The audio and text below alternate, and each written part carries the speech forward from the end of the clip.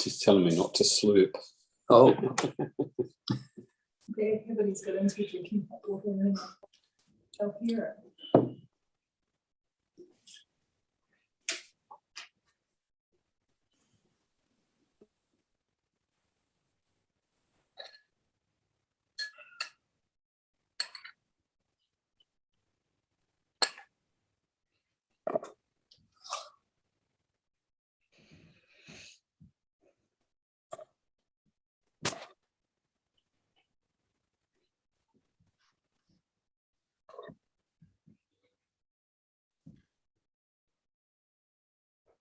Can we just confirm that everything is in Stella as of today, or are we going to be flicking backwards and forwards? I've got the latest download of Stella. I just want to make sure that everything is in there, with the exception of Derek's submission, which I've got as well. Suzanne, how are you with that? Yep, everything's in Stella as far as I'm aware. Great, thank you. All right, with that, it is now 10 o'clock. So welcome everyone. This meeting will be recorded, and subject to a recording being of suitable quality will be made available on the Council's YouTube channel via a link on the Council's website. Councillors, staff and members of the public, if you could have your cell phones, if you have your cell phones turned on, could you please put them on silent mode when you are speaking, so to minimise disturbances. As well, probably to make it easier for councillors, if people activate their cameras when they're speaking, but otherwise keep them turned off, it's much easier for the management of this live stream. Council affirmation. Councillor Eames, would you like to read the affirmation?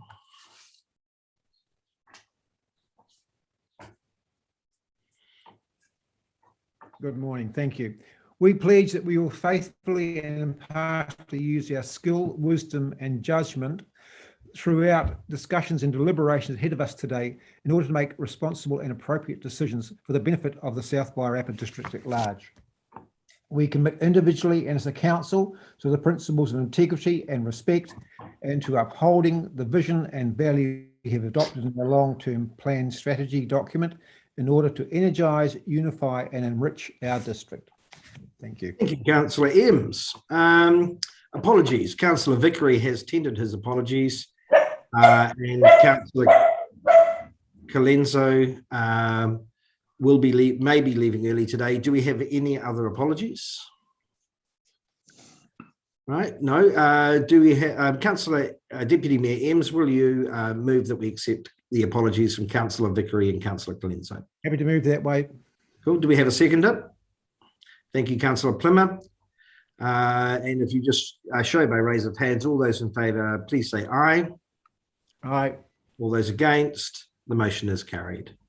A2, conflicts of interest. Are there any conflicts of interest to declare? Councillor Plymmer. Thank you, Mr. Mayor. Following the Assets and Services Committee meeting, we'll be discussing it later on today, but I will be declaring a conflict of interest, a professional conflict of interest in terms of bylaws and the setting of bylaws and the amending of bylaws. And I think we'll need to go back in time now that I've had advice from the Royal Federation of Justice of the Peace. Thank you, Councillor Plymmer. We'll note the non-financial conflict of interest there. Acknowledgements and tributes. Are there any? Excuse me, Mr. Mayor, through you, Mr. Chair. I also have a conflict of interest. Cool. Regarding, I wish to put forward regarding the alcohol bylaws. All right. So, cool. We'll note that as well, Steph. Any other conflicts? Sorry, I probably wasn't scanning correctly. Okay. Any acknowledgements and tributes? Anyone? I think I could probably add one of the passing of Alex McLeod, long-term Greytown resident and businessman. I was very sad to hear of his passing. Any others? No, we'll move on. Now we're into A4, public participation. So understanding order 14.14, we have 30 minutes set aside for public forum and participants of about 5 minutes each.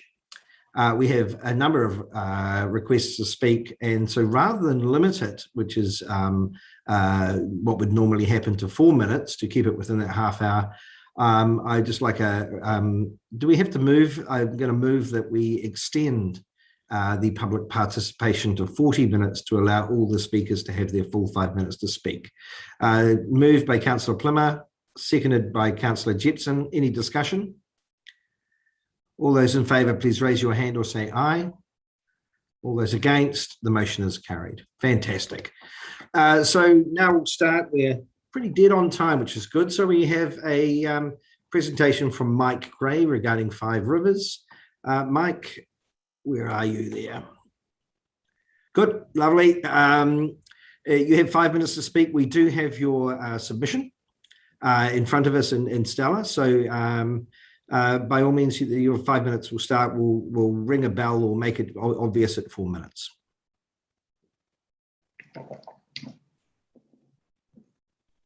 And Mike, you're on mute. If you could just unmute yourself.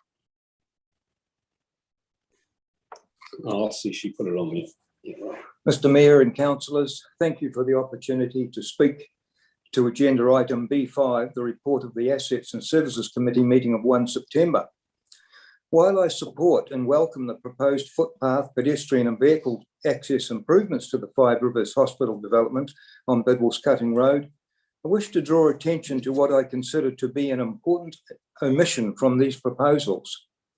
It concerns the safety of vehicles and their occupants approaching Greytown on State Highway 2 from the south and needing to turn right into Bidwell's Cutting Road. Given the volumes and speed of vehicles exiting Greytown on State Highway 2, there is a considerable risk of a head-on crash. As the report provided by council staff notes in section 3.1.2, paragraph 3, that the location of the proposed pedestrian crossing on Bidwell's Cutting Road has been placed in acknowledgement of the speed with which southbound traffic exiting Greytown on State Highway 2 turns into Bidwell's Cutting Road.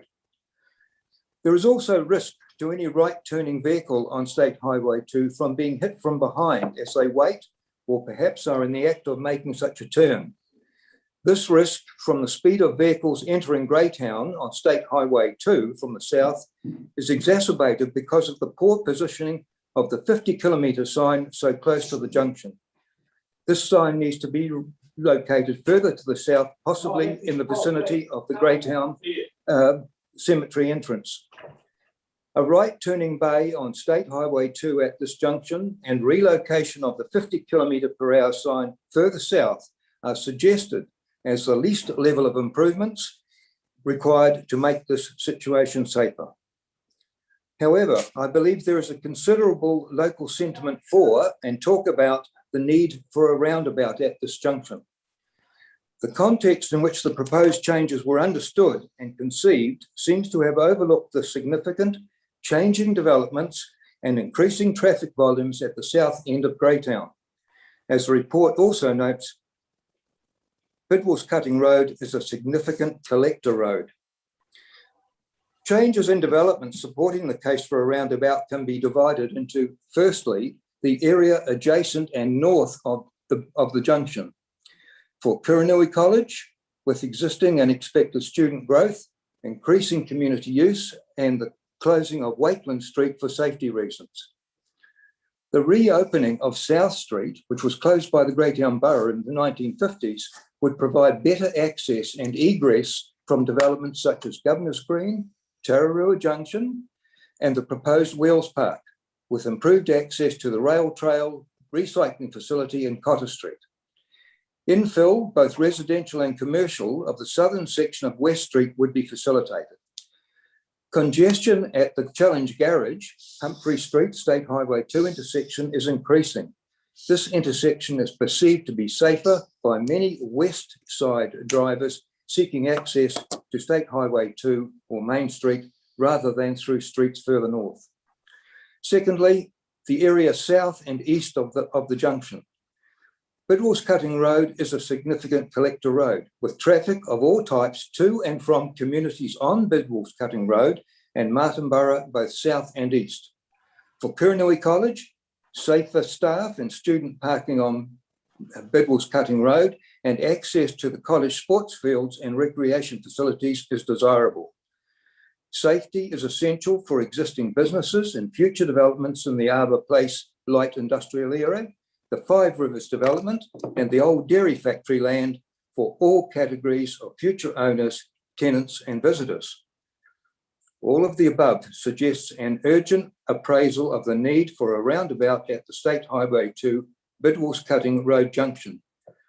While South Wairarapa District Council should make representations to NZTA, it should actively engage with the Greytown Community Board, all stakeholders and ward residents in pursuing this matter. Thank you. Thank you, Mike. Councillors, do you have any questions of Mike Gray? Alistair.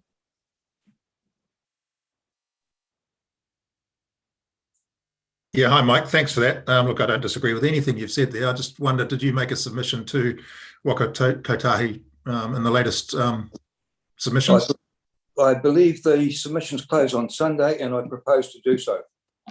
Okay, cool. Because I know that the roundabout issues and issues like that have been raised by the Mayor with them, but we are sort of hitting a brick wall a little bit. Well, thank you. I didn't know that. I'm pleased that something has already been done. If this supports any submission the council makes, I'd be very happy to do what I can to help. Well, we'll address. I'll talk more to that in discussions from public consultation. Yeah, councillors, any other questions of clarification for Mike? No, all good. Thank you very much, Mike, for your submission. Thank you. Now we'll move on to Warren Woodger. Warren, you have 5 minutes. Thank you. And let you know when 4 minutes is up. Good morning. This morning I want to talk about agenda items from the Asset and Services Committee 1 September 2021. I've requested LGO IMAs regarding what I'm talking about, but unfortunately time restraints between the meetings has meant the reply is not at hand. However, they are questions for the entire council. The first is with reference to the secondment of Mr. Gary O'Meara from Wellington Water. Is he on the SWDC payroll for the duration of the secondment? Does the secondment have an end date? Could you please identify exactly the purpose and scope of the seconded role? Will Mr. O'Meara be paid on a salary of $100,000 or more? Further to this, if we are a shareholder of Wellington Water, why do we need to second someone on a large salary to tell us something that South Wairarapa District Council could just ask Wellington Water anyway? Further, the other LGO IMA is about the Papawai Road wastewater upgrade, of which I have asked, could you please inform me of the initial estimate for this project? I would like to be advised of the increased costs associated with this project. What circumstances have led to these increased costs? And I've asked for a plan showing the layout and extent of the Papawai Road wastewater upgrade. My first knowledge of this project was a discussion with Mr. Crimp when he was CE, and my understanding was a new 300mm pipe from the treatment station to State Highway 2 was to be installed at a cost of $1 million, funded through development costs associated with the Tauru Junction subdivision. Wellington Water then became involved, and it was said the figure of $1 million was unrealistic, and from South Wairarapa District Council documents, the new estimate is now $2.2 million. From the Asset and Services Agenda part of the Wellington Water report, I quote, successful minor change of design alignment along Parr Road was initiated to avoid the need for specialist asbestos removal of the old pipeline. This alignment change is likely to be extended for the remainder of Parr Road due to the challenges and unfavourable ground conditions. A review of the cost implications is currently being undertaken. 3 questions. Why would you dig up and replace an existing pipeline? We obviously need more capacity now and in the future. I'm sure the asbestos pipe has no more effect on sewerage than it does on the potable water that is carried around Greytown in asbestos pipes. The existing pipeline should have remained to continue taking the pumped sewerage from Kirinui College plus 5 Waters and Taurua Junction. We now have all the above plus the Orchard Retirement Project going down one pipeline. Instead of seconding people who have no local knowledge, why has South Wairarapa District Council not called on people such as Frank Higginson or Pope and Gray who do have that knowledge before such projects are undertaken? I'm sure there are others in the community as well. How much more above the current estimate will the ratepayers have to pay to complete this project? It appears to me that we're paying people again to learn what local people know, and it's not cheap. Finally, the decision to budget $3 million on smart water meters over the next 3 years is unnecessary. The sketchy graph shown in the Assets and Services report shows a slight increase in Greytown night flows, but Martinborough and Featherston with large fluctuations. Martinborough flows look if they coincide with the end of the irrigation season. Instead of spending $3 million on smart water meters, get on and fix the ward's ageing water supply infrastructure. Thank you. Good. Does anyone have any questions of clarification on Mr. Woodger's submission? Councillor West. Kia ora, Warren. Thank you very much for your public participation. Could we please get a copy of, do we actually have a copy of your paper that you've just presented on? No, I haven't, but I can send you one, Brita. If you can, because then, I mean, you raised some really good points that I would actually like answered myself. Thank you. Thank you. Do we have any other questions of councillors, from councillors? Good. Well, I'm sure we'll have some discussion on that in a minute. Thank you, Warren. Thank you. We now have a submission from Gail Rapson. Gail.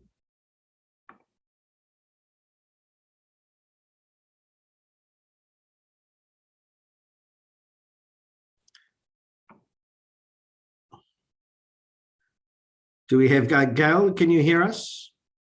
I can see your. All right, we'll move on and come back to Gail then.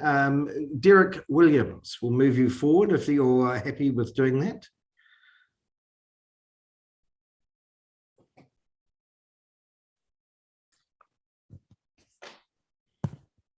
Yeah, thank you, Derek. Yeah, you have 5 minutes and we'll give you an indication at 4 minutes. You are, oh, there we go.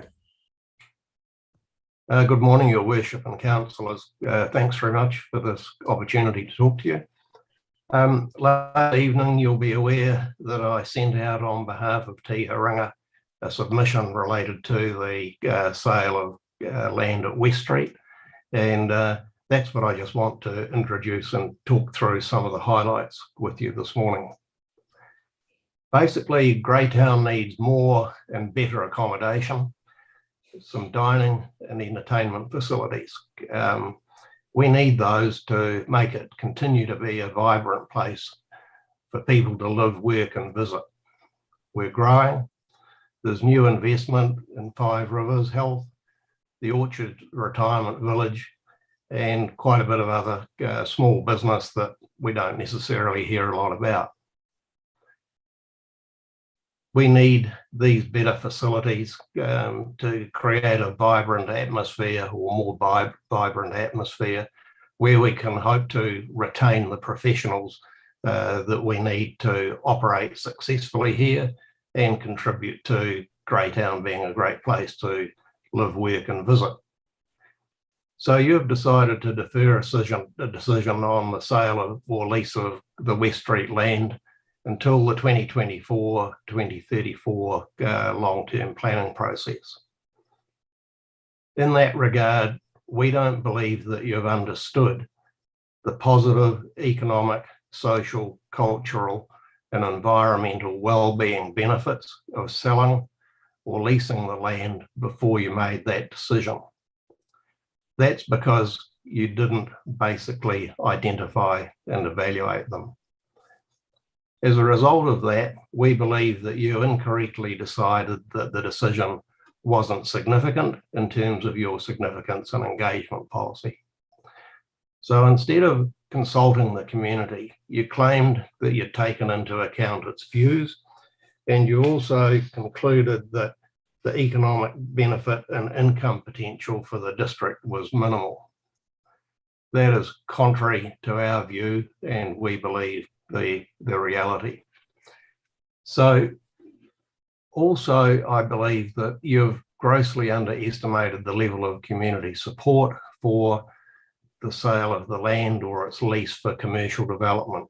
In fact, as of today, over 950 people who have signed the petition are actually telling you that. Our submission sets out the needs of the community, the value to be added by using the land for the additional facilities we need, and we believe there is a significant economic and other value generated for the community and the wider district by the release of that land now. It's important that it be released now because there is funding available for those facilities to be developed. Also, right at the moment, I believe the council faces a number of challenges which are being publicly aired in the papers. And this offers a real opportunity to show leadership and vision by taking action now. Action to complete community consultation, which should have taken place much earlier. And that should lead to a decision to sell or lease the land now while there is that development funding available. So I commend to you our report. We've put quite a bit of effort into it. We have consulted a wide number of people across the community, and we have had a crack at understanding the value streams that would arise from the better use of the land. Just to be clear though, we're not either promoting specifically the Pahikara proposal, and we are very clear that the men's shed provides considerable value to the community and believe that there are available options for relocating it so that it can continue its good work in a more or from a more appropriate location. Thank you for your time. Thank you, Mr. Williams. Before I open up for the floor, Mr. Williams, can we clarify that you have an understanding of the requirements of council under the Local Government Act with regards to disposal of public land, and how you feel that this fits, your submission fits in with our requirements under law? We do have an understanding of the Local Government Act, and we are aware of those requirements. We believe, as I've said, that it is a significant decision that requires community consultation, and we can't see a statutory inhibition to that taking place now. Thank you. Councillors, do you have any questions of Mr. Williams? Councillor Plymouth. Yeah, g'day, Derek. Thank you for that. I've read all the things you've written over the last few months, and sorry, I just want to clarify that you are aware of what the council decision actually was at the time it was made. Can you explain your understanding of that? Yes, I think we've quoted that in the submission. Yeah, but I'd like to hear you say it. I'm not quite sure that you understand what the decision was. The decision was that you would defer consideration of the sale of the land at West Street until the 2024-34 plan. No, that actually was not the decision. Councillor Plymouth, these are clarification rather than discussion. So. Sorry, yeah, okay. Well, I suggest you go back and read the actual decision. And because I'm really interested to which part of the decision about public consultation that we said we would do, that you're just, are you concerned about the time it's taken or the fact that we are going to consult with the public? The time that it will take before you do the consultation. Okay, thank you. And the last part I have for you is you talk about this petition. Are you going to submit the petition so that we can have a look at it? The position is available on an independent website. If you would like us to summarise that and present it, then yes, we will. It would be useful to see it and to see all the signatures and who have been involved in the petition, and signed the petition. Obviously, that's part of the the Thank thing you, that- Councillor Plymouth. Yep. Councillors, any other questions of Mr. Williams? Councillor Hayes.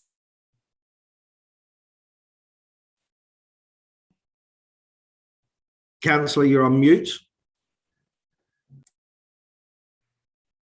Sorry about that. Thanks, Derek, for coming along today.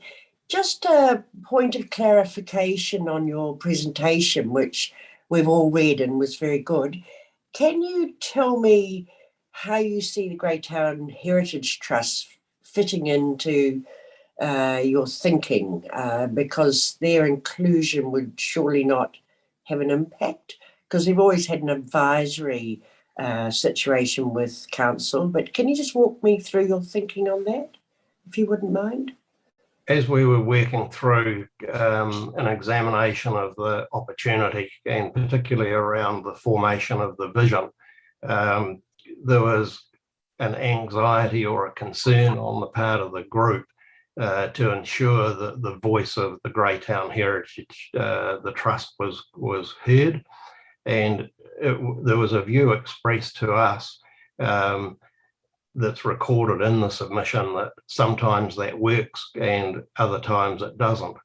The particular view in relation to the sale of that land was that people were concerned to see that it was, whatever was developed was consistent with the character of Greytown.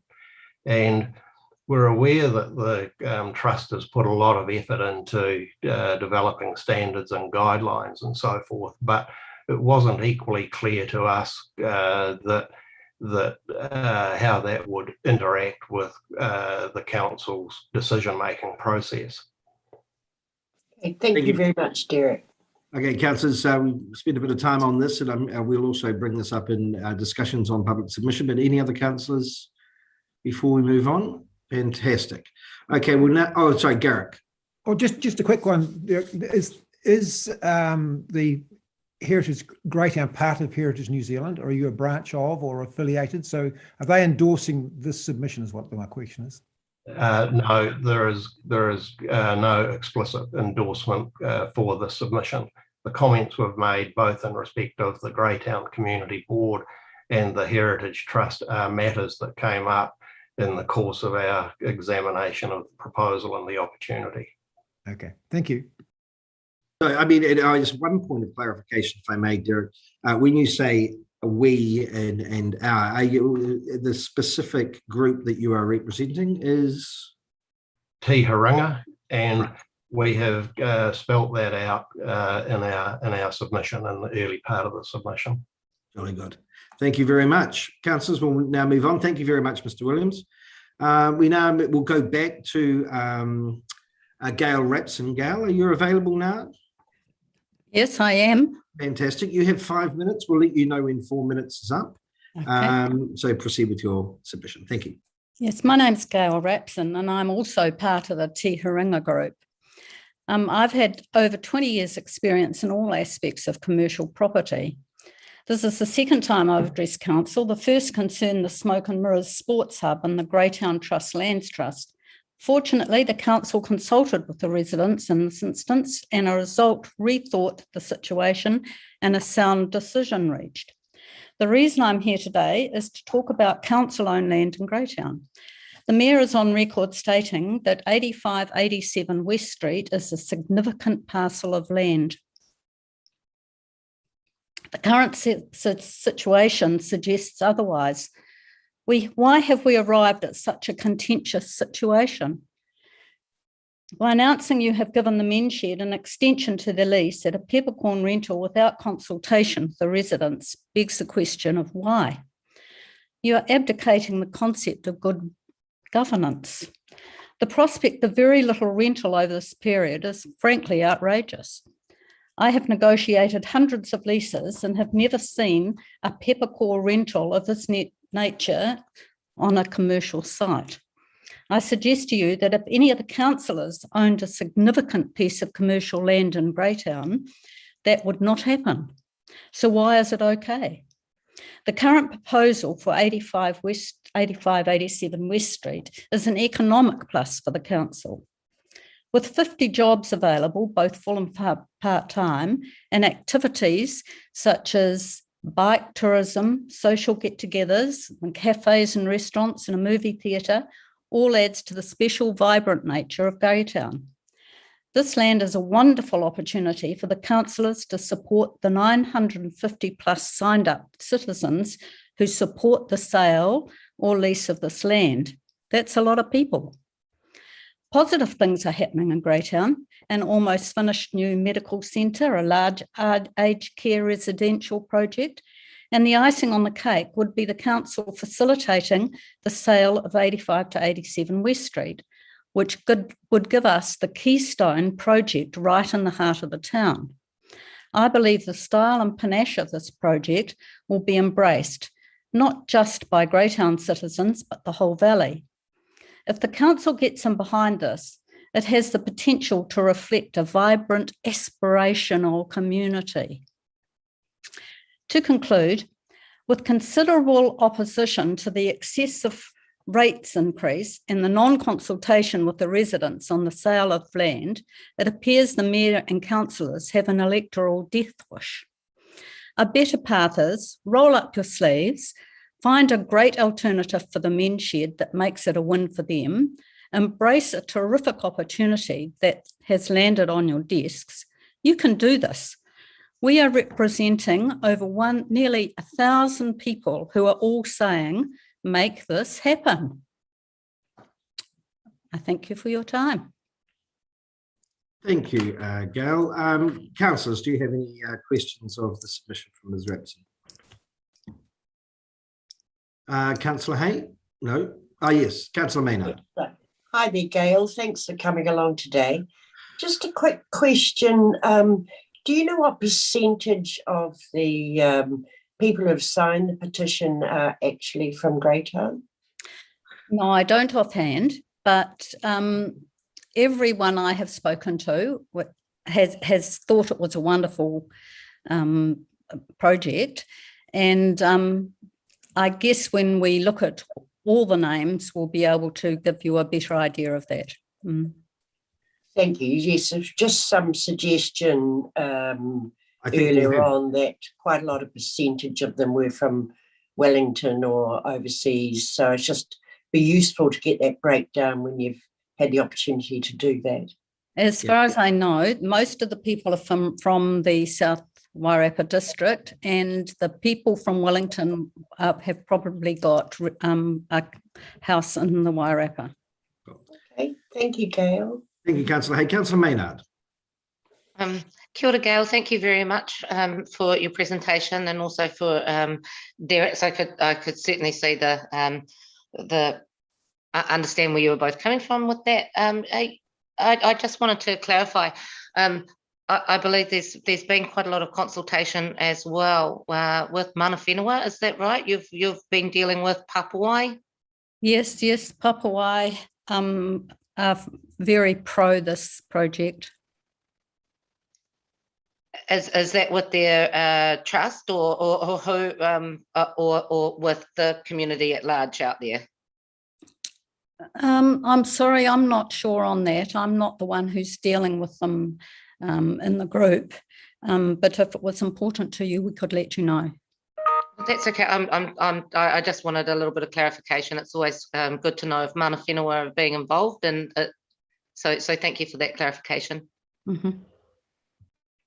Councillors, any other questions? I have one, Gail, if I may. You mentioned that we have contentiously extended a lease to the men's shed. Could you please explain where that information came from? Well, it seems to me that we were starting to protest we were starting to say, why aren't you selling this land? And then all of a sudden we read in the paper that you've extended their lease. It's almost as though you thought, well, that'll be the end of it if we've extended. I'm more just the basis for your statement.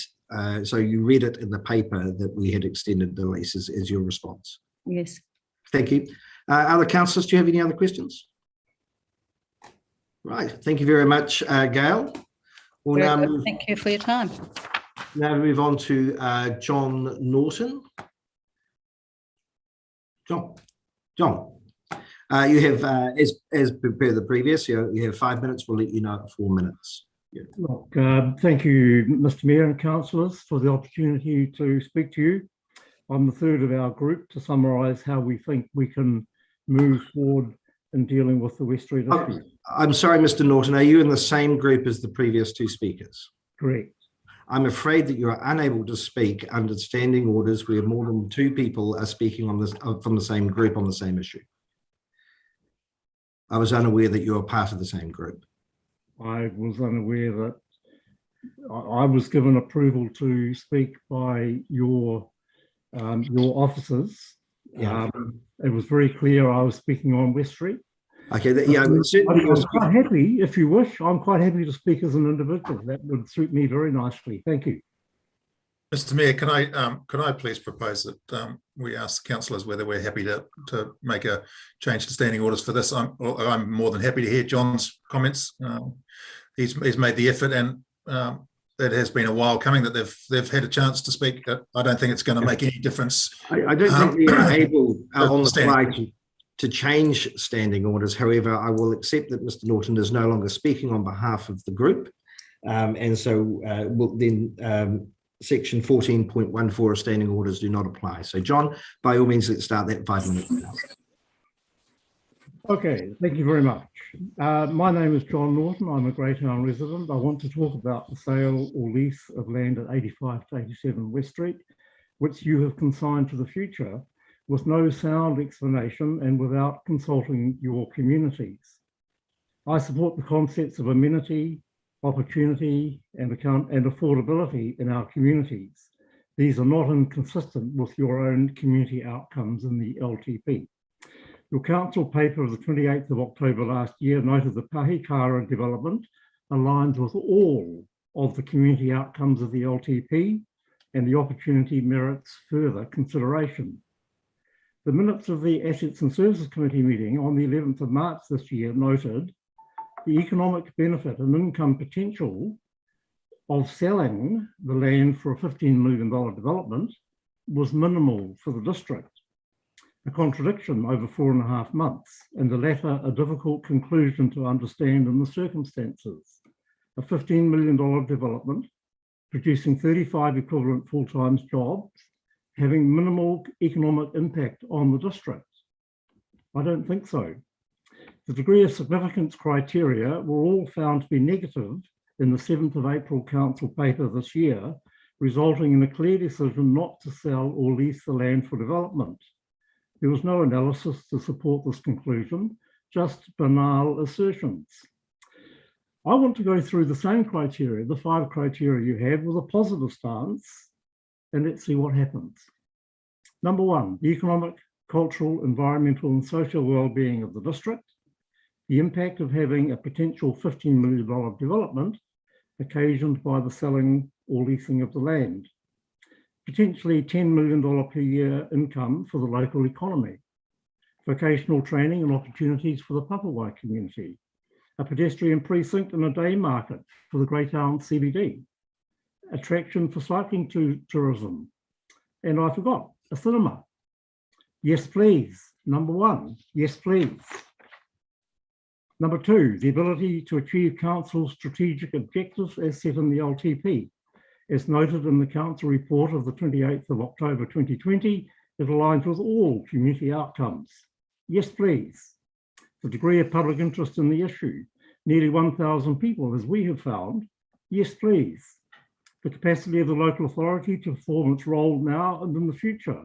Significant rates of income, rental or sale income from the land, business rates income from the currently unproductive piece of land, which would have been sold in 2004, apart from an old council depot shed at the time. Yes, please. Finally, number 5, financial, resource and other costs of the decision. Oh my goodness, what are we foregoing? All of the above. Yes, please. All 5 criteria positive. How can that be? We invite you to look at our submission. Let's do it again. The decision was significant and it must be consulted now, not in 3 years. I'm not arguing for the development. I'm arguing for the consultation that should be taking place. How do we do that? Very easy. Set up a special council meeting to rescind the decision not to sell or lease and initiate the consultation. The same meeting, which could be recast, set to recast the rates resolution, 2 in 1 hit. You have 1 minute. Some leadership. Let's do it again for our communities. They will love you for it. Feel some joy. Thank you. Thank you, Mr. Norton. Open up to councillors for questions or clarification. Councillor Maynard. Thank you very much. I just wanted to thank John for the clarification with regards to Papawai. Thank you. Cool. Councillor Fox. Kia ora, John. Thank you for your submission. I've got 2 questions. The first question is this. What's your understanding of the decision that we made when the proposal, in inverted commas, came to us? Because I'd just be interested in, are we considering a proposal for development or a proposal to sell or lease land? What's your understanding on that? If you could help me, please. You had a decision to defer the selling of the land, and that consultation would follow in about 3 years' time. And we're very clear, we understand that. We are not promoting this any particular development. We are saying the issue which you decided was insignificant, in fact, is significant and should be consulted on, and it should be consulted on now. It's a $15 million development. Your decision was to defer consultation on this issue for 3 years. Thanks, John, for answering that. My second question is, you've touched on the element of consultation and you think that that needs to be conducted right now. Could you just, with very, very broad brush, paint a picture for us as to how you would see that that consultation could be coordinated within the community and how it could be managed and rolled out, please? I personally would prefer to see it managed through the community board, the Greytown Community Board. This decision involves the residents of Greytown in particular, but it also has interest for the regional economy. I don't believe there's a huge need to consult widely, but if the council decided that was necessary, then I have no difficulty with that. But I would see it being a consultation managed through the community board. We would hope that we would have some input into the material that was consulted on, and we would be in your hands as to how that was all managed. Okay, thank you. Councillor Colenso. Ms. Norton, I just wondered, could we possibly have a copy of the submission you've made today, please? It was a little hard to hear. I was having trouble hearing what you'd said, and I'd just like to go over a couple of points in my own mind, if that would be possible. Thank you. Certainly. I'm sorry if you had difficulty hearing it. Yes, I'll make it available. Thanks very much. Councillor Hay. Hi there, John. Thanks for coming along today.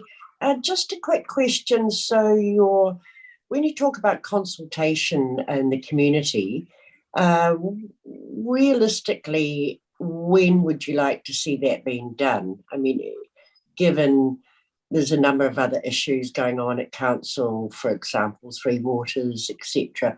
So what would be your optimistic timeframe for consultation? Yeah, that's a good question, Lee. We're aware you have a huge number of things on your plate. The difficulty is this has been deferred since April, and we would hope to see this managed through the community by Christmas, and we would be willing to help put material together. The consultation can be quite simple. It's almost contained in the 3 presentations we've had. The issue of the men shed would need to be addressed in a very positive way, and the issue of the future uses of land by the council. But we're not aware that there's a lot of money in the coffers to deal with a local development. Let the private sector develop this area. By Christmas, we would hope. Thank you very much, John. Oh, great. Councillors, any further questions? We will be discussing this in actions from public participation. So, but any clarification further? No, great. Thank you very much, Mr. Norton. We'll now move on to Lee Carter. Lee, you have 5 minutes. You know the ropes, so we'll let you know at 1 minute when it's time for you to wrap up. Thank you. Oh yes, the host has actually. Oh, thank you. Oh, the host has actually taken away my ability to be seen. So I wonder if Suzanne might be able to just pop me on so I can be seen by others. Right. Thank you. Kia ora, everyone.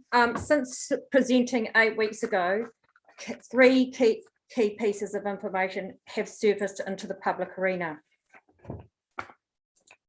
This is your explanation, acknowledging that the rate increase is much bigger than you indicated to the public, both during the LTP consultation and after the approved LTP, and offering 3 options of what you could do to fix this. This is the key piece that I'd like to talk about. The other key piece is John Norton's exceptional article on how the councillors and residents were misled, resulting in the adoption of a rate rise of 14.28%, when in fact it was always the rate rise of 29.6%. And this beauty, the council's code of conduct that came out recently, all very relevant in keeping the public informed. I understand that you're taking your lead from the CEO, Harry Wilson, and his senior officers, and how you're bound to the code of conduct. However, your responsibility is not to council, but to the people who elected you. Your responsibility is to listen and care for your communities. You absolutely know how much your communities are hurting from this rate rise. I ask you, where is your integrity and what of your code of conduct to the public? It's now time to fix what you said that you could do in this statement here of your 3 options. The public are expecting this after your published statement. You can fix this by making moves to redo the budget and reduce the rates for this year. Here's how you could do this, another option on what you could do.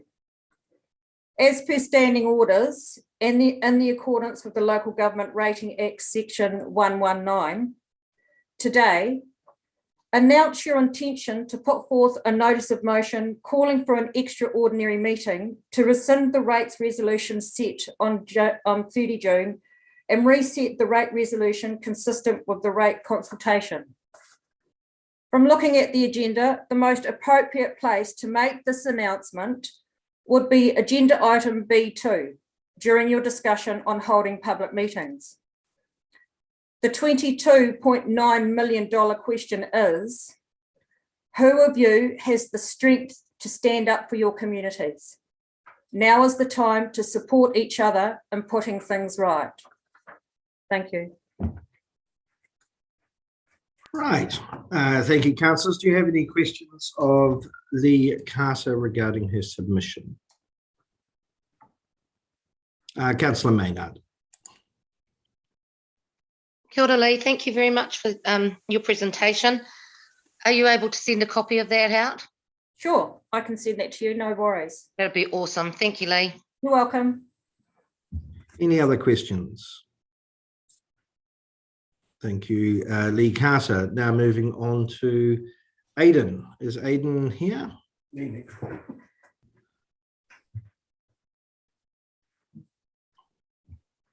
No, Aiden?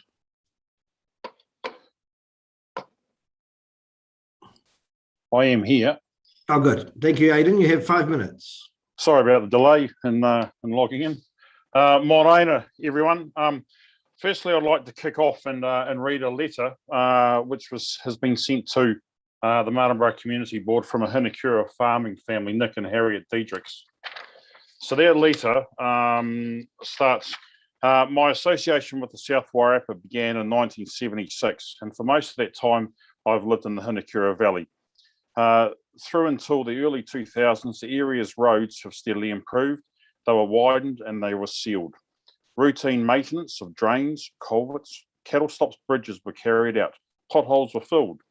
Gravel was regularly taken from our local river and put on the roads to ensure that the roads were passable all year round.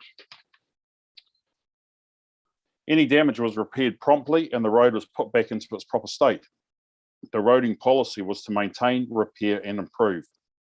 Since then, the improvement policy has definitely been dropped. The only maintenance is the grading, which I believe is stated in the contract to be carried out every 6 weeks, but would only have been done every 12 to 16 weeks for the major roads and annually for the rest.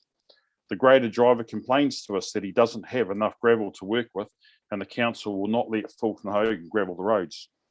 In winter, the clay comes through, making it dangerous, and we have to complain before something is done. The drains have not been cleaned out for at least 8 years and are so full now that the water runs down the road in places. This causes the road to become narrow and the base soft, which causes the clay to come up through under heavy traffic. It is obvious that the roading policy for rural areas in the South Wairarapa is repairs only, and now the repairs only get done if someone complains. We don't like complaining, it's not in our DNA.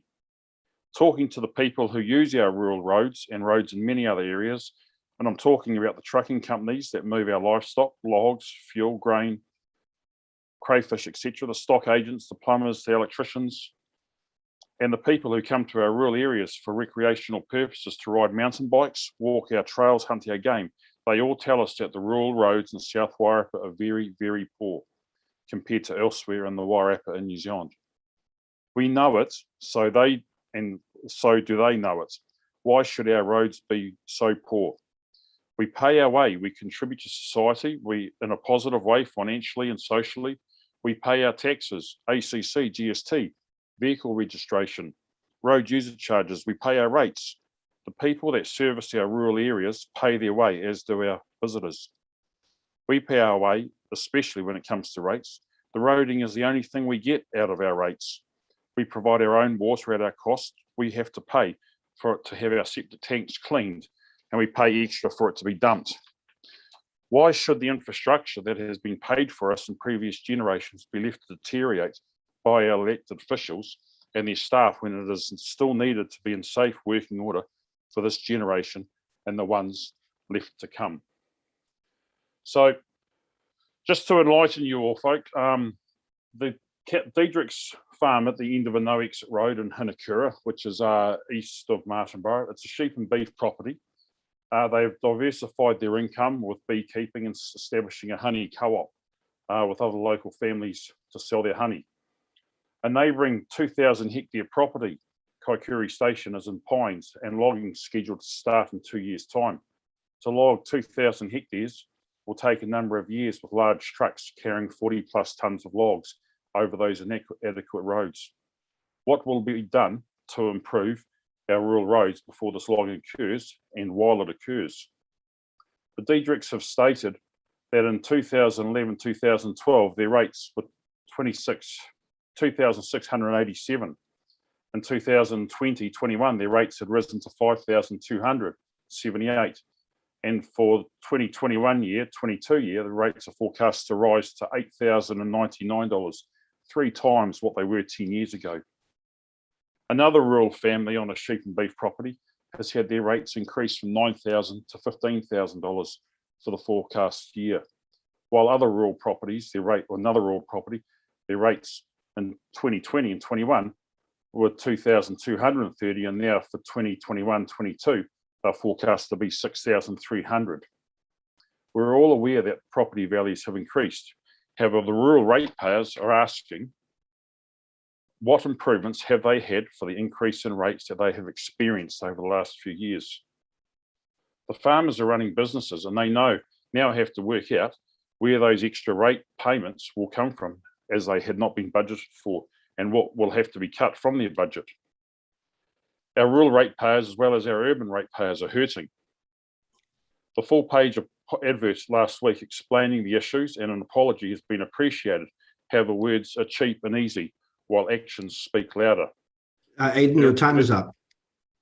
Can I just finish? There is a process available under the current legislation which allows council to reassess the rates if a significant event or mistake has occurred. That process is detailed in Local Government Ratings Act, section 119. My request is that that councillors look at that legislation, be bold and vote to start that process for your ratepayers. Thanks for the opportunity, Morena. Do any councillors have any questions of Aiden for clarification? Councillor West.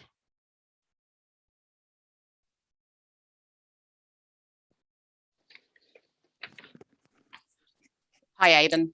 Just for clarification, there was what section of the Act was that? 119. Section 119 of the Local Government Ratings Act 2012. Excellent, thank you. Any other questions? Thank you very much, Mr. Aiden. We'll now move on to Jim Hedley on water races. Is Mr. Hedley here? Yep. Thank you. Morning. So the majority of you agreed with what the mayor said about me. Like a flock of sheep, you supported his resolution to remove me from the water race subcommittee without going through the proper process and hearing from both sides. Another member of the subcommittee has resigned and others are questioning what's the point of being on the subcommittee. The mayor has made allegations without me knowing the detail or evidence. So much for being open and transparent. I can only go by what the mayor states in his letter to me on the 19th of May. Section 5 of the Code of Conduct states individual members have no personal powers that commit council to a particular policy, course of action or expenditure. Act in good faith, e.g. honesty.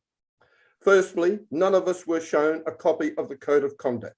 I did not commit council to any policy, course of action or expenditure and have acted in good faith and honesty, whereas the mayor has breached the Code of Conduct by not acting in good faith, e.g. honestly. He has maintained... I'm afraid I must interrupt you and ask you under section 14.15 to cease criticising elected members and also being disrespectful or offensive. This is your first warning, if you would like to carry on. He has maintained until lately that the rate rise was only 14%, when in fact it was 28%. Does he know the meaning of the word truth? So it is the mayor... Again, I'm afraid now that I must ask you to cease your submission under the standing orders of the council. I'm stating the facts, sir. You are stating an opinion that is offensive and disrespectful. So, well, if you don't like the truth, well, sorry, that's your problem.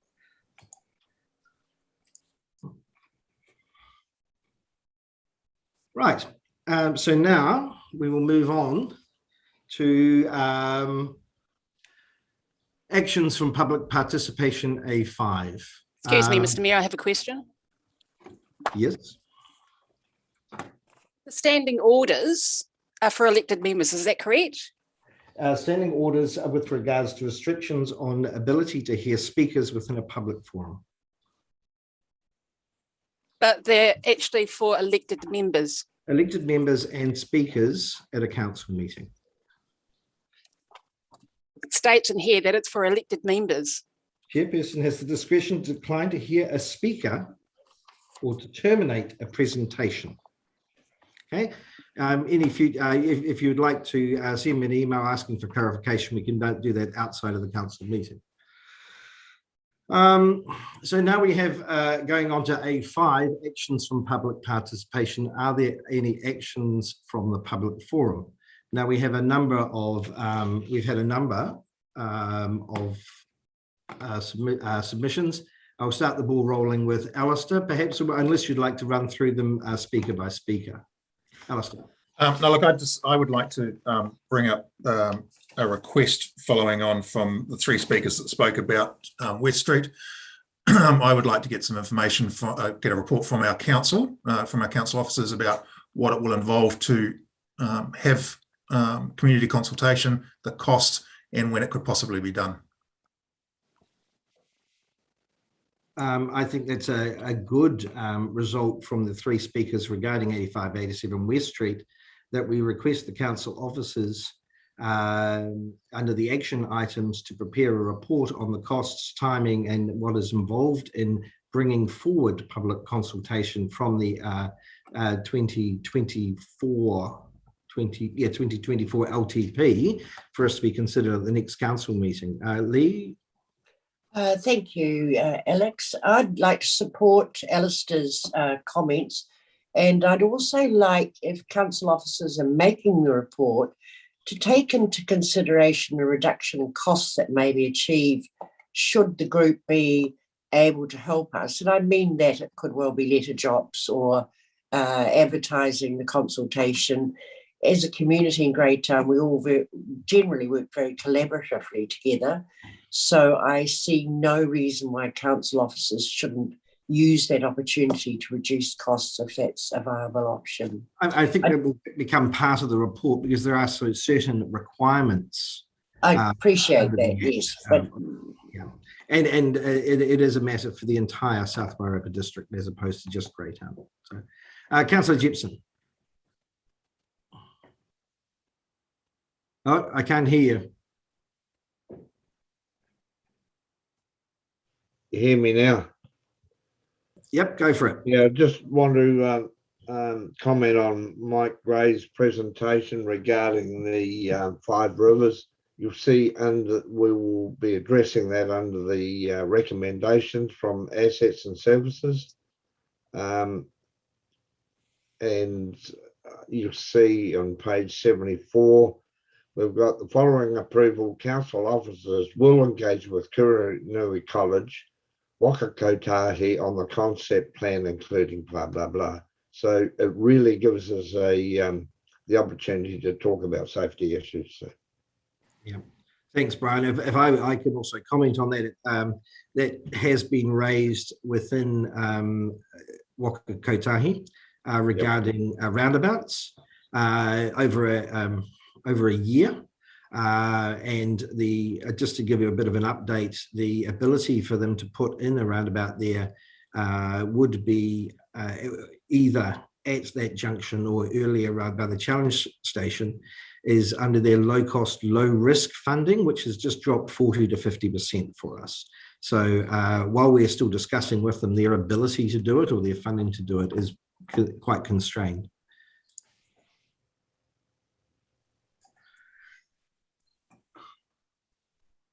Go for it, Garrett. Oh, he's frozen. Oh, no, no, I couldn't hear you. Just following on from what Jeffy said on the with Mike's point. Does this link in nicely with the rest of the review of the speed between the Featherston and Marston? Because I think it's probably not just in isolation. I don't think any of us want to look at this in isolation. It would be nice to see the full recommendations when they do come through. I think certainly there's parts of the submission regarding speed from Mike that can be put in. I think the safety improvements should also, regarding a roundabout, possibly should be raised, but I don't think we'll get much traction, but certainly raise them definitely. Yeah. Any other comments? Yeah, Alistair. Yeah, the other area I'd like to address is the issue Aiden raised, and I think he raises a very good point.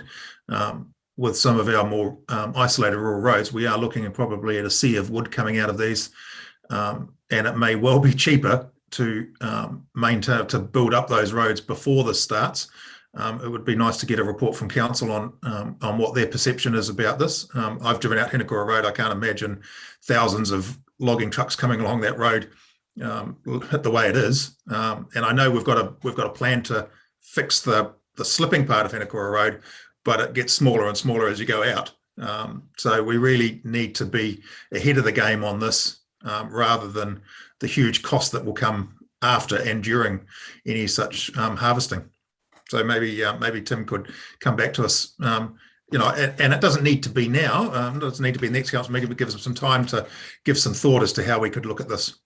Yeah, I think possibly an action item for a commentary on planning for higher transportation through logging or traffic would be quite useful. Councillor Maynard.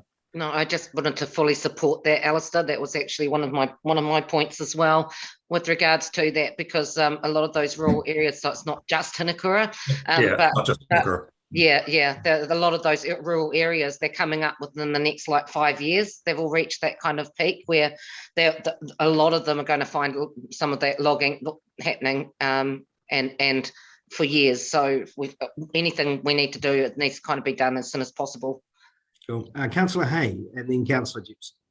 Oh, just talking to Gail's point about the renewal of the lease of the men's shed. I know it was widely reported in the papers. However, that is incorrect. There was no new lease that was put in place this year for the men's shed. I can't remember the detail of exactly when the lease was signed, but it would be something like way back in 2015. 16. Yeah, I can probably clarify that it wasn't necessarily reported in the paper, but it was as a part of a letter to the editor by Frank Monahan, where he accused us of doing that, which was patently incorrect. And I did clarify that with council officers. So, but it's another example of not vetting of the content of letters to the editor, which is a bit disappointing. Councillor Gibson. Just regarding the letter from Nick and Harriet, that letter was passed on to Tim, our roading manager. We have just discussed it briefly, and he's totally aware there's a wider issue around the roading, and I think we're going to have to address it at some stage. And as Alistair said, it's not only just the Hinakura Road. There's other roads, so yeah, we're aware of it. So GP, does that mean you've already given it to Tim for a report, or? We haven't got to that stage yet, but I will be talking to him soon about it. So we'll just get the immediate problem over and done with, the slip on the top of the road, and then we'll start looking at the wider issues. I think while it will come through assets and services, I think that action item report, just to keep everyone informed of progress and planning on that, is very useful. Yep, thank you. Thank you.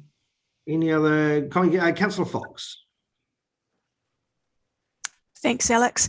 Just wanted to speak further to the submissions that folk put in about the sale of or potential sale of the land at West Street.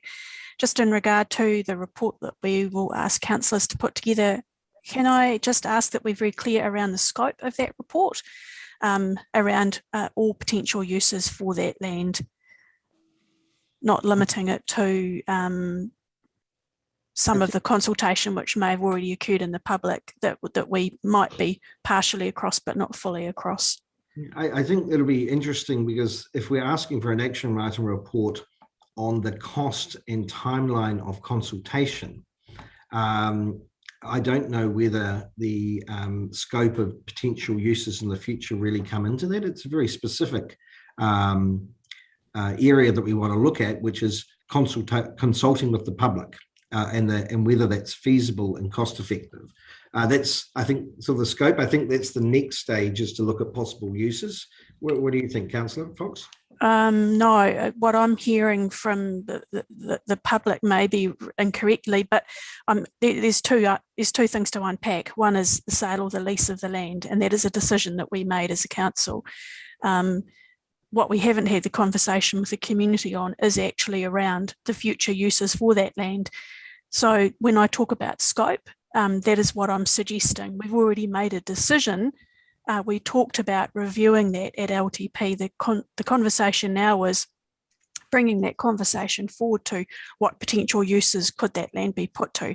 And that's where I'm saying we need to be clear around what the scope should or could be for that. Is that others' understanding, potentially? I would personally prefer to limit the scope in the way that Mayor Alex is describing it, because I see that as a step one. That is my own viewpoint. So that's how I'd like to proceed. Harry, do you have any comments on that? Yes, I mean the submissions were very specific in that they were wanting consultation regarding private development of that land. The council resolution was much wider in looking at the public use of that land. So the scope of what we are consulting on becomes important. That's why I'm asking. Yeah. We should be looking at that scope because your resolution was to be informed about what future public use of that land could be. Thanks, Harry. Well done, Rebecca. That's good to clarify that. Right. Right. Any further comments? Alex, if I may, Your Worship, I'll just so just running through to make sure we've covered off the submissions. Mike Gray's submission, yes, you're picking up under the discussion on assets and services. The 3 relating to the sale or lease of 8587 West Street, we've got an action there. There's Warren Woodyear's submissions. So once we've got his copy of his submission, we can respond to that, and also noting that they are a subject to a Goima request, which we can circulate out the responses we provided to Mr. Woodyear on those items. I think all the others have been covered, other than Ms. Lee Carter's request that you consider rescinding the decision around the rates resolution. Again, I don't think that that's something you can make a decision on without actually having information about what the options are to consult the community over. And I think that will be coming up at a future council meeting. Is that correct? Yeah. Right. If that's all done, then we will move on to extraordinary business. Sorry, Can we have 2 minutes, a small break, or not? I think we'll do extraordinary business and then we'll have a break. How about that? Yeah. I just find I need to move around when we're Zooming a little bit more than we do when we're in the office. Well, I will take a 10-minute break now and we'll reconvene at 25 past. Is everyone happy with that? That'd be awesome. Fantastic. If you'd like to stop recording, and we'll see you back here at 5 minutes to the half hour. Thank you. Great, thank you.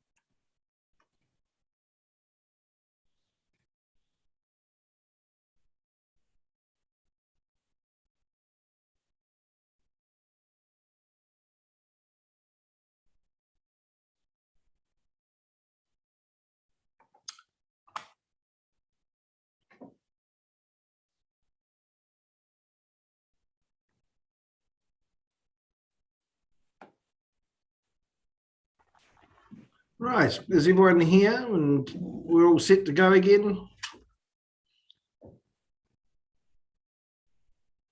I think we've got everyone here. Okay, we'll now move on to extraordinary business. We do have several information reports that we'll consider at this meeting.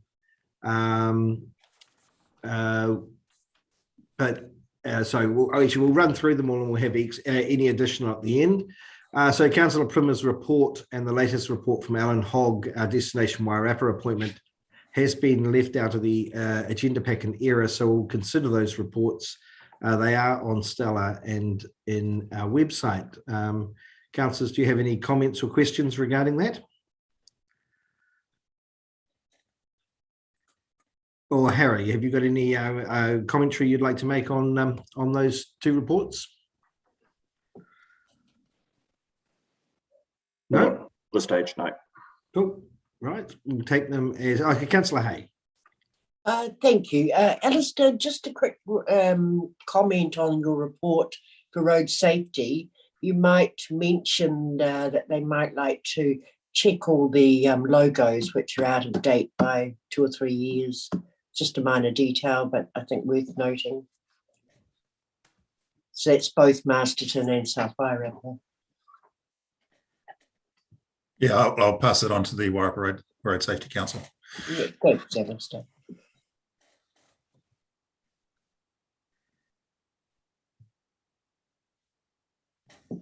You're muted, Alex. Yeah, I just guessed that. Any comments on, it's very nice to see reports coming from our representatives on boards, but any comments on Alan Hogg's report from Destination Wairarapa? So it's a pretty good report. Okay, we'll move now on to... Excuse me, Mr. Mayor. Yes. Could I have leave to make a statement about some recent reporting that's occurred? I think we'll have that at the end of our extraordinary business. Yes, you can. So we also have a report outlining questions that elected members wanted answered for the DIA on Three Waters reform. Now, this is hotting up as the public realise what we've been talking about or trying to alert them to over the last year. This is being tabled for members of the public, but if anyone has any further questions, we can add this to the agenda as item D3. Alistair? Yeah, I'd like to discuss the questions. They don't quite fulfill the questions that I was very keen to see asked. Right. Okay. So we'll add that as agenda item D3. Suzanne, if you could just alert us when we come to that, and we'll have a full discussion on the Three Waters questions. Now, we also have an officer's report for consideration. That is that the council consider the cessation of overdue fees for adults report at this meeting. Preparation of a full report for this meeting was overlooked, and it can't be delayed until the next meeting as a decision is required by the 12th of October 2021. So do we have a mover that the council considers this? Councillor Fox, seconded, Councillor Colenso. All those in favour, please raise your hand in agreement. All those against? All those abstaining? The motion is carried. Sorry.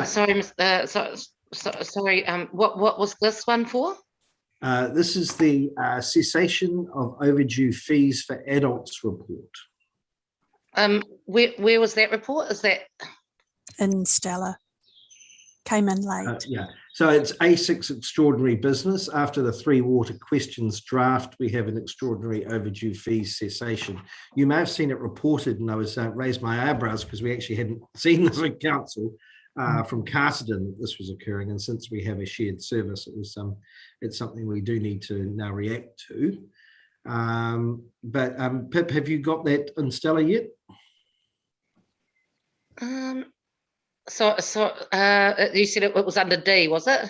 Agenda item A6 in Stella. There's nothing under my extraordinary business, no. Oh, do I try refreshing it or logging out and going back in again? I'm certainly seeing it. Has everyone else got it on Stella? Yep. Hang on a moment. Let me just try that again. Through you, Mayor Alex, maybe it might be useful for Pam to give an overview so everybody's up to speed on it. Oh, we certainly will be getting to that, but I just want to make sure that everyone has the report in front of them because we can't ask them to consider it without seeing it. Quite right. Councillor Maynard, I'll email it to you right now. Oh, here we go. Yep, no, it's come up. It's come up now. So what I'm going to do is just allow you 4 or 5 minutes just to go over that before we have Councillor Colenso giving us a bit of an overview.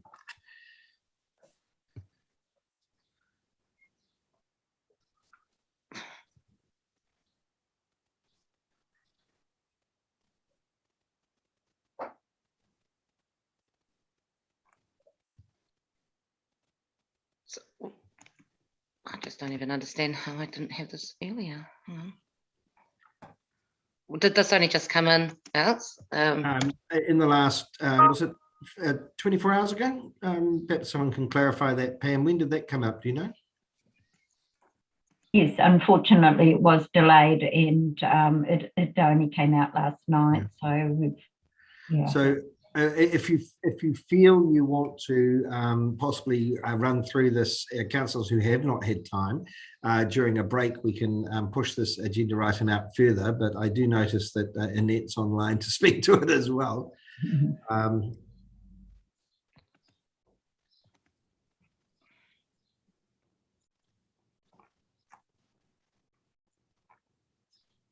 Mayor Alex? Yes.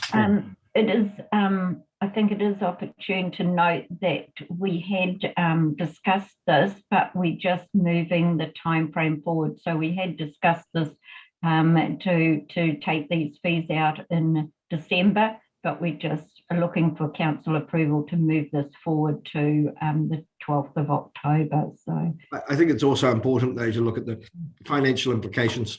Yeah, as well, which weren't outlined until we actually had this report. So. Yeah, thank you.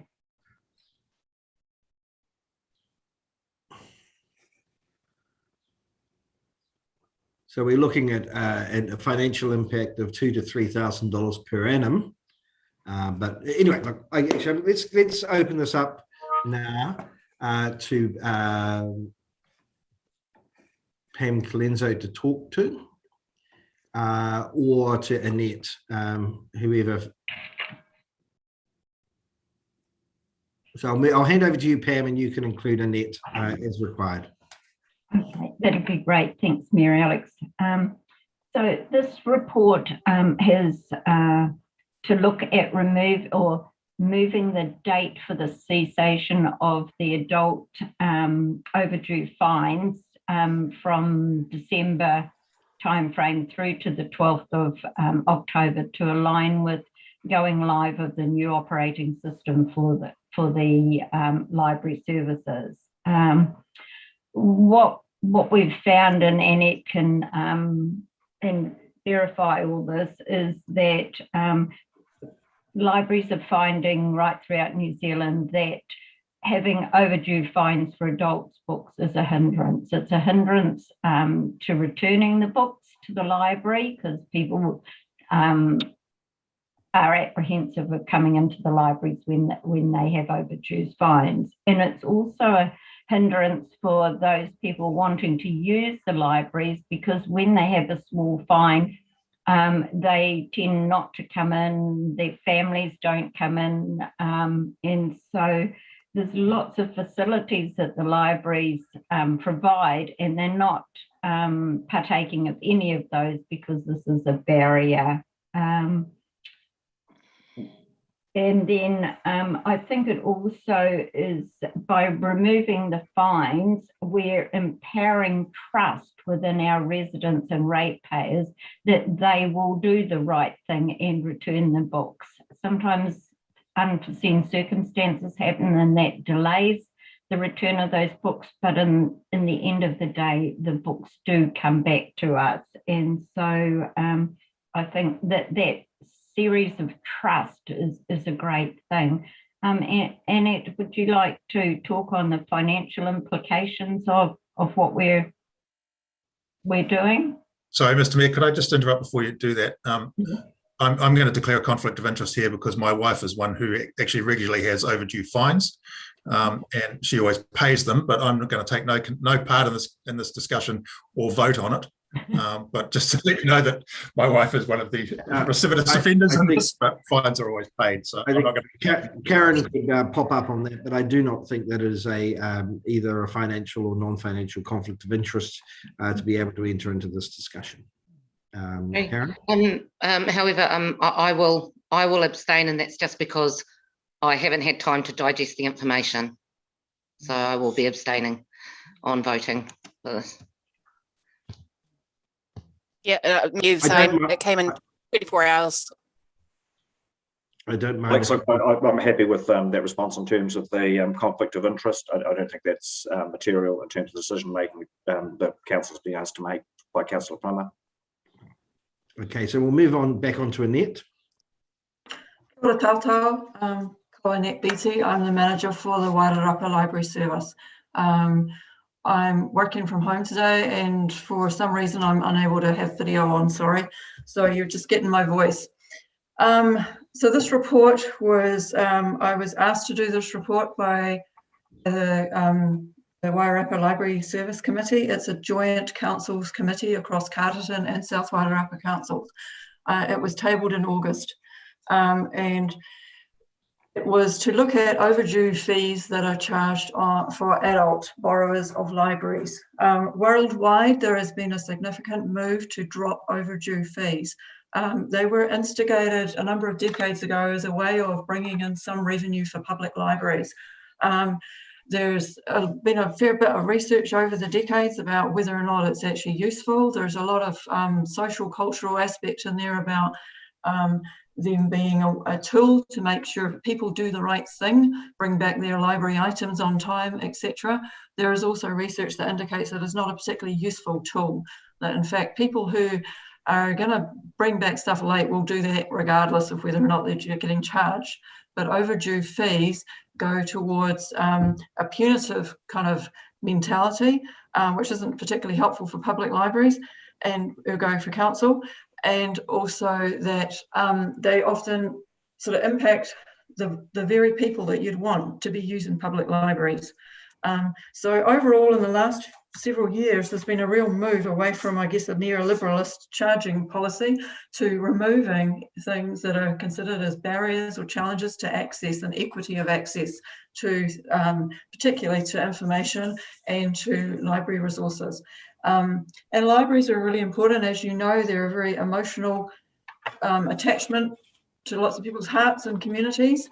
They are sort of the soft, fluffy side of a council in some ways, but they're also a key and very fundamental resource in communities for literacy, and then that spans out to well-being, social cohesion, connectivity, employability, life skills. So I guess overdue fees as a whole are usually, as a library user, you are free choice whether or not you bring back your items or not, and thereby whether or not you incur any overdues. So they're not a guaranteed revenue source. At South Wairarapa, they're very minimal. There's something like 1% of our revenue. And as you'll see in the paper, under financial considerations, we've got in the last 12 months, nearly 4,000 customers who haven't used Wairarapa Library Service because of an overdue fine on average of $1.95. Now the library has a lot of tech, and a lot of time goes into recouping money which is owed by people. We send out overdue notices by email, text message, letter, phone people up, however they like it, in terms of a customized way, and we chase that up. And then some people just don't engage with the library at all.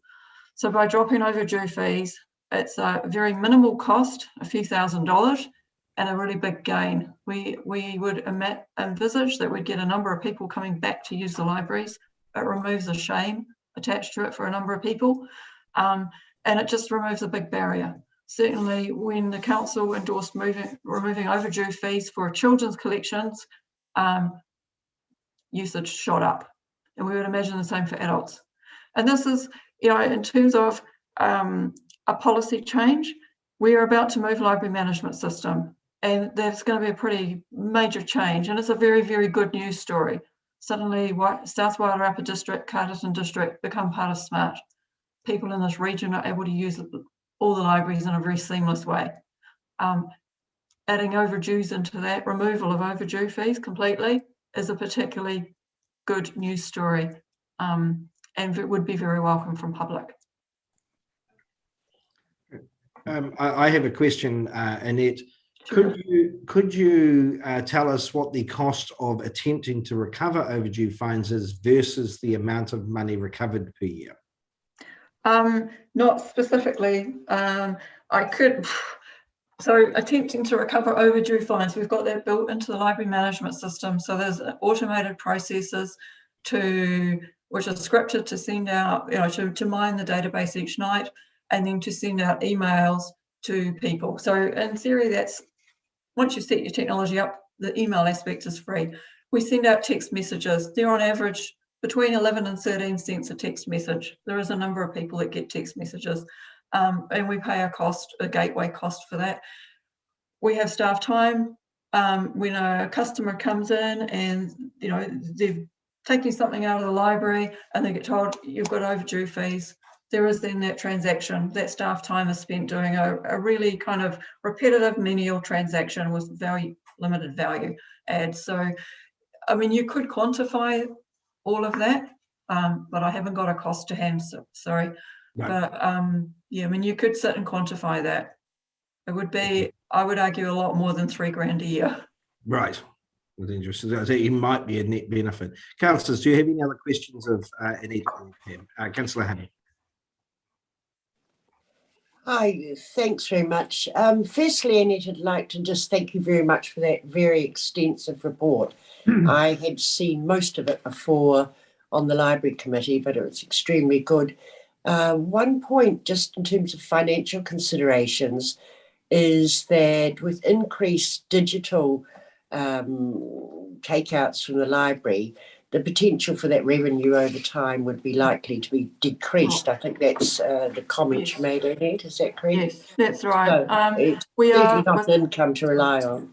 Yeah, it's an unsustainable amount of money, really. It is dropping, but you've seen with COVID, people are in lockdown, they're at home. The usage of e-resources and the promotion of e-resources, it's of its time now in quite a much bigger way.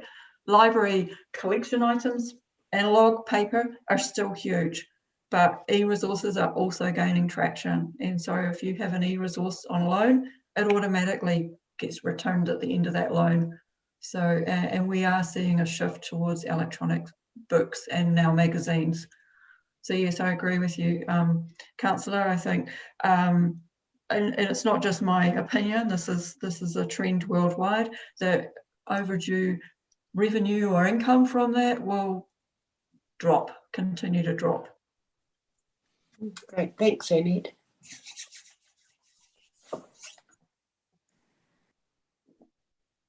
Councillor Ems and then Councillor Fox. Thank you, and Pam, thank you. Just to clarify, so this will bring us into line with Carton, which I note from the report is approved this in August, so therefore we line up. So it's really just bringing things forward a couple of months. Is that correct? Not quite, sorry.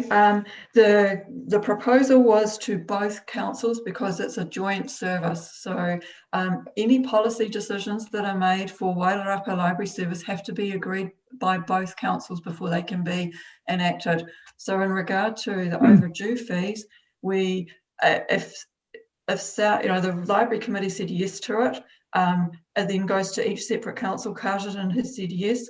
But it is dependent upon you today saying yes before we can actually make that a reality. It's time, we're suggesting the 12th of October because that's when we go live with the new library management system. And so the idea being that we won't set up that technical aspect in the new library system because we wouldn't need to if we weren't charging overdues. So, and so because it's... Yeah. Effectively, we're all going to be running on the same platform, so therefore it makes sense to put them all together at the same time. That's correct. Yeah, we do run on the same platform currently. Yep.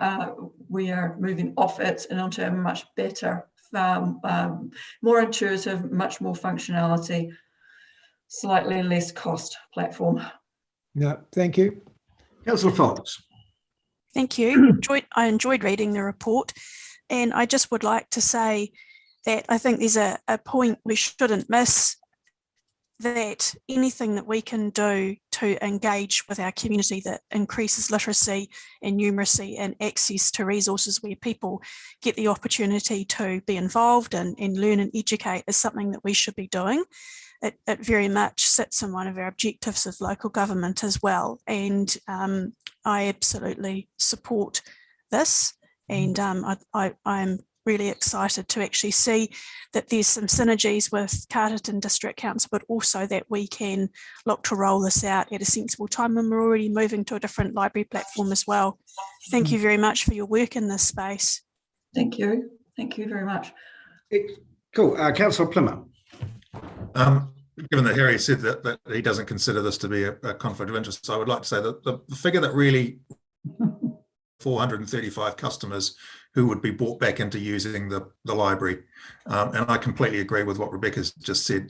Anything we can do to encourage people back into the library, we should be doing it. It is one of the services that is just fantastic that we provide. And when we looked at the survey that has come out, libraries were right up there at the top of things we are doing really, really well. And I just think we should be saying to the public, we will do everything we can to help you get in and use these facilities.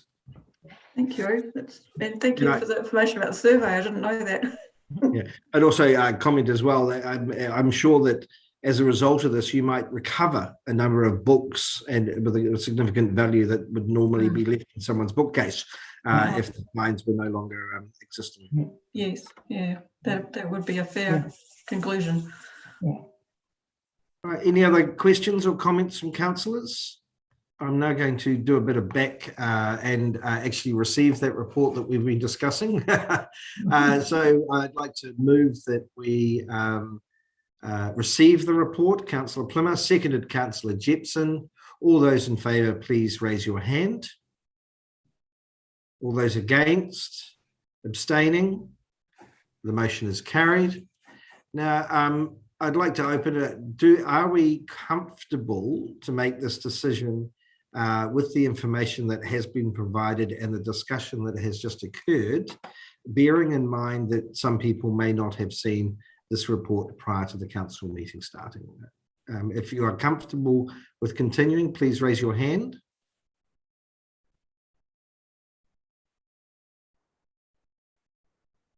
Cool. And if you're uncomfortable or wish to abstain, let me know, and we'll make a decision whether to proceed. I think we have a majority, but the timing of the report will be, if we could avoid having this in the future. I understand this is last minute, but it's not ideal. If we could pass that on to council officers.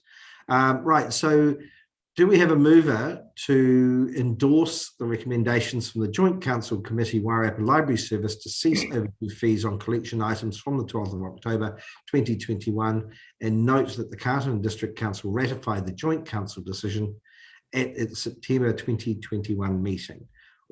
Do we have a mover? Councillor Colenso, seconded Councillor Hay. All those in favour, please raise your hand. All those against? All those abstaining?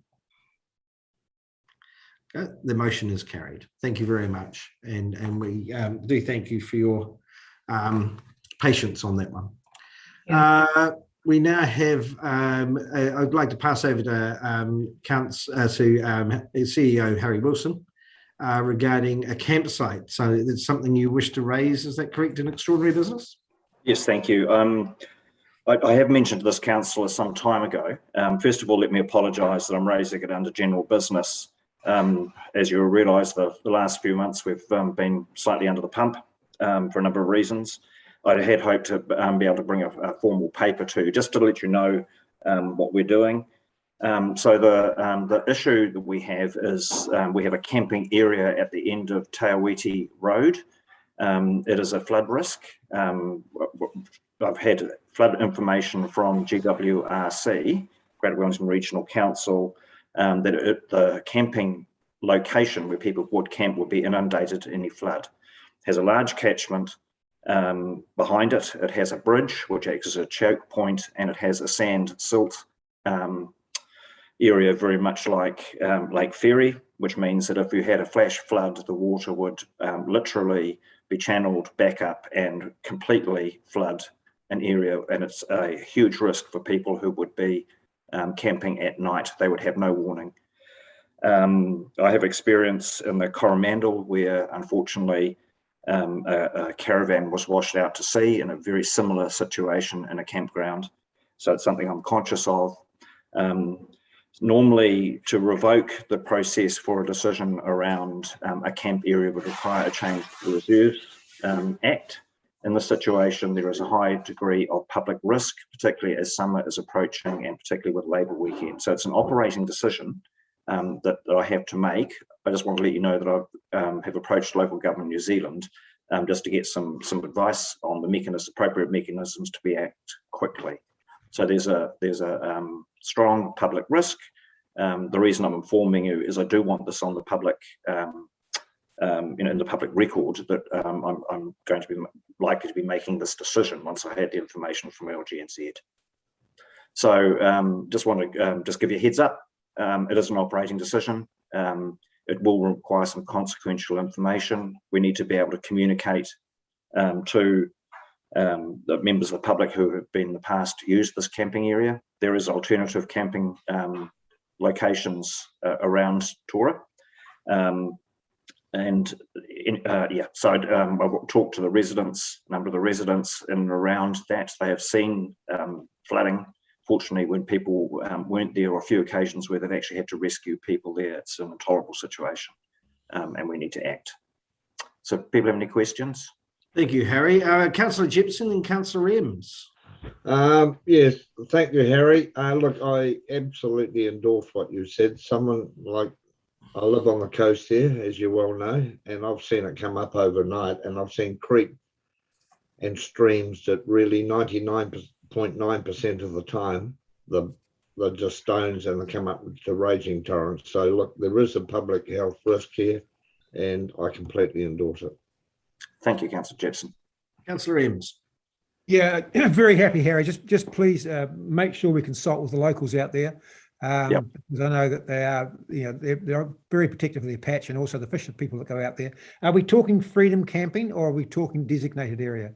It's a designated area. It's a recreation reserve that allows camping.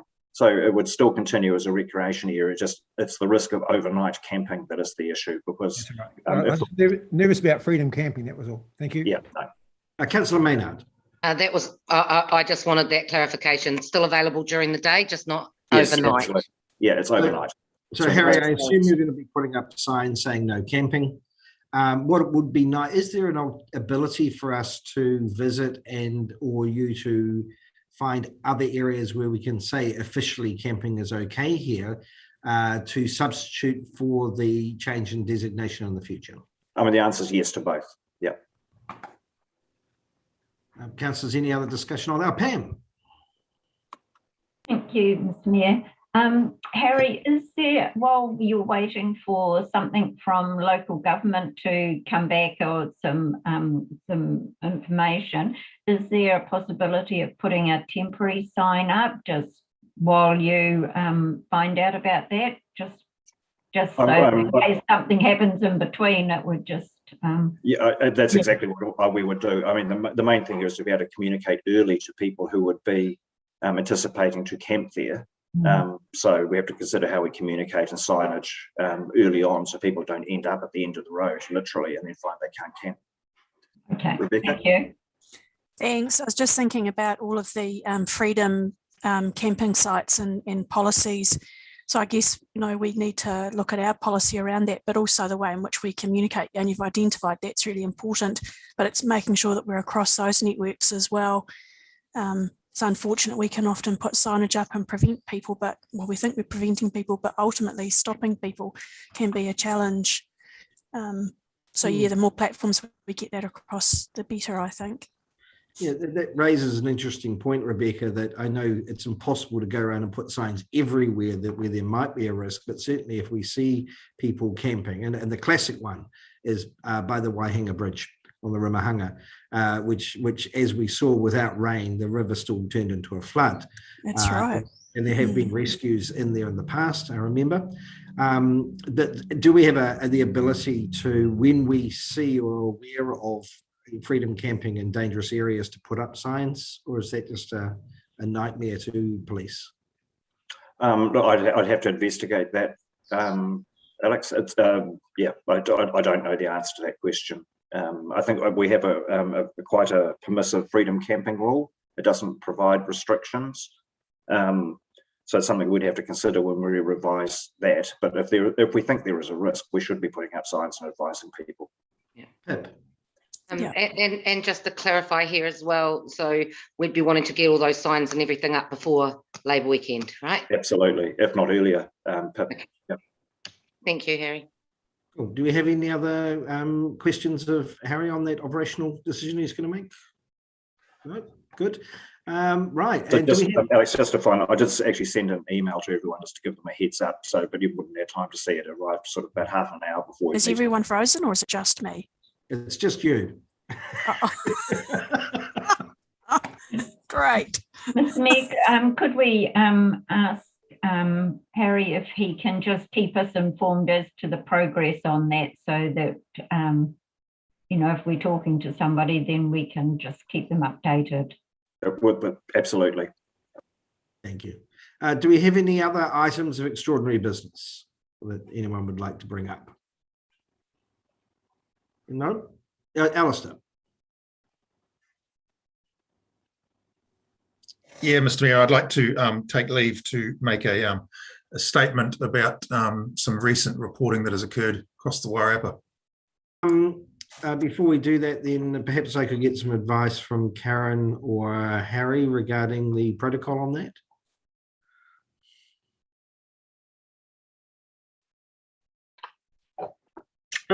I actually think Suzanne is more across those details than either Harry or myself.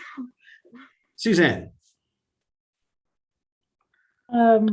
It's not really extraordinary business, is it? It's extraordinary business is about putting letting people know that you're going to discuss an information report or seeking a resolution to discuss a decision report later in the meeting. It's not about statements, so not technically. Okay. Mayor Alex, yeah. Alistair, then if we okay, could, then I'll change it. I'd like to make a comment about something that Lee Carter raised in her submission. That was really the time for that was during the discussion following on from public submissions. So perhaps since we have a very large agenda and we want to keep it according to protocol, perhaps you could distribute an email to councillors regarding your opinion on that. Well, Mr. Mayor, then there is another item that I'd like to, at what stage can we ask officers for a report on something that has been occurring in the wider public? Suzanne. You can direct your request at any time to Mr. Wilson, and Mr. Wilson will consider that. Okay, let's do that then. So, Alistair, you have, if you'd like to direct a question to Mr. Wilson. Okay, Mr. Wilson. Harry, how are you?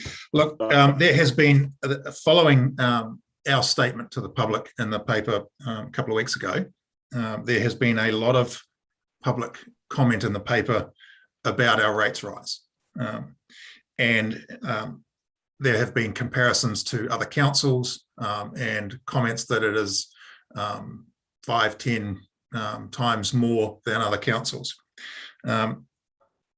It's very easy to make a comment as a snapshot, and I would very much like to see perhaps a comparative look at our rates across the last 10 years or so, and any information that you could provide that relates to the comment that there has been historic underinvestment, and anything that you could provide to us that would enable us to make a comparison across the Wairarapa as those comparisons have been generally made in the public.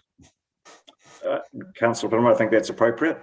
We've said in our advertorial around the rates increase that we're addressing historic underexpenditure. So putting into the public arena the level of expenditure the council has had over the previous 10 years, and comparatively to Carterton and Masterton would be a sensible idea. It's in the public domain, it's in everyone's public, it's in everyone's LTPs. So we would be happy to provide that. Thank you. Harry, if we could distribute that and also make it public, added to the minutes of the meeting when they're published. Yep. Cool. Right, is that the end of extraordinary business?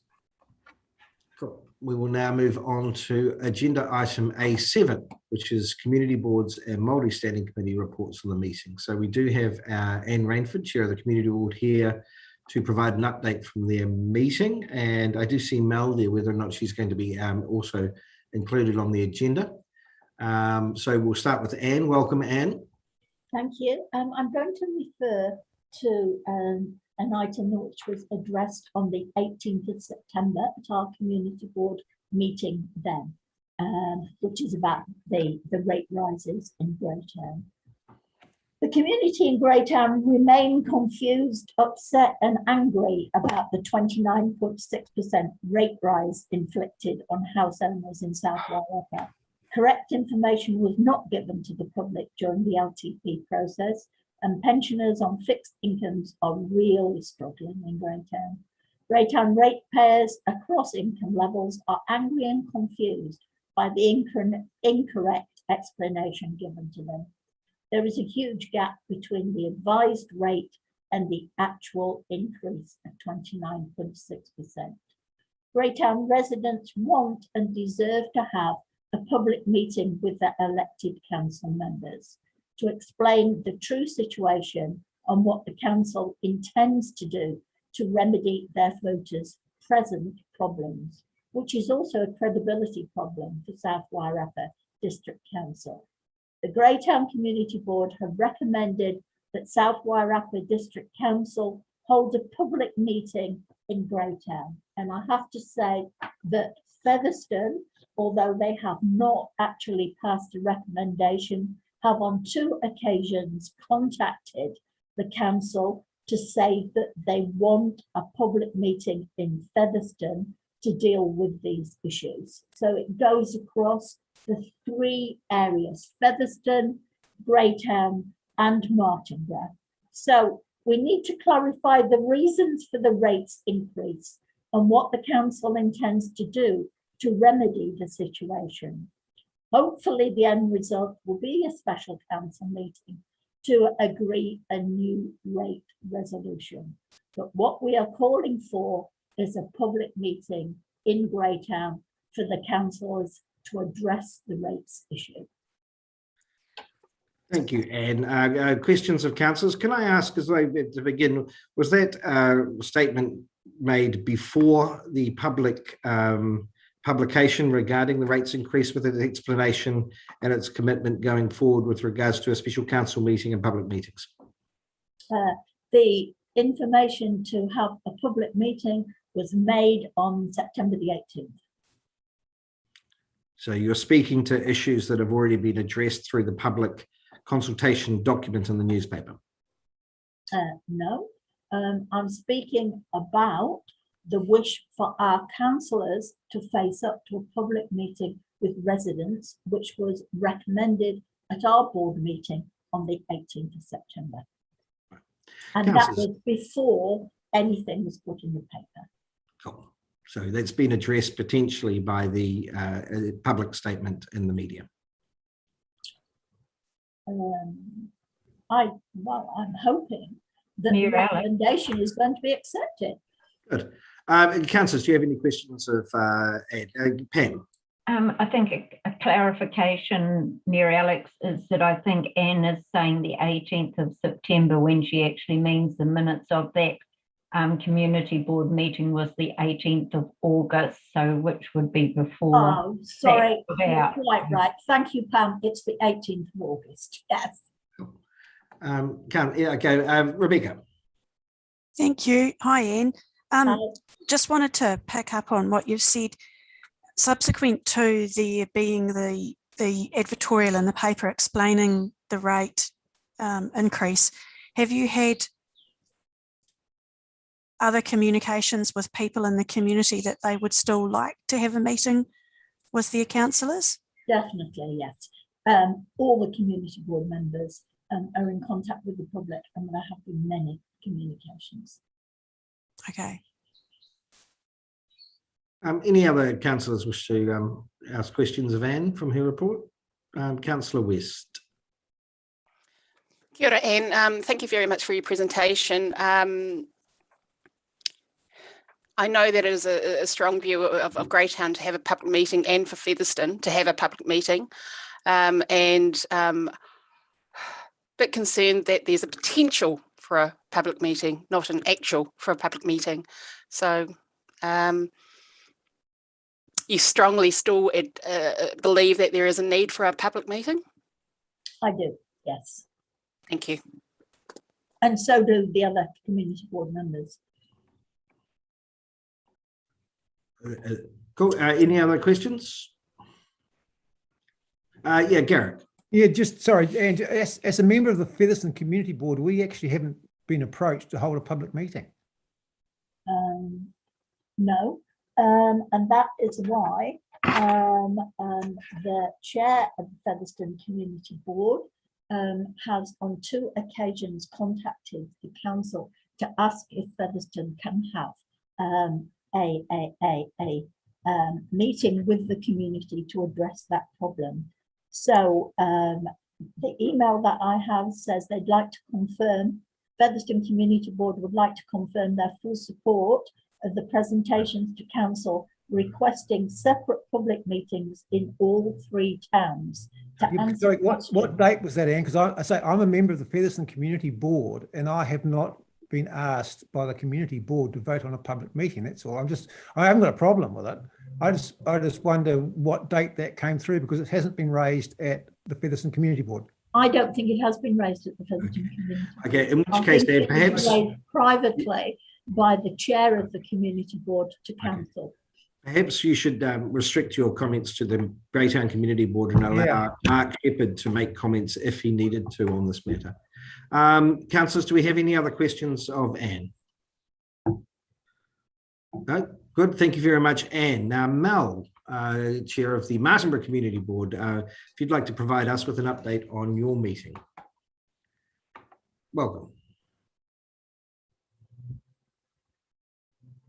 Kia ora koutou. Councillor, thank you very much for the opportunity to address you all today. I am wanting to speak specifically to the recommendation that the Martinborough Community Board made to hold an urgent public meeting to discuss rates in Martinborough as soon as possible for the Martinborough community. So that was put forward as a recommendation in our community board meeting on the 16th of August 2021, unanimously by all who attended. Now, this has not lessened. There is a number of people within our community who are hurting. Things are worse because of COVID, and they want the opportunity to be able to talk. There are many who want an opportunity to listen. And I think that's really important. So it's actually giving you all the opportunity to come and talk about what has occurred. There's no doubt within my mind that if anyone had foreseen how this would impact on our communities, nobody wants to see negative impact within their communities. So being aware of those things is really important, and we fully stand behind, as the Martinborough Community Board, fully stand behind our recommendation and that need within our community to have this meeting in public, for the public, on rates.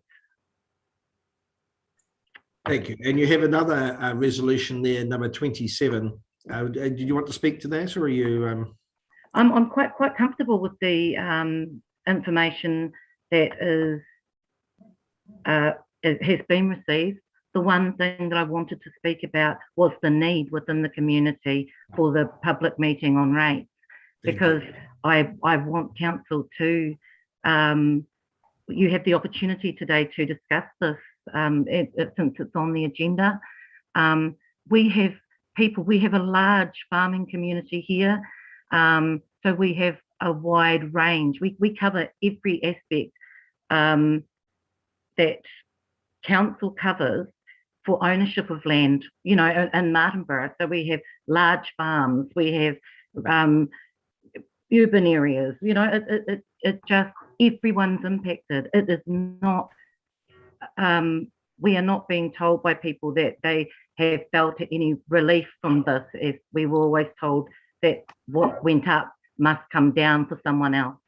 So we are only hearing over and over from our community the hurt that they are financially feeling and having to cope with based on the rates resolution that was made by council. And I think because you have this opportunity where you could go back and look at it and do it again, I think it would be great to see you all rediscuss this and look at it in light of what you now know and have heard from your community. Thank you, Mel. And I can assure you that that is a front of mind topic for all of council and the subject of a council meeting to come. Councillors, do you have any questions of Chair Mel? Councillor Jepson. Sorry, not used to this unmuting. Hey, Mel, look, as Alex has said, it is the top topic for us at the moment, but we just can't hold a public meeting at the moment until we know what the hell's happening with COVID. That's because right. if we have a public meeting, we want to have as many people there as we can. But we are working on some answers, hopefully some answers and some solutions. And as soon as we can, I'm sure we will let you know when we're going to have a meeting. I wasn't sure about the whether or not it's even a possibility or something that could be done, but whether even if there was an option for a Zoom, you know, for a public, for people to participate in a way such as that of course would be just down the track. But I leave it to you all, you know, to discuss and find the best way forward for our communities. But just I think people want to, as I say, as many people want to listen, they want to hear what's going on and get that knowledge, as there are people who want to talk to what they are experiencing. Yeah. Thank you. Yeah, I understand that. And I personally think we're better to have a public meeting rather than a Zoom. People just don't feel comfortable with the Zoom. I hate the bloody thing. But yeah. And I certainly know it would marginalise, it would also marginalise a large member of our vulnerable community who really do need to be heard as well. And so, as I say, just thinking in COVID terms and what could be doable, yeah, for people, that was all. But absolutely, I think next Tuesday, hopefully we're into level 1 and you guys will be able to move forward as of Tuesday. So that's great news. Thank you. Thank you, Mel. Any other councillor questions? Thank you very much, Mel. Do we have any? No, that's fine. That's just the tabling of those. Right. Thank you very much. Now we'll move on to item A8, minutes for confirmation, or would you like discussion on the, sorry, Lee? I think that we need to receive the recommendations from the community boards first, under B2. Mayor Alex, that's a separate report. Yep. Separate report. So we're up to A8 and we'll move to B2 eventually, Lee. Okay, sorry. Cool. So we're now considering the minutes from the 28th of July 2021 council meeting. I assume you've all reviewed them. Are there any corrections required? Come on, Pam, you must have something.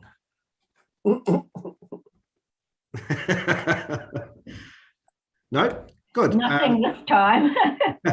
Do we have a mover that the minutes of the council meeting held on the 28th of July 2021 are a true and accurate record. Thank you, Councillor Fox. Seconded, Councillor Jepson. All those in favour, please raise your hand. All those against? The motion is carried. Do we have any comments on the minutes at this point? Good. Right, now we're moving into the section B, recommendations for the community board. So do we have a mover to receive the minutes of the council committees and community boards report? Thank you, Councillor Plymouth. Seconded, Councillor Colenso. All those in favour, please raise your hand. All those against? The motion is carried. Right, we can go through the minutes meeting by meeting, but if I think it's just easier to, councillors, if you want to bring anything up from your reading of the reports, we can do so now. There's quite a few of them there. Councillor Plymouth. Thank you, Alex. I'd like to talk about the planning and regulatory meeting, and I suppose it's a little bit of, there was a bit of confusion as to whether I declared a conflict of interest or otherwise, and I suppose it's an appropriate time to bring it up now. At the time, I was nominated to be the alternate chair for the hearings on the alcohol reform, on the alcohol bylaw. I have since received advice from the Royal Federation of Justice and Peace in New Zealand that declaring a conflict of interest was the right thing to do. It may well actually be that it's more of a conflict for me as a judicial justice rather than as a council issue. But I would like to make sure now that it's noted that I will be not participating in any council business that deals with the formation or amendment or hearings on any bylaw matter. Because if it comes up in a court environment, I may well have to deal with it as an infringement offence. Cool. So we'll note in this meeting that I think you were proposed as an alternate to Councillor Fox for that committee. Yeah. That we note at this meeting that you will remove yourself for availability as an alternate. And I'd also like it noted that I won't be participating in hearings to do with any bylaw matter for South Wairarapa District Council. You will note that, but you can raise it if that situation comes to a head. Okay. Okay. Councillor Hay. Hi, I'd just like to speak to the minutes of FAR. This was in relation to the RA and suggested increases in A, the salaries, and B, the IT remunerations. I took advice from LG in consultation with Katrina, RA, and we are duty bound to accept the 1.5% increase.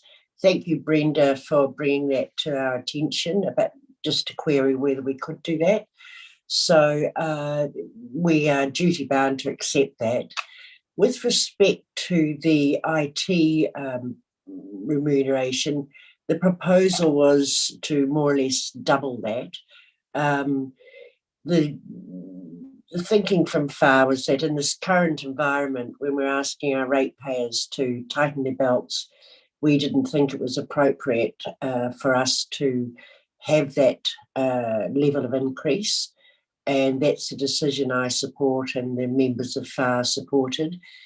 Several of you have come to me independently to reiterate that you spend a lot of money on IT, particularly in COVID lockdowns. We're all doing a lot more home printing, etc. But I still stand by our decision, our recommendation that we stick with the current IT Councillor fees. Hayes, if I may interrupt you, we do have an agenda item later on that will open this discussion anyway. So just to avoid you having to repeat yourself. Yep, sorry. Perhaps we can move on to other. I was ahead of myself. Yeah. Are there, councillors, any other questions of the reports that have been received? No? Right. So we will then, sorry, I've gone down to look for that. So I'm going to take them as read, numbers 2 through 11. Do we have a mover to receive the reports as stated in items 2 to 11? Thank you, Councillor Colenso. Seconded, Councillor Jepson. All those in favour, please say aye. Aye. Or raise your hand, sorry. All those against, the motion is carried. Now we are looking, considering report B2, the Community Board recommendations. Do we have a mover to receive the Community Board recommendations report? Thank you, Councillor Fox. Seconded, Councillor Hay. All those in favour, please raise your hand. All those against, the motion is carried. So we've heard from the chairs, Mal and Anne. We've already indicated as a council that we wish to hold a public meeting on rates. And also the restrictions at the moment that we are in level 2. So would we, I'm just wondering whether we should submit the recommendations to the officers for a report back to us on urgent public meetings and the correspondence from Stewart Council, from Stewart Campbell. Councillors, open it up for discussion. Yeah, Councillor Maynard. Councillor Maynard. Yeah. Thank you. I just wanted to clarify. It certainly sounds like we need to have more than just a public meeting, and so what I'm hearing is that we probably need to be realistic in the fact that it needs to be public meetings for each of our areas, for each ward. Yep. So can we get clarification on that? Yep, definitely. As part of the officer's report on a plan, I think we already have seen a sketched out plan from Shield, which does include that, but we can probably clarify and firm that up. Councillor West. I'd like to suggest that the public meeting enables the community to actually gather and not to have it on a Monday at lunchtime when there are a lot of commuters, people who do not work in our actual towns. They'll be out. So we need to make it community friendly at a community friendly time. Cool. We can certainly advise council officers of that. I would state that every time we've had a community meeting, it has been in the evenings anyway, but certainly it's a good point to make sure that it's addressed. Any other comment on that? The only other comment that I would add is that in previous councils, when they have had public meetings, that's been, for the want of words, emceed by an independent person. That's what's gone on in previous. In fact, Jeppy and Pam and Pip will know this. Lee, you'll know this too, is that when we have had public apologies from our councillors, it's actually governed by an independent body. So we can take that recommendation up as well. And we'll allow our officers to make some comment on that, but it will be our decision, so that's good. Anything else? Right, so we'll then, so I'm going to move, I think, and by all means, Suzanne, that we refer the recommendations from the Martinborough Community Board and the Greytown Community Board to officers for a reporting on how the matters will be addressed. Do we have a mover for that? Alistair Plummer, seconded, Councillor Fox. All those in favour, please say aye. So sorry, Alex, that just didn't say anything about public meetings. So what you were saying was, we're asking the councillors to the recommendations include both, 2 of the 3 regarding public meetings. So we're asking council officers to report back on those recommendations on how we can action them. Move forward with a public meeting. Correct. Yes. All those in favour, please say, raise your hand. All those against, the motion is carried. Thank you. Now we'll move on to does everyone want a break? It's been an hour. And I understand with Zoom, you can't get up and walk, and Brian, your hip's probably giving you jip by now. So we'll adjourn for lunch and we'll come back in half an hour. In fact, we'll come back at 1 o'clock. Is everyone happy with that? Raise your hand if you're okay. Fantastic. Okay, the meeting's adjourned. I don't think we can turn the live recording off, so it'll make it a very long recording on YouTube. Good, thank you.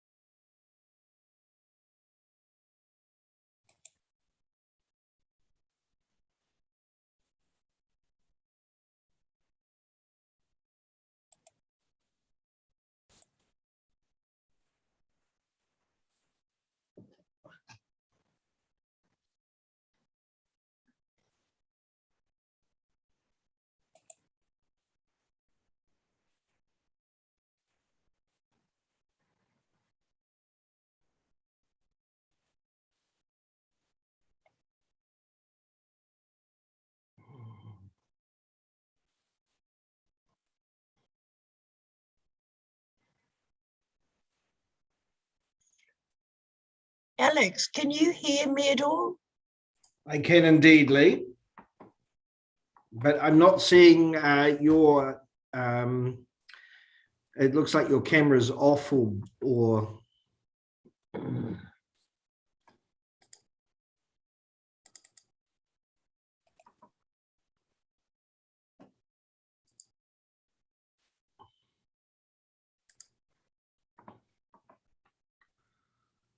perhaps sign out and sign back in again. Might reset things.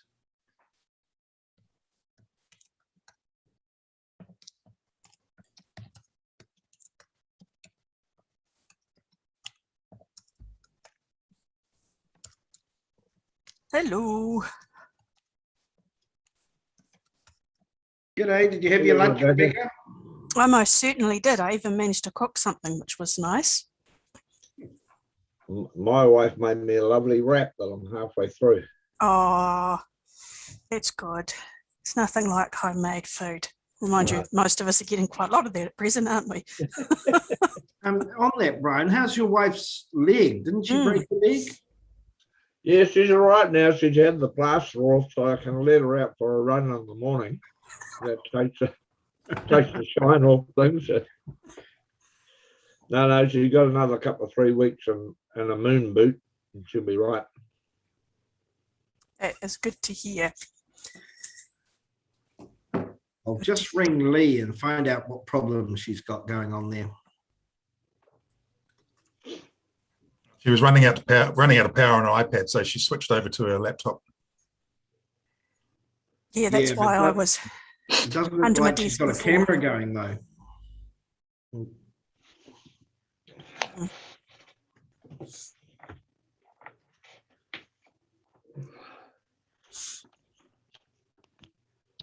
Reminds me I better charge my bloody iPad up. Hey, Garrett, that was a big cup that you had your cup of tea out of. It was. I was getting a Or bit did you- dry. The boss said this is your last cup of tea today, then she buggered off and left me. So it's all a bit sad. Did you have a look at that old program? Yeah, that I loved left it. you? And I flicked it through to George, my George. Yep. Yeah, she loved it. She's going through the names and trying to work out who's there. I was interested to see some of actually, because a while ago, Jeppy. Oh, it was. Yeah, a long time ago. Yeah. No, that was good. It was good. Thank you very much. No, I think it may well be framed. Yeah, well, Sharon laminated hers and got it somewhere. Yep. Don't know whether it's hanging in the office here. I've got that much stuff here at the moment. Right, we're live.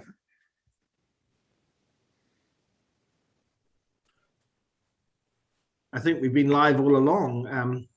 We seem to be having problems pausing the live recording. So, okay. I hope you didn't say anything rude during the lunch break. Jeppy criticised my cup. That was as far as he went. Now, I'm just going to give you a warning. I've got a bit of a problem that I'm using my iPad for Zoom and my laptop for Stella, and I'm quite low on battery and I haven't been able to switch them over. So, if you disappear, we'll put your apologies in. How about that? Be quiet, you. What I'll do is I'll switch over to my laptop for Zoom if I've got a problem. You can Zoom on your cell phone. Yep, let's have a look at the battery on that. Oh, okay. All right. We do have a large agenda still to run through, and quite important. So, shall we get underway? Yep. Over to you. Yep. Just missing a couple of. I think we've got everyone here, haven't we? Who are we missing? No, that's right. Okay, cool. Suzanne. She's there. She's here. Cool. Right, so we'll move on to B5. Recommendations from the Assets and Services Committee. Do we have a mover to receive the recommendations from the Assets and Services Committee report? Thank you, Brian. Seconded, Councillor Eames. All those in favour, please raise your hand. All those against, the motion is carried. So Brian, I don't know if you we'll go straight to questions for either officers or Councillor Jepson, the chair. We can see that there are two recommendations put there, which we'll get to in a minute, but anything else regarding the report, Pip? Sorry, Alex, I just, we haven't done B3. We were up to Oh, you're right. You're right. We were up Sorry. to PNR. We'll do, we'll carry on and then we'll go back to that. We've started. What do you think? Since I've already got it moved and seconded. So any questions regarding the assets and services? Councillor Fox. Thank you. My question actually relates to recommendation 2 of that meeting. I was unable to be present at the meeting, which my apologies are noted for, but it's just in regard to the unbudgeted spend for the works for the footpath. And there's two questions that I'm just keen to get a bit more information around. One was what is the reserve fund currently at, and how much is that money going to take the reserve fund down by? And the second part is, have we looked at, or not have we looked at, but we should be looking to develop a procedure around if we have events like this in the future, that we don't end up getting landed with a bill of this size so late in the piece. So the planning stage and consenting stage, what's being done in that space to deal with that, so we don't have this again. Yeah, both those, well, I think one of those questions came up in the assets and services. That would be correct, Jackie. I think Katrina can respond to the state of the reserves, but her comment at the time was, this is exactly why we have the reserve, and it's able to do this. The second part to that with regards to process was that initially it was put into the consenting conditions of Five Rivers that it was the responsibility of the developer to develop the access, but it was found at a very late stage that was an onerous condition and outside of what should have been put into the conditions, and then it fell back to council to do this. And then is that a fair call, Harry? Sort of. So the consent condition. So this came to the Planning and Regulatory Committee first, and so it was talking about the consent condition. So there's a report there that outlines it, but the consent condition related to a bit of a stranded asset, in essence, a very small piece of footpath, and we had no plans to actually connect the rest of it at all. And so that's why when we went to Planning and Reg, we explained why that had been varied. So that and the recommendation of planning was to consider whether to go to assets and services to actually progress this, given the nature of the medical centre and so forth. And the assets and services, of course, said we think this is a good idea. So yeah, so that's how it occurred. Trina, can you answer the question about the reserves? Yes, so I believe the new footpath is going to cost about 105,000, and currently in the rural roading, the infrastructure reserve for footpaths is around 405,000. So that would bring that down obviously to 300,000. And so the discrepancy between that figure and the 226 budget for works, where's that being funded from? Sorry, it's a footpath 226. Sorry, I haven't got the report in front of me. So the reserve balance is 405,000. So the 226 would come out of that, leaving 180,000 in the reserve. However, there's obviously contributions going into that reserve all the time. So you are comfortable that this amount is able to be handled and not bring the reserves down to an undesirable level? I mean, obviously it reduces the reserves balance by 50%, but I still think that I don't have any indication from any of the other teams that there is any other emergency works or work of this nature that that reserve would need to be used for at this stage. So yes, I'm reasonably comfortable that that's quite a low risk that that there would be more demand on the reserve in the short term. Right, Brian. Yeah, Alec, there's a definite need for this Five Rivers Medical Centre to go ahead. We all know how the change in demographics are going and the number of people wanting to come to the South Wairarapa. And really my view is that this is exactly what the reserves were put there for. So, you know, I mean, as Katrina just said, there's more development going on and so those reserves will be replenished. It may take a little bit of time, but that's what it's set up for. Good. Anyone else? Councillor Fox.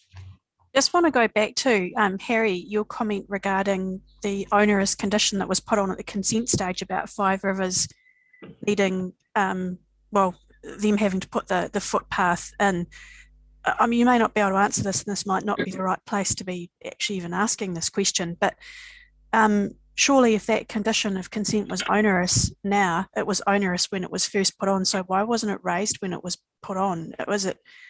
Did we try and put a consent condition on that was ultra vires, or? Yeah, in essence, that's correct. It was ultra vires. In the sense, remember, this is not, so what we're proposing here is a full connection from south end of Greytown through to the medical centre. So the consent condition was literally relating to a small piece of footpath and on that was cutting road right in front just to the State Highway 2. So it was a tiny bit of footpath and there was no plan to connect it to anything. We're only dealing with the connection element. So Five Rivers Medical is still dealing with the pavement that's in front of them that they have control. No, so that was the report of the planning committee, which said this is the reasons why it was released, because at that time we were not planning any form of footpath connection to it. So it's only come up subsequently where people have asked, you know, can we consider this? So that's why we put the recommendations through the planning and regulatory committee, explained the regulatory settings, and then brought it to assets and services to consider, and that's why it's before you now. Okay. Councillor Plymouth. Yeah, Harry, just on that, given that it was part of the original consent, and now they've been released from it, does that change the contribution that they need to make to infrastructure, to the infrastructure reserves at all? No, it doesn't. And remember that the connectivity to this end is not just the medical centre; it's that entire industrial estate. You know, so they would have made infrastructure contributions based on what their consent was, and taken into account of that as what public amenity is going to be provided by them as part of their consent. If they then get released from part of that, and then the council picks it up, should that not change a review of the financial contributions they make to the infrastructure reserve? No, because the contribution to the financial reserve is based on the development itself, not the cost of a footpath or those types of things. That would have been an additional cost. Yeah, I think you're missing my point, but that's right. right. No, I think the financial contributions remain the same no matter what the consent condition was put on there. That's what I'm saying. Yeah. Councillor Colenso and then Councillor Maynard. Mr. Mayor, the question of the option on 1, where you've got the option shown on Plan CO1, is the road improvements. If we agree to this, is that part going to the plan? Is that going out for consultation? Yes, it is. So scheme assessment is, if you like, it's like the architect's concept of what you're going to do in an order of costs. What you then do is go and talk to people and refine it. So some of the issues like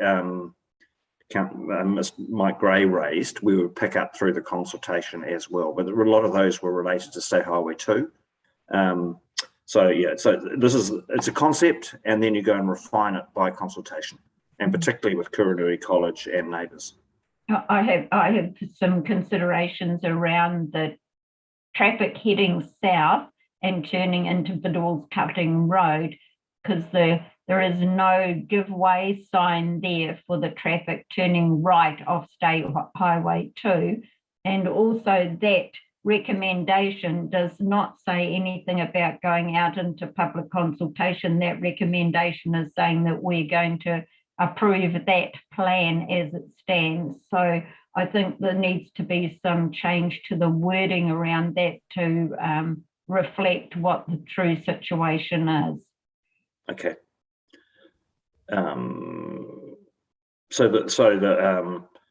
What you could do is amend that to say that the scheme design shown on plan CO1 Bidwell's cutting be approved subject to final design specification. No. Otherwise, it's subject to final design. No, I think that what I'm trying to say is that we're approving plan C1 to go out to public consultation. Okay. Well, could we use the word? Could we use the word engagement? Because consultation has a very specific meaning, and we don't want every person who believes they are a safety engineer or roading engineer putting in their tuppence worth. There's good engineering standards and safety standards have to be applied. So we just use the term engagement rather than consultation. So then we could put that down that the scheme design shown blah, blah, blah, be approved subject to engagement with the community. Yes. Yep. Well, no, I wouldn't say subject, and I'd just say and final design. Okay. Developed through engagement with the community. Otherwise, it means you have to come. It comes back to you as a final design. Well, wouldn't that be correct? That it comes back to us as a final design, so that we know what we're actually spending our 226,000 on. It's a difference of whether you want to approve that or just be informed, Pam. It's up to you. Absolutely up to you. I think we need to approve it. This is a lot of unbudgeted money, and we need to actually approve it from a council perspective. And we can have an extraordinary meeting to do that, so that it doesn't actually hold up the process of getting whatever is approved actioned. No, good. That's absolutely fine. Fine. Okay, I can handle that in the recommendation. Councillor Maynard.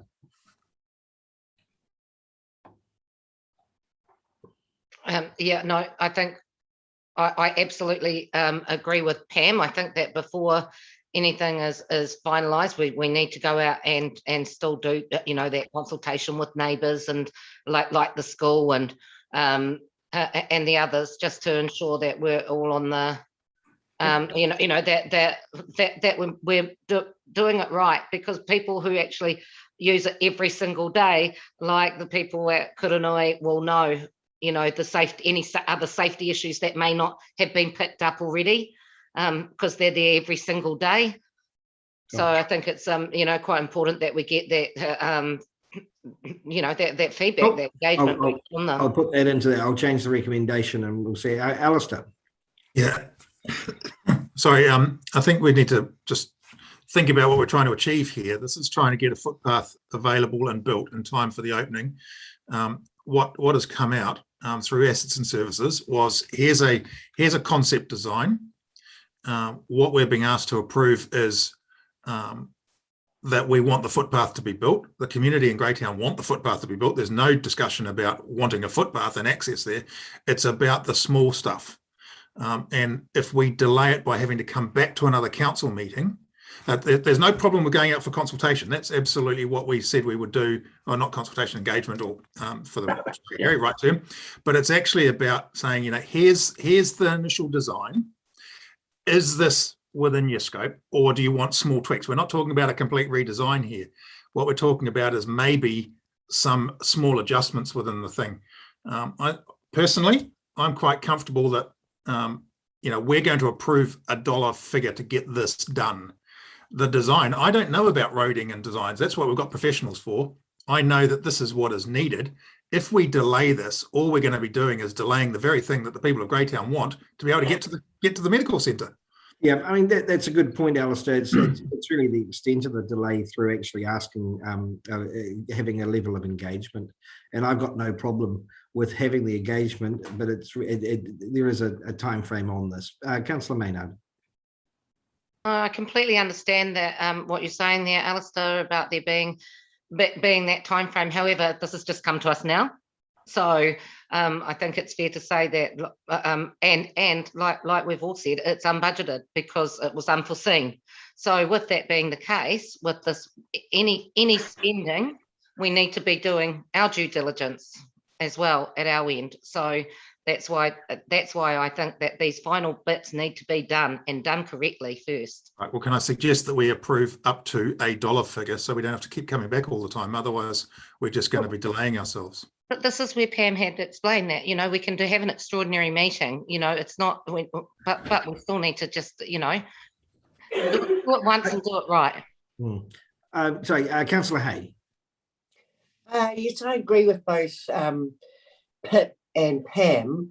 Given the fact that it's unbudgeted for, if we go out and have engagement with the community, and the tweaks mean it's another 10, 20, 30,000, we just can't keep going on with unbudgeted expenditure. And bearing in mind that the reserves are dropping by 50%, I think I agree with Pam and Pip, we need to do it once. And I, for one, would be quite happy to have an extraordinary meeting to get it over the line in a timely manner. Well, how about we do this then, that we remove number 2, that the budget be approved, but we have the design scheme shown on Plan A is approved and developed with engagement to come back to council for final sign-off. But I would also possibly, I don't know whether it's of any benefit to have an action item regarding the speed. All right. Are we okay with that? You can put your hand up if you're okay with me going down that path. Cool.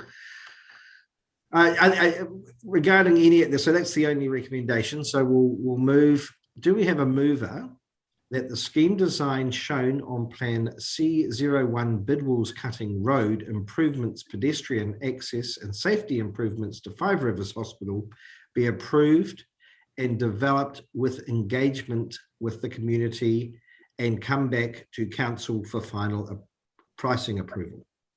That should be subject to engagement with the community. I've approved and developed. So what I'm saying is that the scheme is developed with engagement with the community, then coming back to council. Yep. Garrett? There was one comment at the ANS, which was that engagement should include Kuranui, and there was also a request, I'm sure, to go back to community board. Look, that will be part of the engagement. So we've left that open, but certainly Kuranui, the Five Rivers, the surrounding businesses, just making sure we cover it. Should be part of that engagement. Yeah. Just cover off.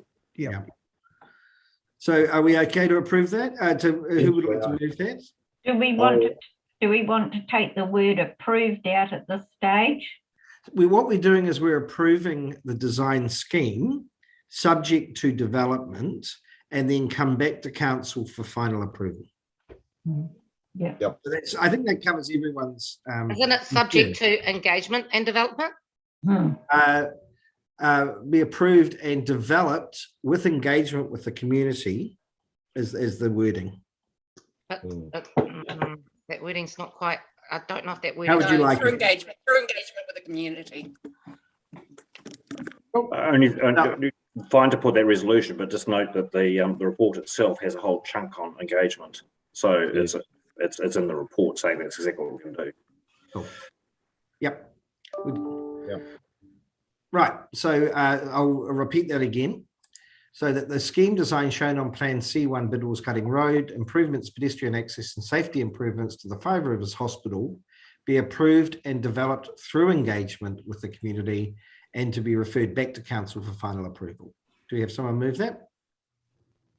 Yeah, I'll move that. Thanks, Pam. Seconded, Brian. All those in favour, please say, raise your hand. All those against? Motion is carried. Can I just clarify one thing as well, because I didn't bring it up because I knew this was coming up, but it just goes back to Mike Gray's question. So is Waka Kotahi involved as well with this development that's going on this road? Yep. So is there a way to perhaps just also discuss with them, like the 50k limit leading into Greytown for additional safety, safety measures, and that possibility of a roundabout? So that the paragraph 1.1 about engagement is explicit about consultation with Waka Kotahi. Exactly. So we've got that covered. It's in the report, but no, that's good. That's good. I just because it was brought up in our public participation, it's good just to nut these out. No, it's already there. Cool. Right, now we'll move on to B3. So I'll also go back to B3, which is recommendations for the Planning and Regulatory Committee. Do we have a mover to receive the recommendations for Planning and Regulatory Report? Thank you, Pip. Seconded, Councillor Hay. All those in favour, please raise your hand.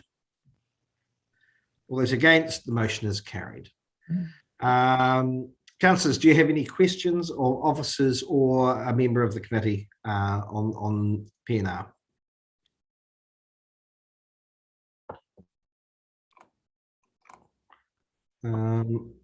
Sorry, Pip. Yeah, me again. Look, I just wanted to say that actually this dog report is really, really good. But my question actually comes around the fact that in previous annual plans, we'd already put a few $100,000 that should be put aside specifically for the dog pound. So so that was, it had already gone through and been one of the things that we'd already put money aside for in one of our earlier annual plans. So there should still be some money somewhere for the dog pound. We went out to have a look at doing it with others as well, with the other councils and combining it. But as it's now looking that it may be coming back to just doing it on our own, that money had already gone through in previous years' annual plans. So I think it was 250,000, or it might have been exactly 200,000. But I think it's about that. Yeah, and our concern was that we were looking at spiralling costs, but we might move to Rick Mead to just give us a bit of a. I don't want to. And I just wanted to say it's a really, really good report. Yeah. So I think the report is in regards to our 10A report, which is a statutory requirement of the stats that we have during the year. So, Councillor Maynard, is there anything specific you want to talk about in regards to the pound? No, just that the 3.1 brings up the new pound and that investigation. I guess it's more that investigation, that we've already kind of, there should be information there already on some of the investigation that's being done, but prior to it being looked at as being put together with the other councils. Because I did see in the newspaper that they had said that now Masterton or not Masterton, Carterton was now looking at possibly doing their own. So yeah, so councillors should be aware that this is an ongoing discussion point for at least the last 5 or plus years, where the 3 councils have gone back and forth as to whether it was a combined pound, whether it was individual pounds. The latest scenarios have been, while we're all keeping the door open, it would appear that viability and financial structures would indicate that each council is looking at its own viability to stand alone. We certainly, from the last Planning and Regulatory Committee, indications have been investigating that as a standalone. And through that, we've been looking at a modular system using containers. As of yesterday, both Andrew McEwen and myself had a meeting with a representative from Christchurch from an engineering background into furthering this discussion, which was very promising. And yes, there has been a funding allocation that has been brought forward as the years have gone on. And I believe, and Katrina can confirm, sits around about 250,000 is my understanding. We were hoping to have progressed it further to being able to represent our options to the committee. But at this moment, just trying to get suppliers online has been quite difficult, but we're probably at about 95% of the way through to where we should hopefully, touch wood, provide a very exciting option to our council in regards to finding a solution in this area. Katrina? I can confirm that the budget carried forward is 240,000 for the pound. Cool. Councillor Hay. Oh, Rick, this is just a quick question. It's not directly related to this report, but sort of. On our schedule of fees, I've been looking to see whether we have a zero cost for service dogs. And I just wondered, that's a small admission. I think you know where this is coming from, Rick. But I just wondered whether that's something, I couldn't see it on any of our schedule of fees. It should be included. Yes, that did come up, and I've got to talk to a couple of my officers. I don't see the issue. It's in regards to providing a exemption, for want of a better word, on registration. Yeah, on the registration for service dogs, whether for the disabled or what they are for. So I've got to just do a bit more investigation in regards to that, but understand where that query is coming from. I believe it's zero cost for other councils, so it'd be good to align that up. Thanks, Rick. We've still got a big agenda ahead of us, so if there's any pertinent discussion on this, Councillor Colenso. On point 3, where we're appointing Councillor Fox to the alcohol hearings, doing the chair of that, are we discussing that at the moment, or is that coming up next? We are discussing all the recommendations in the report as a whole, so you can bring that up. Okay. Referring to Councillor Plummer's comments earlier, do we need to adjust that recommendation? Yes, I'll be removing the alternate from the recommendation. Lovely, thank you. Anything else? Right, so then if we could have a mover, we'll do this in 2 parts. Part 1, that pursuant to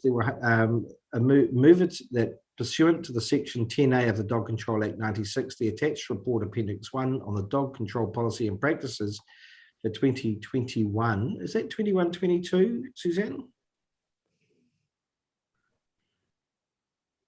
That is correct, because it's last year's report. Okay, that report be adopted, and also that the officers be authorised to publicly notify the report. Do we have a mover for that? Thank you, Alistair. Seconded, Councillor Colenso. All those in favour, please raise your hand. All those against? The motion is carried.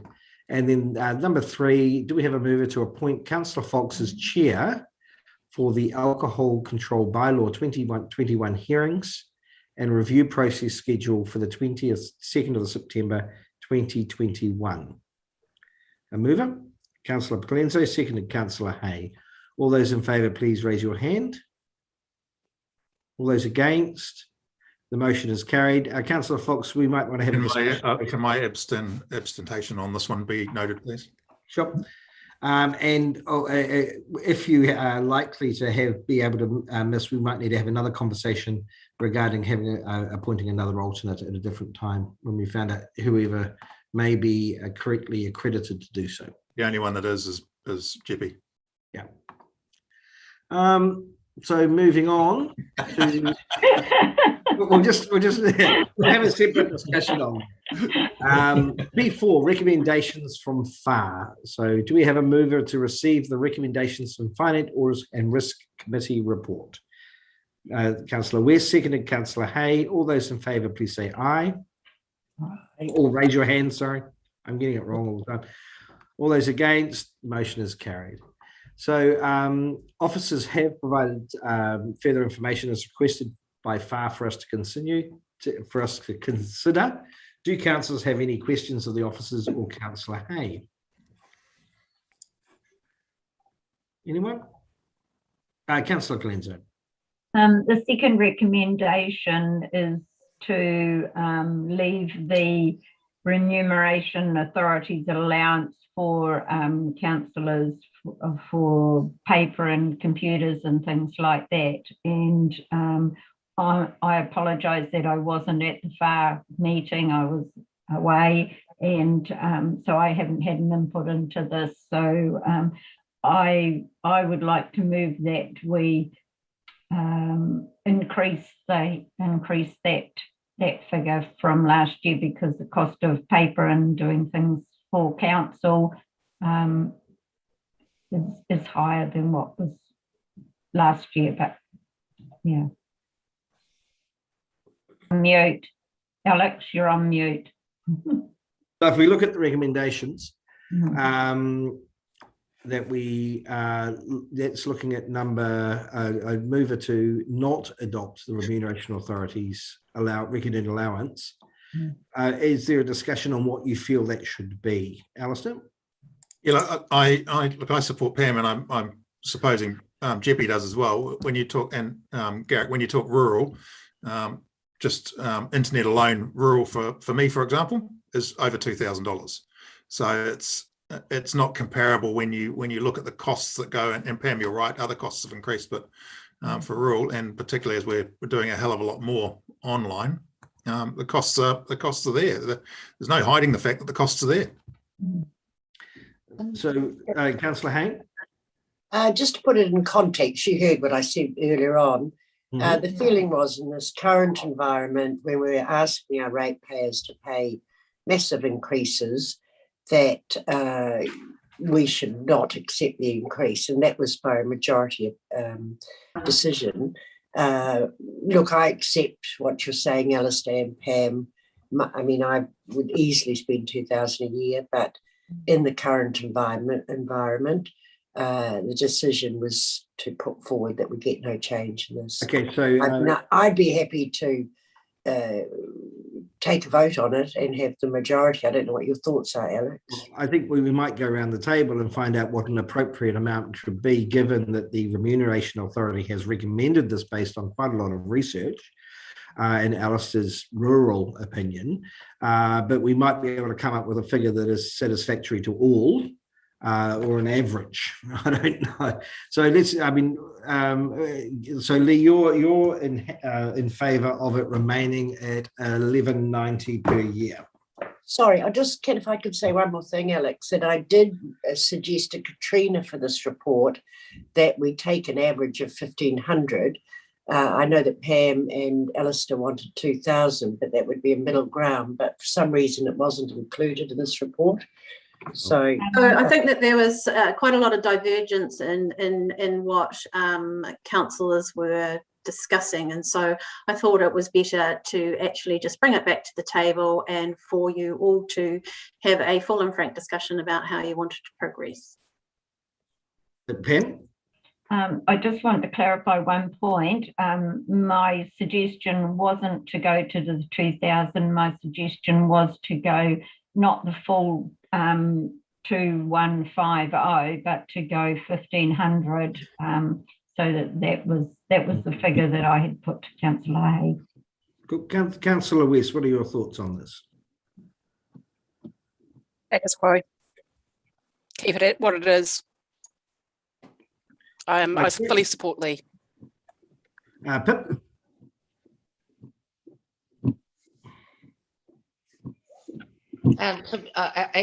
Actually, I would probably prefer to hear from our rural councillors first, because for me, I really want to understand where they're sitting at to actually make a decision on this, because for me, I'm pretty much still sitting the same as I was last year. I haven't had a major increase personally, but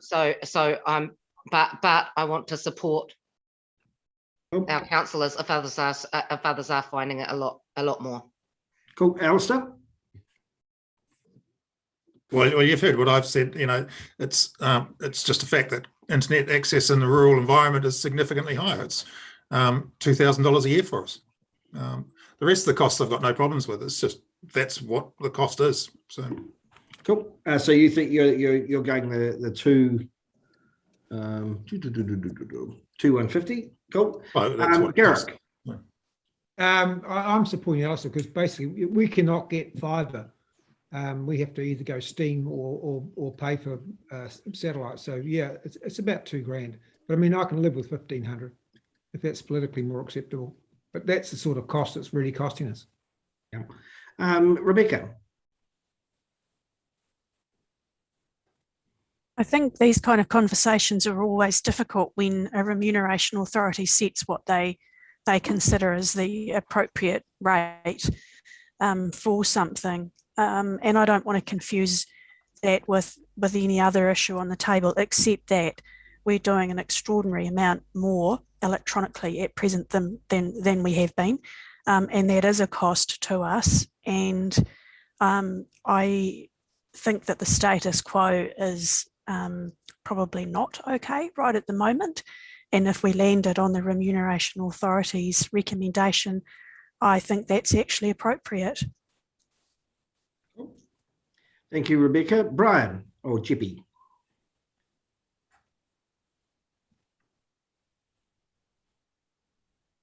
You're on mute. Jip, you're on mute, I'm afraid. I forget about that. I just normally open my mouth or something comes out, but look, no, I'm in agreement with Alistair and Pam and Rebecca. Our costs have gone up, but I think the saving for me is the more of these Zoom meetings, the better, because it doesn't cost council for my mileage back and forth to a meeting. I mean, yeah, Rebecca, our costs have gone up. Okay, so we'll run back to Pip if now you've heard from the rural. I'm not going to make any comment. I'll go with the majority. No, that's really good. Thank you. Then thank you. I really do appreciate actually hearing what everyone says. So it's either from what I'm hearing, there's no kind of middle. It's either we take the full the 2150 or the full communications. So this is just and what has been recommended by LGNZ, or to stay, or so there's not like that 1,500 or anything like that. So it sounds to me like the majority are saying to put it up to what has been recommended by LGNZ. So I'm more than happy to go with the majority in this. Oh, sorry, that Alex. is correct. Sorry, Alex. I just want to say one thing. I believe, correct me if I'm wrong, Katrina, this is unbudgeted for.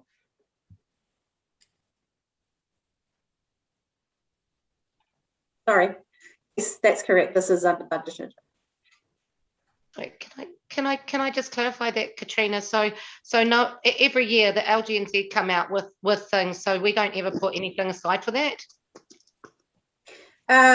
No, we didn't this year. We increased the budget slightly, but it's very difficult to know. The Remuneration Authority hasn't increased this for the last couple of years, so it's very difficult to understand where their heads are at and what they're going to do. So I think we increased the expenditure for councillors by about $1,000, but this would be a bit more than that. Yeah. Councillor Fox. Thank you. Actually, Katrina, you might have answered that in part. So that was an extra $1,000 for councillors per year that you've added into the budget. Okay. Well, that does. Sorry, no, I haven't added per councillor. I've added about $1,000 to $1,500 for the whole group. In total. In total, yeah. Well, this would be quite a different light. $10,000 increase. It's unbudgeted for. Well, minus $1,500, so that's another $9,000 that is unbudgeted for. That is a significant departure, Lee. Yeah, you're right. Yeah, and that's why I was concerned in the current environment that we are having yet another unbudgeted item go through. And it is our choice as council whether or not to accept it, unlike the pay increase, which is mandatory. Can I add what I just said? Thanks for clarifying that, Katrina. It certainly was one of my questions. It does shed a different light on it if it's money that's unbudgeted for. If that's something which we had considered might have been factored in reasonably, then I think there's a different conversation around that. But knowing that that hasn't been factored in, look, I mean, yeah, there's a cost to doing this role, and maybe there's an element of I hate to say it, but we just have to suck it up for the moment. And it is what it is, because we've just been arguing about spending $225,000 on pavement. I think that giving ourselves, or not giving ourselves, but acknowledging an extra, $9,000 is, yeah, probably would come and be received in quite a prickly fashion by the public, and with good reason.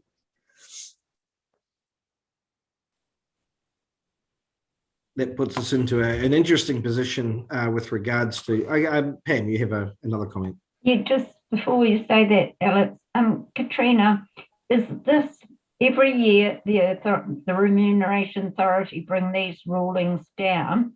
So are we saying that council never budgeted for the increases that the renew, or are we saying that we don't ever budget on the possibility that those Remuneration Authority rulings are going to be greater?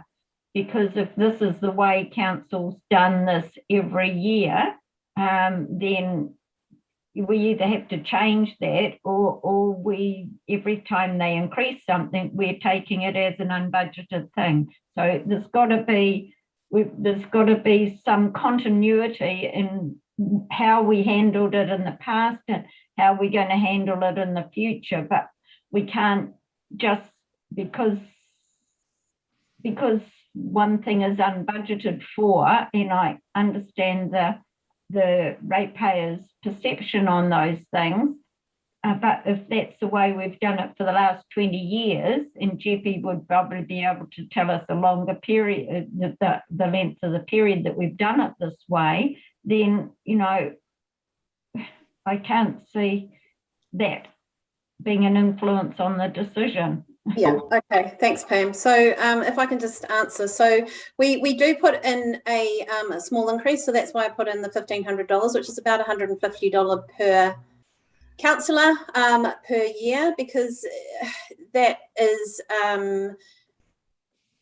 I guess what we didn't anticipate is the amount of the increase this year that would come down from the Remuneration Authority. So they've done work around increasing costs, and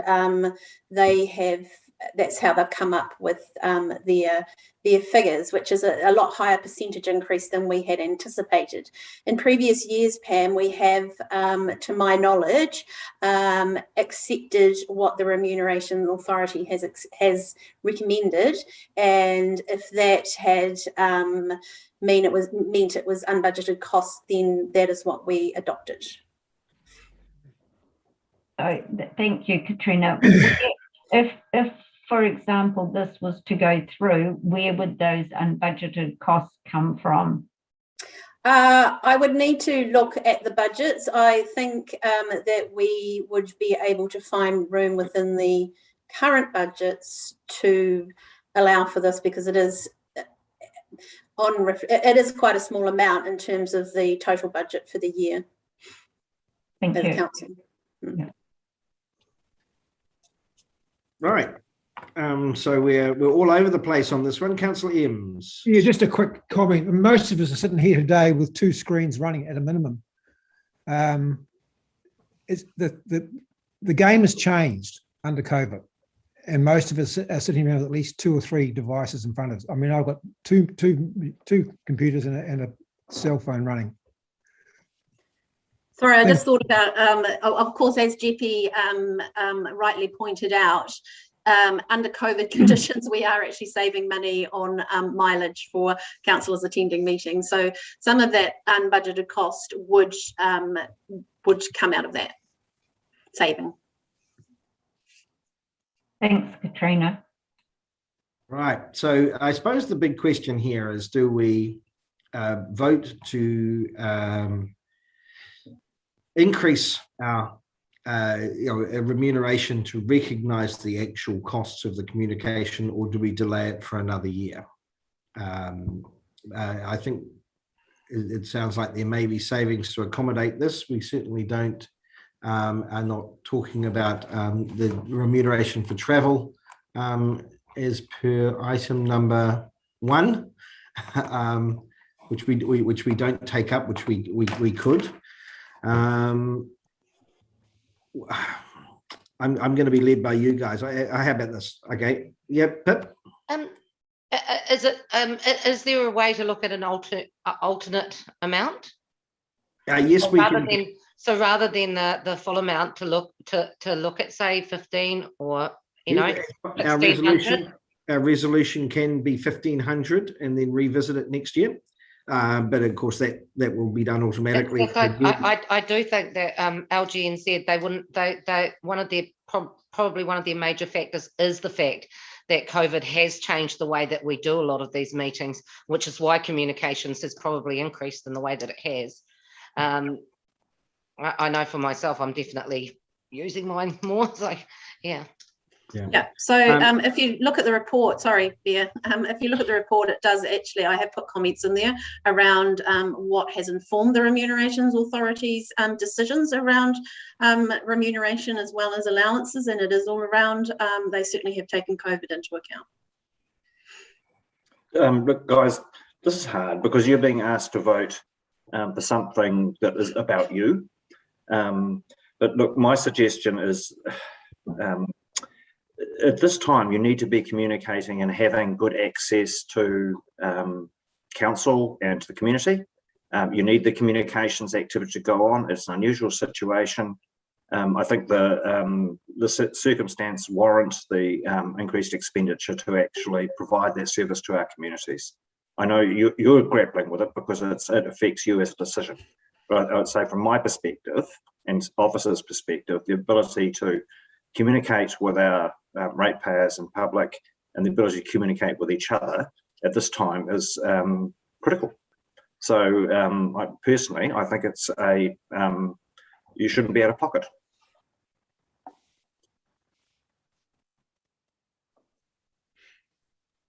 So we'll wrap this up soon, but Brenda, go ahead. So how much are we currently getting? 1,190. 1,100. So we're already getting a portion. So we're asking for more under the current conditions and the rates. The remuneration authority has recommended that the reimbursement is more than it currently sits. So the terminology has. But it's not like we're being totally left out in the cold. We are getting some form of compensation, and that's just what I wanted to say. We are getting some form of compensation already. Did we really want to pursue more? Well, it's not really pursuing more. It's more looking at the chart that's been provided and working out whether or not the increases are relevant to you or the average councillor. So there is that chart there. I looked through it all and certainly felt that the allocations for mobile use and internet use were about right. $800 for internet services, $500 for mobile phone use, an allowance for a mobile phone. Actually, in some of them, they're quite light. But, this is, okay, Councillor Hay. Sorry, just quickly as a suggestion, which may seem a bit weird, could we recommend that urban councillors receive $1,500, which is less than the recommended amount, and in recognition of the high costs for rural councillors, they receive the full 2,000. Are we all just throwing it out there? That's not a bad idea. Who would be in favour of that? Raise your hand. I'm not. I think we need to determine who is rural in the group. So that could be a later discussion. But Jeffy, Alistair, and Garrick. I got everybody. Yep. I think that whatever we have, we all have the same. We're all doing the same amount of work. Yes, some of us it costs more to run it, but I know that I've had to change to having unlimited internet access so that I can download the stuff that we're getting. It's costing more for a phone and things like that. So it's the internet charges and that are costing more rurally than they do urban. But I think that we're not charging back mileage or anything like that. So we're making savings in that to cover this. But yeah, that's just my point. I think we're going to, Alistair, the last one, and then I'm just going to put forward a vote and see what happens. This is really a hard conversation, because Harry's absolutely right. We're talking about ourselves, and it tears everybody apart having to make things. That was the whole reason, I understand, that these decisions were palmed off onto the Remuneration Authority to stop these very discussions. And again, central government's done half the job. So I'm going to jump ahead to this one, since we're discussing it rather than going through movers and seconders. So I'm going to do the last one first. But do we have a mover to adopt the Remuneration Authority's proposed communication allowance of $2,150 per year per councillor for the 21-22 financial year, which is increased from 1,190 for the previous financial year? There's no particular way that you're expecting anyone to vote. All those in favour, please raise your hand. 1, 2, 3, 4, 5. All those against? 1, 2, 3. Then the motion is carried. Did we have a proposer and a seconder on that? I'm not sure whether we did. Can we please have that noted, that are the people that of course were against that? That'll be standard. So, yeah, sorry, excuse me, Mr. Mayor, can we just have a mover and a seconder, and could the people who want to vote against that, could we just have another show of hands, please? So we'll go through the process again, starting from the top where we go to the adopting the proposed remuneration, and then we'll come to that. But at least we know which direction we're travelling in. Cool. So we're now going to have, do we have a mover to adopt the Remuneration Authority's proposed remuneration from the 1st of July 2021? Mover. Thank you, Brian. Seconder, Councillor Plimmer. All those in favour, please say aye. Aye. Raise your hand. All those against? Okay, against is Brenda West. And all those abstaining? The motion is carried. Do remember that it's actually illegal not to accept. Sorry, Alex, it wasn't just Brenda. Rebecca had her hand up. Sorry. So Brenda this is had her hand up. And Lee, I believe, was also voting against. Is that right, Lee? That's right. No, there's two parts. One is the automatic proposed increase in salaries at 1.5%. Part two is the IT. So there's 4 recommendations, and the one we're talking about with regards to rural is the last one. So we're starting right from the beginning, which is to adopt the Remuneration Authority's proposed remuneration, which is pay, which is, as we've seen, is unable to be declined by council. So we'll just do that vote again. It's been proposed and seconded. All those in favour of adopting the Remuneration Authority's proposed remuneration from the 1st of July 2021, please raise your hand. All those against? Noted, Brenda West. All those abstaining? The motion is carried. Oh, I'm sorry, Alex, to interrupt, but is it possible to put the proposed mandatory remuneration? I think that we can. I don't want to go and propose and second it again, but we can note at the end of that it was a mandatory requirement to adopt. Thank you. Okay. The second one is to agree. A mover to agree hearing fees will remain unchanged at $78 per hour for chairs and $50 per hour for other members. Do we have a mover? Thank you, Councillor Plimmer. Seconder, Councillor Fox. All those in favour, please raise your hand. All those against? The motion is carried. Now, recommendations 1 and 2 from FAR. Do we have a mover not to adopt the Remuneration Authority's option of elected members claiming a travel allowance at $37.50 per hour after the first hour of travel on council business for the 21-22 financial year? Moved, Councillor Maynard. Seconded, Councillor West. All those in favour, please say aye. I say raise your hand. All those against? The motion is carried. And then the main one, do we have a mover to adopt the Remuneration Authority's proposed communication allowance of $2,150 per year per councillor for the 2021-22 financial year, which is an increase from $1,190 from the previous financial year. Moved Brian Jepson, seconded by Alistair Plimmer. All those in favour, please raise your hand. Right, you've got that, Suzanne? All those against? Brenda. 3. All those abstaining? The motion is carried. Right, got that done. Could we add a note there recognising that the savings from that we're not doing the mileage? I think that's part, that will be on record as part of the discussion in the minutes. Thank you. Right, so we got that done. Right, so we now move on to B5, recommendations. No, we've done B5. I did that early. So decision reports from the Chief Executive and staff, C1. We're now considering report C1, recommendations from the Māori Standing Committee. Do we have a mover to receive the report? Councillor Maynard, seconded Councillor Fox. All those in favour, please raise your hand. All those against, the motion is carried. Harry or Karen, would you like to speak to this report? Ask Karen to speak to this.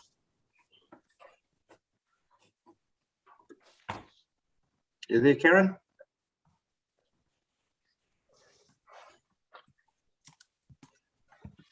Looks like it's you, Harry. Okay, hold on, let me just find the paper. I'm sorry.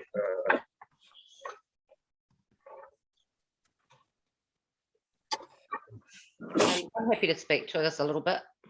Thanks, Pip. Just while I just get the paper. So basically, our Māori Standing Committee terms of reference were needing to be updated. This is a piece of work that has actually taken a wee bit of time and has been really collaborative with all of those different marae that sit and includes Paitimokai or Tauira as well. And so really it has come to the table a few times and it's just needed a few tweaks, and this is exactly, you know, we wanted to make sure that we had everything absolutely correct. And this is the finally the final draft, if you like, coming to the table now to be accepted by council. Like anyone, we always have a working terms of reference, so that's really important to us.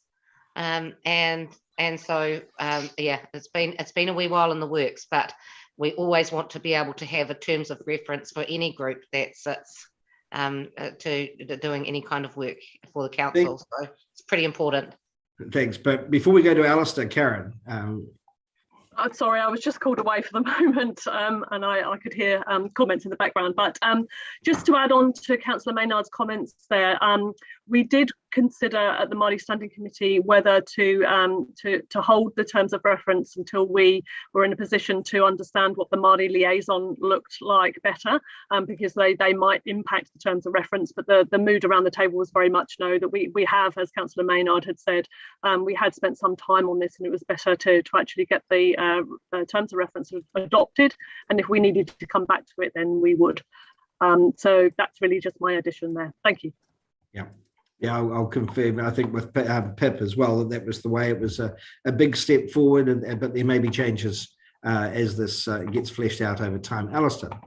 Yeah, look, I have one problem with this, and it's to do with meetings. And I just think we are limiting the impact and influence that our Māori Standing Committee can have on our council committees. And I talk about our council committees because they are not decision-making committees. And I think it's really important that the chair of the Māori Standing Committee, I like the fact that they're allowed to attend and speak, but I think that the chair should actually have a vote. It's not a decision-making committee. It is an advisory committee. Those committees advise council. And I think we do the chair of the Māori Standing Committee a disservice by not allowing that person to have a vote in those committees. It doesn't change how we think as a council, but it certainly gives a position of mana to the chair of the Māori Standing Committee, which I think is very important. Well, thank you. Councillor West. The only thing I have against that is that they're not an elected member. So unless we were to make them an elected member, then they can have a voice at the table. Just my thoughts. Thank you. Yeah, I think it's a good point that Alistair raises. However, it is illegal unless the Local Government Act is changed to allow this. I think that would be correct, Karen. I mean, we've discussed this before, I think. I need to go and check. I don't know off the top of my head. I know other councils have given the ability, I think Carterton notably have given the ability for members to have voting rights. But I will go back and check, and I can certainly look into this further if that's what councillors want us to do. I think that would be very useful so that we have clarity, because that was my opinion. That was my thoughts on the law. Pip. I think I think it may stand for the actual council, but where they come and sit on those other committees that things are then approved and brought to the council table, I think Karen might be right with regards to the fact that this may be an option where they can still have that vote and have a voice when they're providing information around Te Ao Māori for those meetings. Yeah. That then still feed back to the council for councillors who are the elected members to do the final vote. So if we could then put forward a action item for us to look at that and possibly present to the Māori Standing Committee for comment. Is that a fair way of going through with that, to action that comment? Cool. I'm not sure whether we need to go back to the Māori Standing Committee. I think we're actually trying to give more mana to the position, as opposed to, I cannot see under any circumstance that I'd say, no, we don't want this. But it's important. I think we need to get some advice as to whether we can do it. It's important that they have a voice on saying yes or no. Yeah. What I'm thinking, why don't you amend or put a resolution in that says, in principle, you support having voting rights on the committees, subject to confirming whether that is legally correct in terms of the LGA or the governance review. Okay, we can do that. So you're sending a really strong signal that you actually want to give the committee chair voting rights on the subcommittees, but you're approving that in principle, subject to confirming that you can legally do that. Yeah, that's a hell of a thing to say. So we'll say it in principle, but it still needs to be run past them so that they actually have a say in going, yes, this is what we want. Yeah, agree. But as a council, sending that signal will be a fantastic thing to do. Right, so we're going to have, so are we all okay with any other comments on the terms of reference? And then I will put two resolutions. The first one, do we have a mover to adopt the Māori Standing Committee terms of reference? Thank Jeppy. Seconded. Councillor Fox. All those in favour, please raise your hand. All those against, the motion is carried. And do we have a mover for a second resolution that, Harry, could you please repeat what you said previously? That we agree in principle. That council agree in principle to the chair having voting rights on the assets and services and planning. Assets and services and planning and regulatory committees, subject to confirming the legal. Change it to council committees. Council committees. Yeah, agree with that also. Well, no, because that captures far. Alistair, do you yes, absolutely.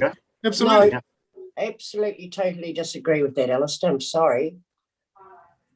I'm really interested to know, Lee, why you would think that FAR has a higher standing than the other committee. Let's get comment from Karen on the political situation on that. Karen? Sorry, I wasn't going to comment on that, Mayor. I was just going to add that I know when we had discussions back at the Māori Standing Committee before, there is a matter of resourcing. And so I do think that, we do need to have a good discussion with the Māori Standing Committee as to, what that might look like and the impacts for them to have those voting rights.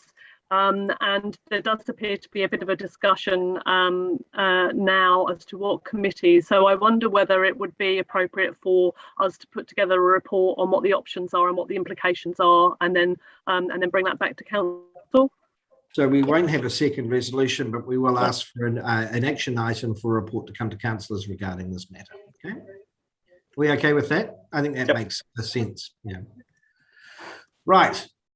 So if we've done discussing that, we've got C2, which is a bit of a rubber stamper. Report C2 regarding the Wellington Regional Leadership Committee. Do we have a mover to receive the report? Councillor M, seconded Councillor Colenso. All those in favour, please raise your hand. All those against, the motion is carried. Russell, over to you. Have we still got Kim Kelly? Kelly, you've been very patient. That's all right. I've been doing something else. Good. Making a cup of tea and stuff. Yeah, I think your report is relatively self-explanatory, and a lot of it is to do with more iwi representation on that committee. Would you like to explain anything in addition to that? Me? Yep. Yeah, so I think the two main things I would point out is, so one is the matter that the Mayor raised. So the original agreement that you signed off allowed for, is quite appropriate given the discussion you've just had, allowed for mayors to have an alternate on the committee, but didn't allow for the other members, i.e. iwi or central government, to have alternates on the committee. So the new version allows for all members to have an alternate on the committee, which is exactly in line with what you've just talked about. And the second major change is when the agreement was first written, it was written so that the Horowhenua District Council and the two iwi in Horowhenua weren't involved in regional economic development matters, so they were only on the committee for the regional growth framework matters. So that has now been changed, so they are there for regional growth framework and regional economic development and regional economic recovery. So now, in fact, the only members that don't cover off the regional economic development aspects are the two government ministers. So that's probably enough. Excellent. Any questions of Kim or Russell? Alistair. Yeah, can I just ask, I was a little bit confused in the kahununu and between the trust and the settlement trust. Is that two, because I just sort of got a bit confused. Is that two members or one member between them? Yeah, there's one member between them. So sometime earlier this year, there was a meeting with the three mayors, the Runanga and the iwi from Ngāti Kahungunu and Rangatane. And they were essentially couldn't come to a decision. So the way it's written at the moment is it's up for them to decide where their representative will come from. We have but it's only one. One from Rangatane and one from either the trust or the settlement trust. Yeah. Okay, great. Thank you. Yeah, it was very much a collaborative. Let them talk about, let the iwi talk about who their representative was amongst themselves, and so one was pretty quick, and the other one, which is still going through a settlement area, required a bit more time. Yeah, I was a little bit confused between the paper and then the final agreement. Right. Any other questions, councillors? So if that's the case, then we will go. I'm going to take them all as mover for notes 2 through 5, and also recommendation 6. Do we have a mover as read for those? Alistair, seconded Brian. Any further discussion? All those in favour, please raise your hand.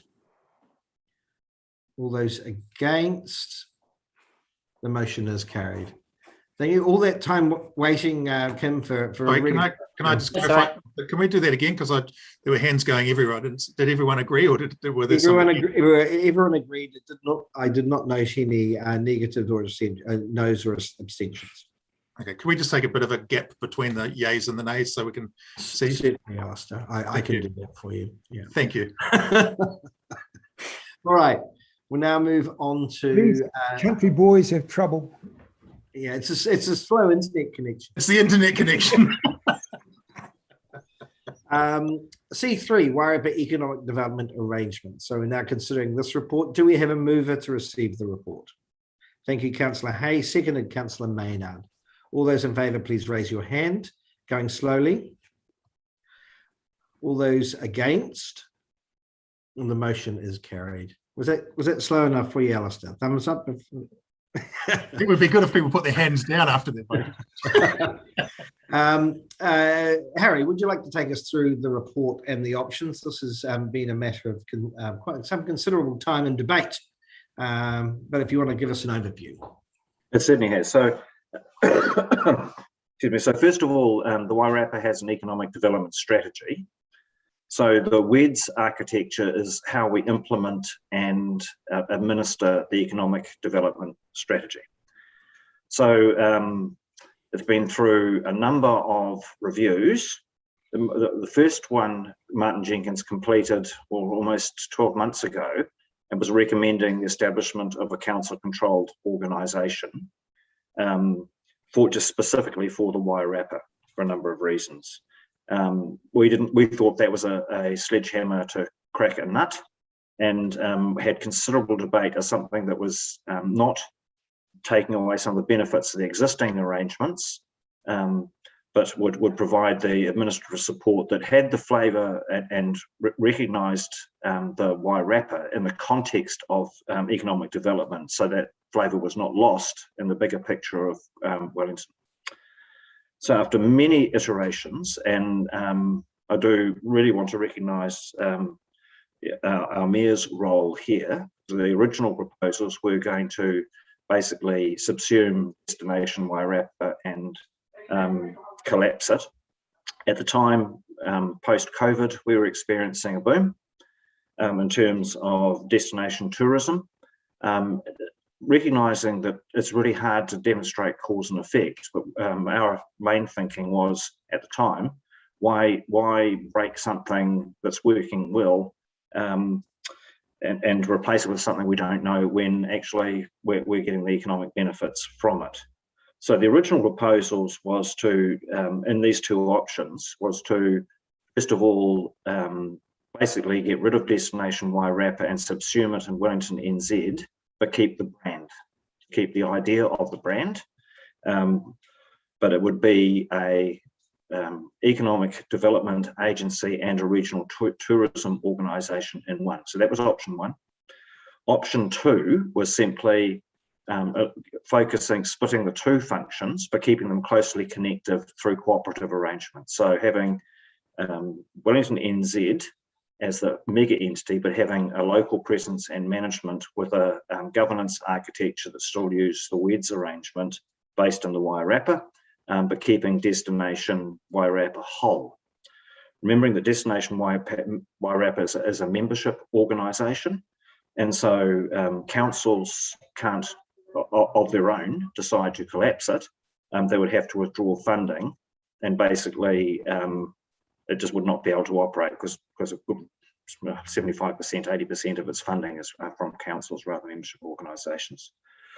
So long story short, the mayors, the chief executives looked at the two options and do support option two, which is essentially the status quo, but with an enhanced presence and cooperative arrangement in the Wairarapa specifically to look after Wairarapa's interests. So that's the short version. So if there are any questions, I know it's an involved report, but that's the guts of it. Thanks, Harry. Pip. Thank you for that, Harry. Look, when I was reading that report, it did raise some questions for me because it was reading like option one was more Wellington, New Zealand, and then, exactly like you were saying, subsuming YNZ, which is Destination Wairarapa. And option two was Destination Wairarapa with Wellington NZ doing the work from the background that included more international coverage. but that destination Wairarapa would actually be that driver. So that leads to one of the questions that I have was with regards to like, you know, the SLAs, you know, like who will lead it?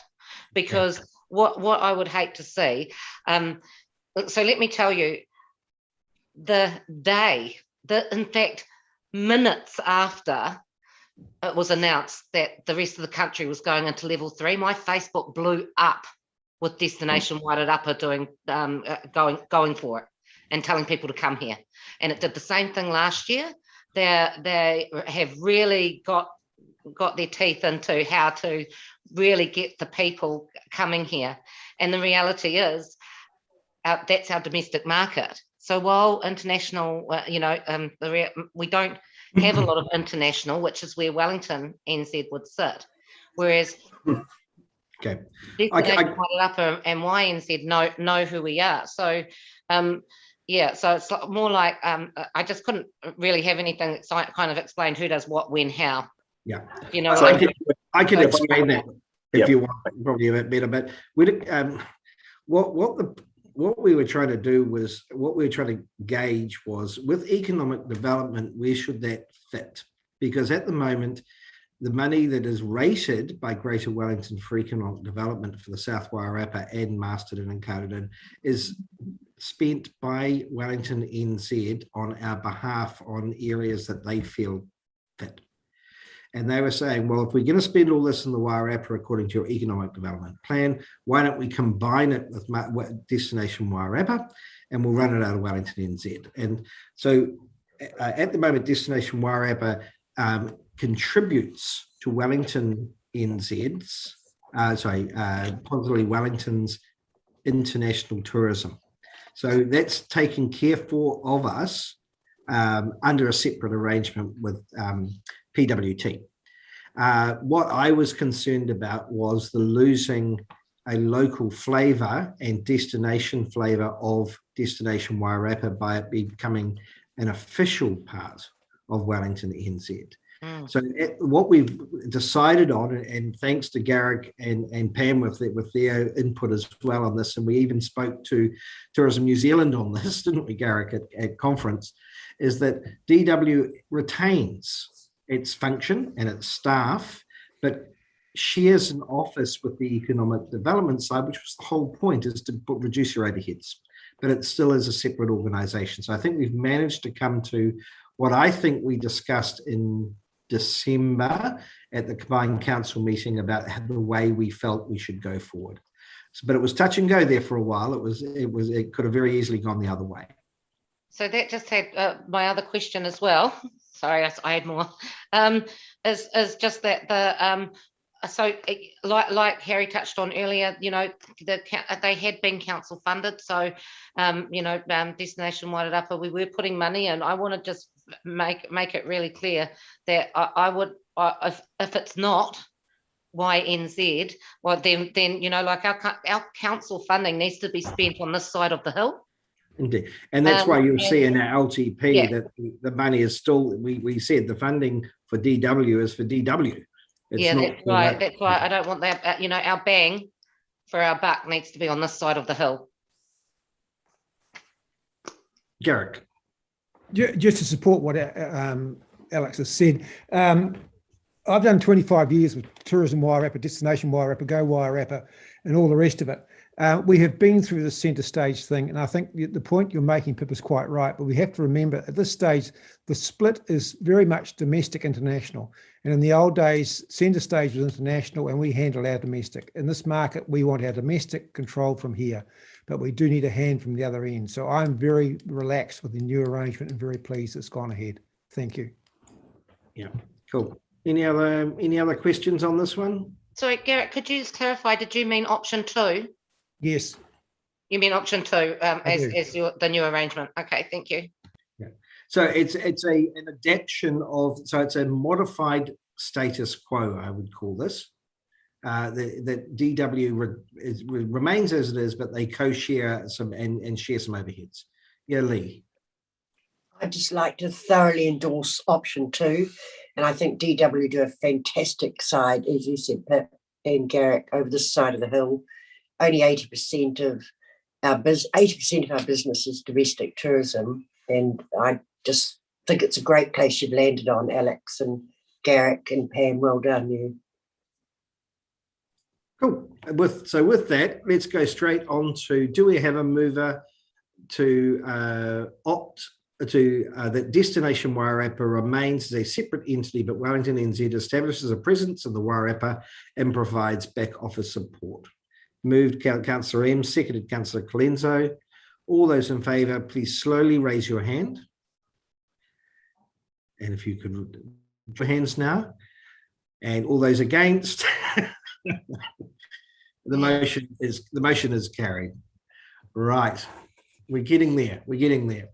Item D1, Waihinga lessons learned. We're considering report D1. Do we have a mover to receive the report?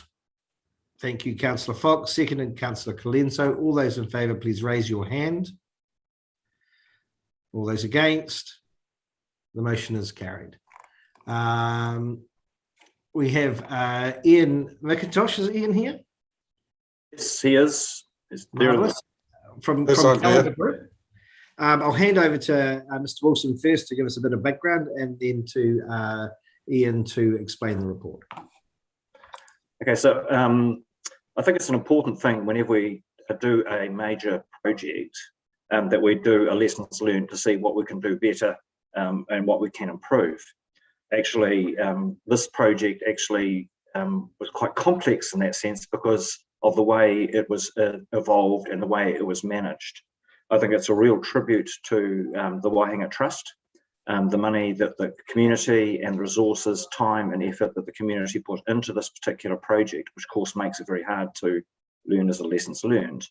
But it is one of those projects that had attracted a lot of criticism, and there was a lot of doubt around its management. I think it was important to put those concerns to rest by doing this report. It is a good news story.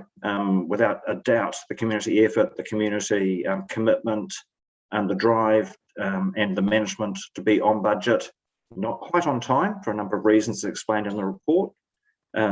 Factors beyond their control.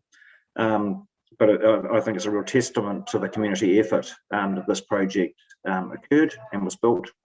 And you will be aware that even after it has been built, we have received criticism. People have questioned the methodologies, the costs. So it's important that we do put those concerns to rest. So with that introduction, I'll ask Ian to just walk you through the project. Review, sorry. Thank you very much. Calibre Consulting was employed to look at the project to identify lessons that could be learned from it. And I think in part this came from the concern that was out there and the fact there were very few records within the council that you and STIT could find. And from that, we're to prepare a framework for projects going forward. The framework, which is a separate report and is a work under progress, sets out a framework for project management. As it transpired, the Waihinga project was not a very good one to learn lessons from because in the end it was successful. However, we can take the good points of the project, and the reason it was successful was the very high and very competent management that was involved in running the project. The scope ended up being well defined.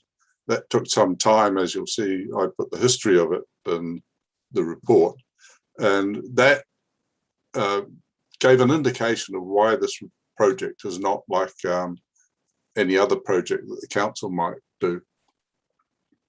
There was minimal design creep over the project, and that is the bane of all projects.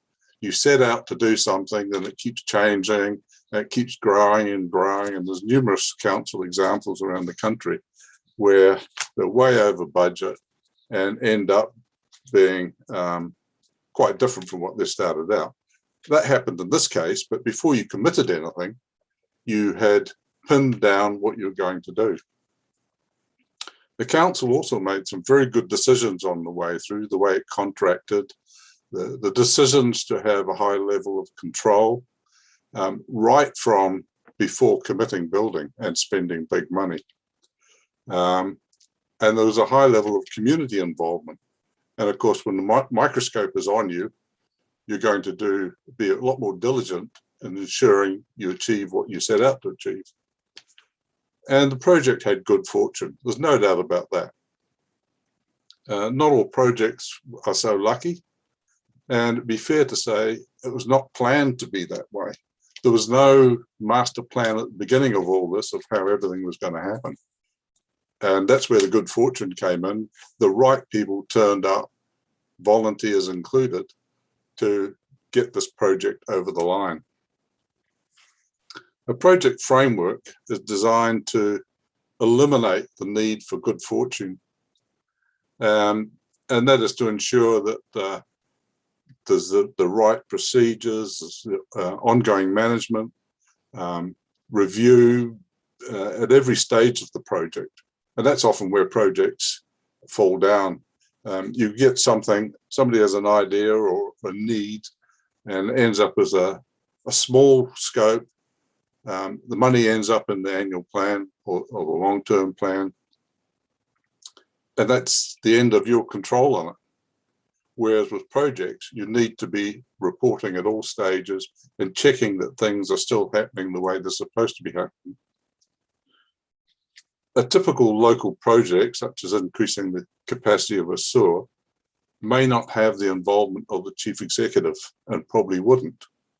And that was one of the key factors in this project, that right from the very top, you had involvement, coupled with the very good people that came in to assist with it. We can, however, learn some lessons from the good points in this project. And the key ones that I think, and these summarize the lessons at the end, is having the design well-defined, accepted. Now that's really important because in this project, a number of people that I spoke to kept on talking about, well, we should have had this and we should have had that. It's important to get an acceptance from all parties about what you're going to do.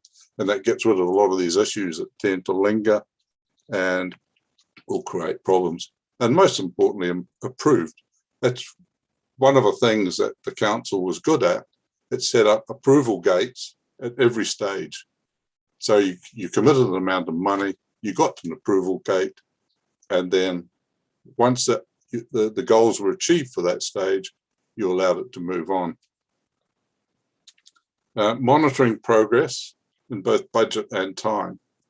The construction committee, though that was at the end, but previous committees had a fairly hands-on approach and were regularly updated all the way through, so that there is this higher level involvement all the way through the project to ensure it happens. And you had an accountable overview. I mean, you can't get more accountable than the chief executive, but that's one of the key things, is that the project manager should not necessarily be the person accountable. It should be the people sitting above them that ensure that the project manager is doing the right thing. One of the failings, or two of the failings in this project, were risk assessment.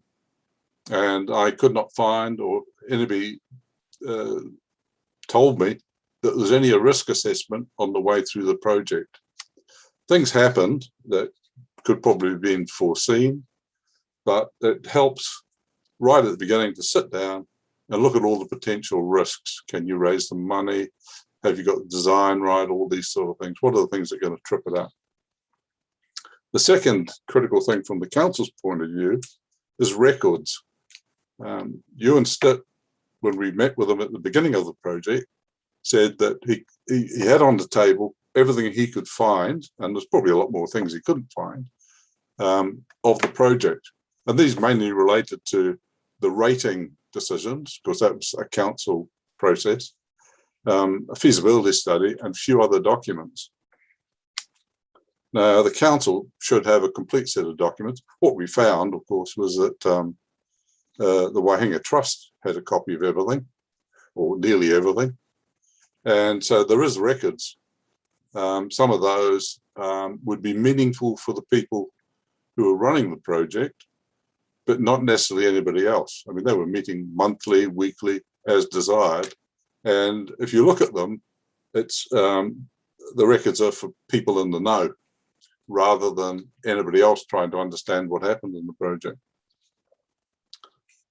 The last point I have is that I think the council, no matter what sort of project you're running, whether it's a project like this or being run by external consultants, which a lot of council projects are, there is a need to have in the council someone who is managing that project and keeping up with it, not handing it over to other people. And this enables internal communication. You have a go-to person there if you want to find out something about the project, communication, and all those sort of things. And it doesn't need to be full-time. It doesn't need to be a senior position. But you have somebody within the council who's keeping track of everything. And that's more or less all I wanted to say, other than that we have developed a framework. A draft has been given to the council, and it's now for the council to look at how its own processes will fit into that. Now, we've drawn up a basic framework that is standard for all projects, which involves identification, initiation. Identification is what you get the stage before it goes in the long-term plan. Somebody writes up saying we need to upgrade this sewer, and it'll cost X dollars. So that's what ends up going into your long-term plan.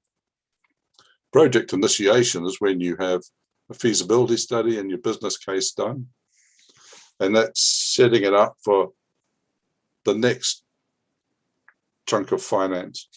The next stage after that is project planning and design, where you're doing the detailed design, the procurement, how you're going to procure it, consents and resource planning. Then you get to the project implementation, and that is the easiest stage of the whole thing because you're just building it. If you've done all the early stages right, that stage should be easy or relatively easy. And then as Chief Executive just mentioned, it's important to review projects and go back and have a proper closeout so you can learn lessons from it. You can also ensure all your documentation, asset registers, and everything up to date. Overlying all that, there's a whole lot of project procedures that cover through all stages. And these are documentation, use of checklists, peer review and approval at every stage, reporting, monitoring and control, and change control. That is having control on how you change aspects of the project. And that's about all I wanted to say. Great. Harry, anything else you want to comment on? I've got a question, if I can, if we're in that stage. No, I think Ian summed it up really well. And as I said, what we've used this as an example to actually build some internal frameworks for how we engage further. I think that's important, particularly as we come to some other projects like the pump park, that we apply some of these methodologies. We found it a very useful exercise to do. And as I said earlier, it's somewhat more complex when you have a community group running it. And I think the trust need to be absolutely commended for the perseverance, their hard work, their oversight, and their management. I think they've done an outstanding job for the community. Pam, you had a question. Sorry. Ian, thank you very much for your presentation. I forgot to thank you for attending. Thanks, Ian. Harry, I wanted to endorse what you've said about the trust. I think they did a marvellous job and certainly are to be commended for the work and effort they all put in on a voluntary basis. And there was no remuneration for their time and the hours and hours that they put into the project. But if you'll excuse me, everyone, I've just got to go, and I'll join you shortly. Thank you. Thanks, Pam. Jeppy. Yeah, thank you. Thank you for that, Ian. I just want to endorse your comments about the community. I just want to tell you something. When this started off, and just prior to the council agreeing to go ahead to this, one of the opponents of this new town hall setup came to me the night before and said, Jeppy, which way are you going to vote? I said, well, I'm not really sure. Which way would you like me to vote? And he said to me, well, you've raised 1.4 million outside of council. You'd be a mug not to go with it. So that really summed it up, because they could see that steering committee had done their work, raised all that external money, and it wasn't costing the ratepayers beyond what council contributed. So, yep, endorsing Pam's comments on that group. Yeah, that was a job well done. Thanks, Brian. I've got one question though. We did have a submission, I think it was at the last council meeting, from Karen Crowe, who was incredibly critical of the council on the whole project. Have you overlaid her comments or accusations against the report? Look, I'll answer that. So her comments were relating to the playground, not the actual build of the centre itself. I'm somewhat confused by Ms. Crowe's presentation. She obviously has experience in this area, but fundamentally did not understand the nature of design build contract.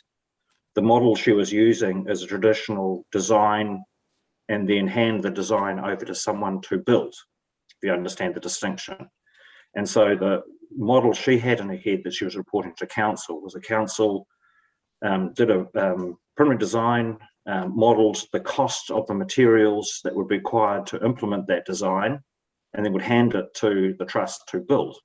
That was not the nature of the contract in any way, shape or form. That does not allow innovation. So the nature of the contract with the trust was a design build contract. So in essence, what that allows you to be able to do is to be able to use the budget. If you can make savings in areas as you build it, then you can put in more features into the playground, which actually occurred. So there's obviously a fundamental misunderstanding between Ms. Crowe's understanding of how a project could be managed, but specifically, we had talked to her on many occasions that this was how it worked. So the example that she used, over $50,000 for grass, was just, it was misleading, if I could use that term. It was never intended to be that way. It was also to do with a number of other things, which was explained to her at the time. So as I say, I'm confused. We thought we had explained that to Ms. Crowe, but she fundamentally misunderstood the nature of the contract, and what it allowed for the citizens and the playground was actually more features to be built than would have originally been able to achieve in the budget, which is a fantastic outcome. Well, it's a massive long reply to one that actually doesn't actually relate to the actual the building of the Waihinga Centre itself. It was more the playground. So, councillors, do you have any other? Pip? Thank you very much, Anne, for having a look into that. You know, I think the majority of the people who asked for information, it was all financial information that they'd asked for. So where they were wanting things put down, and I think the reason that Karen had mentioned grass is because on the invoice it said grass. And so that's where the discrepancy was, because then the amount went down. You've just explained why that happened, Harry, but at the end of the day, it was just because it said grass. So that's why she thought it was, you know, 50,000 seemed a heck of a lot for grass, and then the amount changed for grass. But that's because then other, you know, you're saying that was because they were putting other things around it. So that's good. But But that is where a lot of the contention, people were just wanting information on how the money was being spent. So they were asking for financial information that was very, very hard to come by. And that's why there was a little bit of friction with regards to it. So just a little bit of background on that. Right, councillors, any other questions on the report? Yes, Councillor West. Thank you. Through you, Mr. Mayor. With regards to the report, who from the community who was not part of the project was asked for feedback? We were given the names listed in the report as people to interview. And that's the only people we interviewed.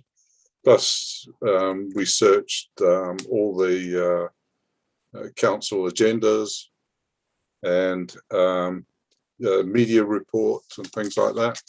And so the report was based on that. So if I can have clarification on that, you were given a list and you worked solely to that list. So that list is the foundation of your product, of your report. Yep. The names of who we interviewed are in the report, section 1.2. So for clarification, is the people that are involved in the delivery and implementation of the project? I'm a bit confused because it's kind of like lessons learnt. Certainly we can learn lessons from within the project, but don't some of our lessons come from our community and what our community are asking? Take in consideration what Pip was asking about communication over the finances and stuff. Should that not be part of a report? I don't believe so, because we were asked to look at the project management of the report and look at how project management at the council can be improved. We weren't asked to look at the wider issues of the community involvement or things like that. The objective at the end of the day is to get a project management framework that will apply to all projects going forward in the future. And so is this for you, Harry, is this the kind of like project plan that we would be applying to, say, something like the skate park? Exactly. Yep. Yep. That's correct. Yep. Right. Any other questions, or can we let Ian go now? Now that he's raised. Fine. Thank you, Ian. Thank you very much, Harry. Thank you for your comments as well. It's really Thank you for listening to me. Okay, Ian. Cheers. Thank you, Ian. You did a great job. Thanks, mate. Thanks. We'll now move on to item D2, which is the action items report. Do we have a mover to receive this report? Thank you, Councillor Fox. Seconded. Councillor Plimmer. All those in favour, please raise your hand. All those against, the motion is carried. Right. Are there any questions? So I run through the action items report.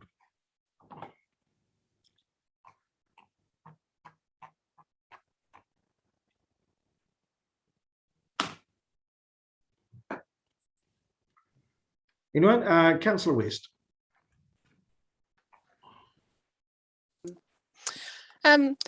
Through you, Mr. Mayor, this one's probably for Pam.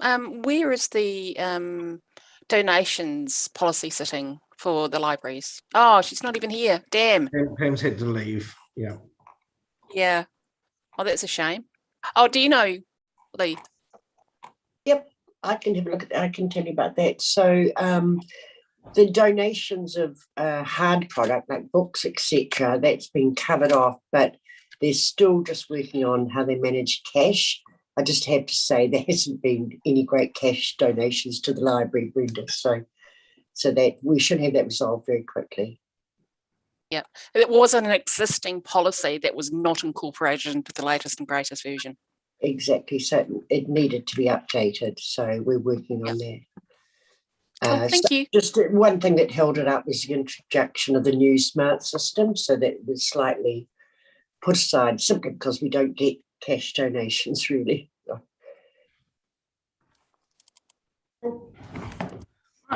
Any other, Alistair? Yeah, thanks, Harry. I'd just like to have an action item added to this, and this is the Trails Trust and the lot of potential conflict of information that's going out around Greytown about, and probably Featherston, I would assume, about the road to and from the proposed bridge that's going ahead. There's a lot of information that seems to be coming out that council have committed to certain things and building roads and widening roads and so on and so forth, which is, to the best of my knowledge, incorrect. And I would certainly like to have Harry perhaps put a report together about where council is sitting in this, and whereabouts are we on this project. Harry, do you want to reply to that, or? Do you need a report? I mean, by the time we've produced a report and tabled it, it'll be 2 months on, 8 weeks away. So that's my question. The answer, we'd be probably better to do a media release or something that actually just explains that.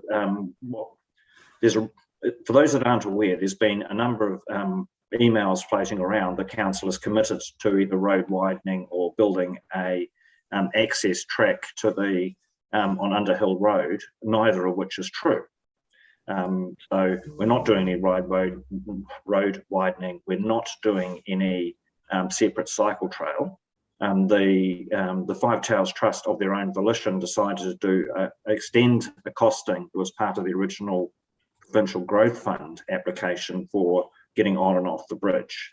The Five Trails Trust extended that to see what would it cost, and that's become a belief that council would fund something. So it is a story about nothing, and we're probably better just to clarify that through the media than write a report, Alistair, I would have thought. Yeah, I think it'd be difficult for every time someone says something that's incorrect for us to actually require an officer's report on it.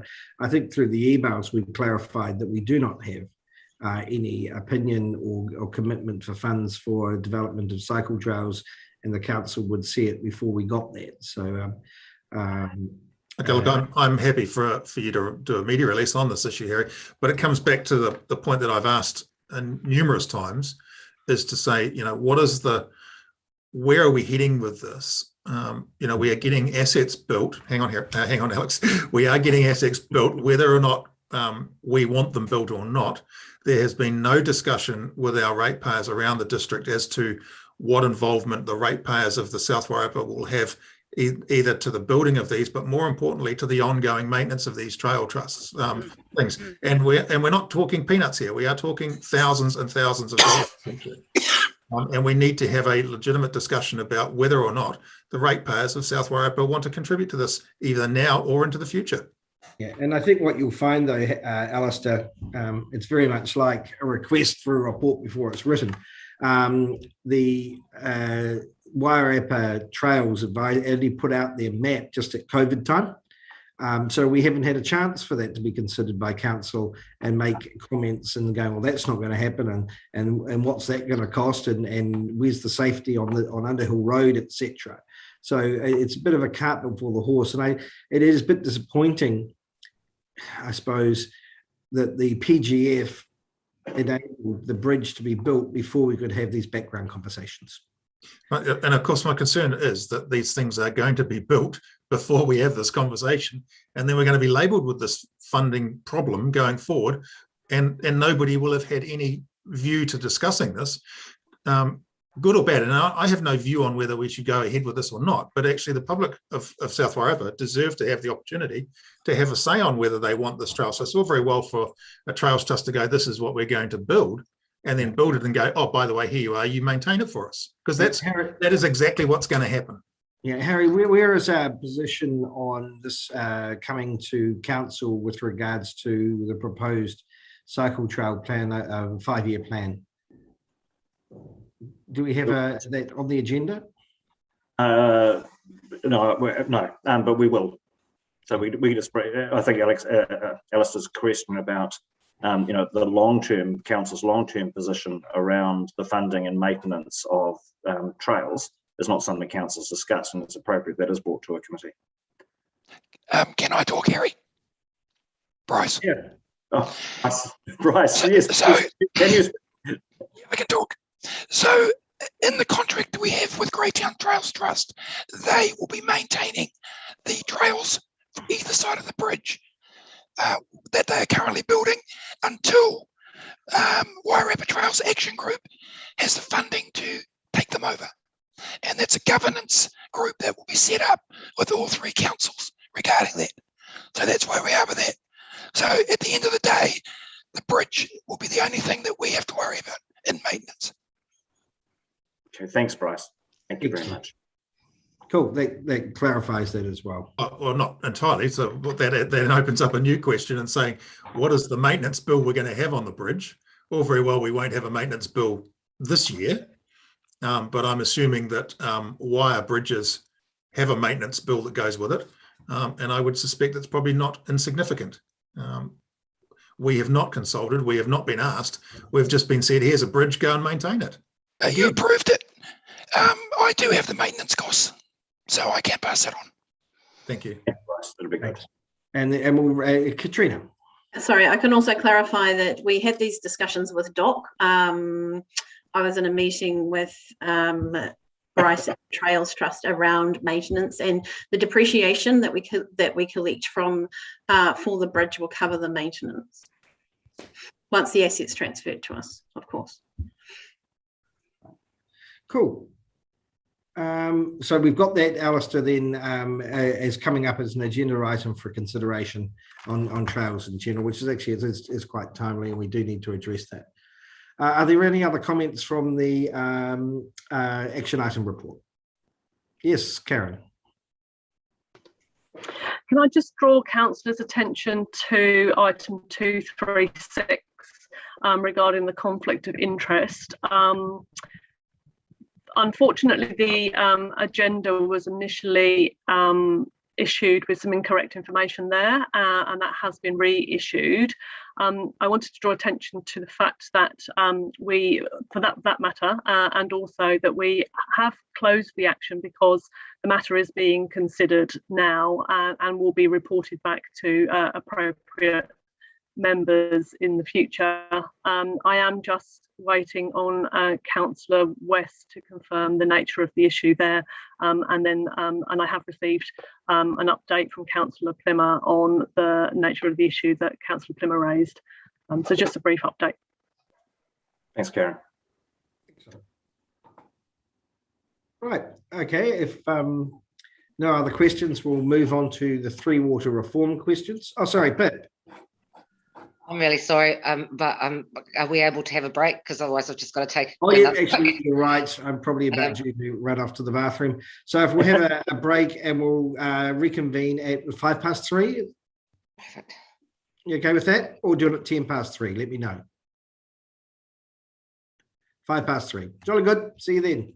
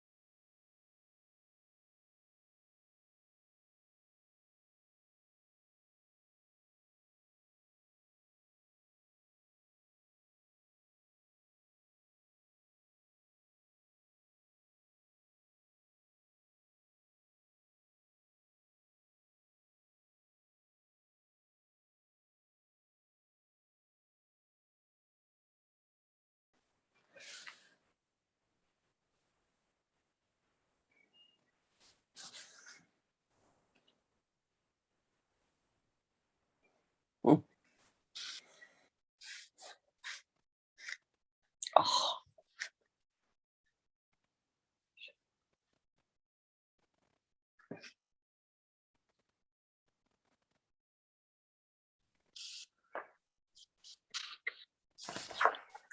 Hello. Hi, Lee.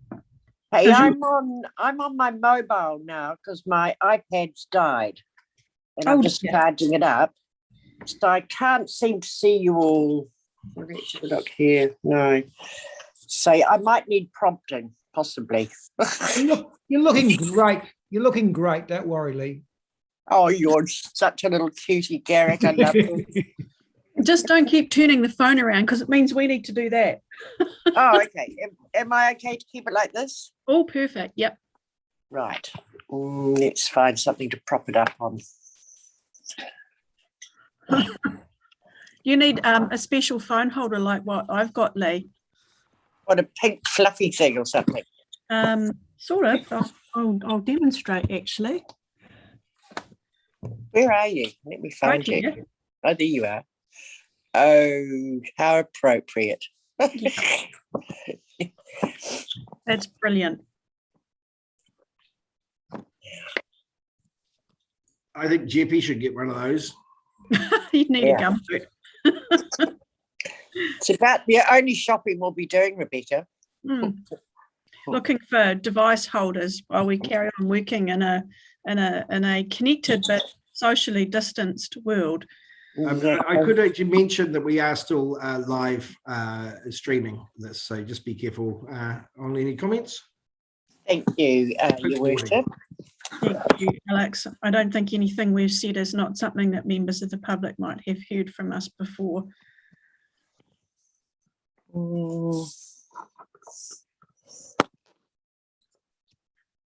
Right. So, don't worry, I'm here. Where are we at?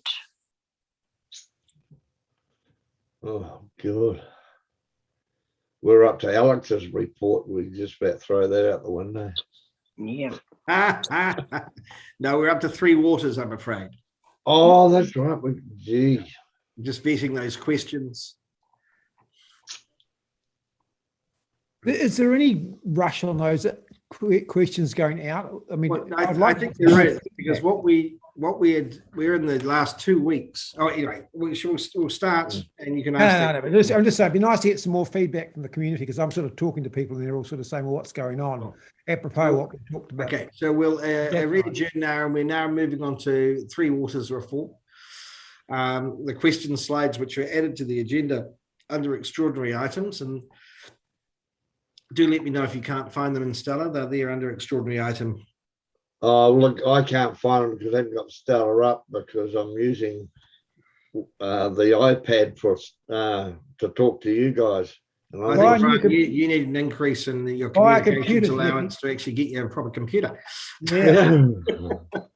Alex, is there any way it's been done on SWDC paper, but that means that we can't read, like. Yeah, it is a bit awkward there at the bottom of the page.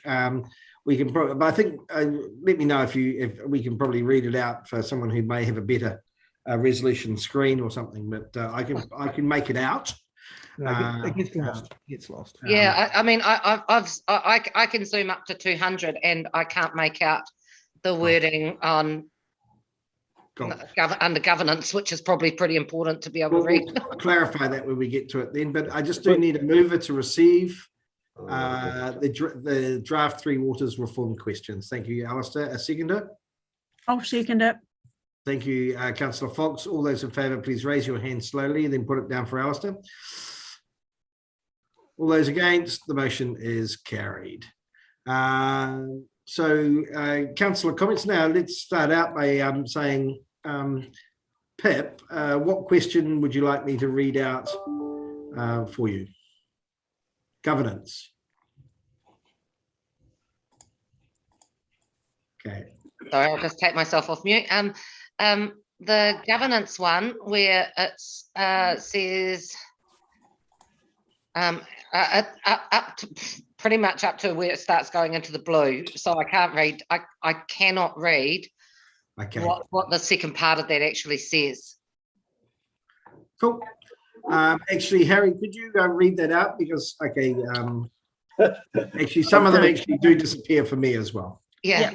Same. I'm going to do my best. I have the same issue. So the sentence is obscured is there appear to be too many layers of accountability back to the communities it serves. There, and I can't read the next. It is considered that there should be required to be effective.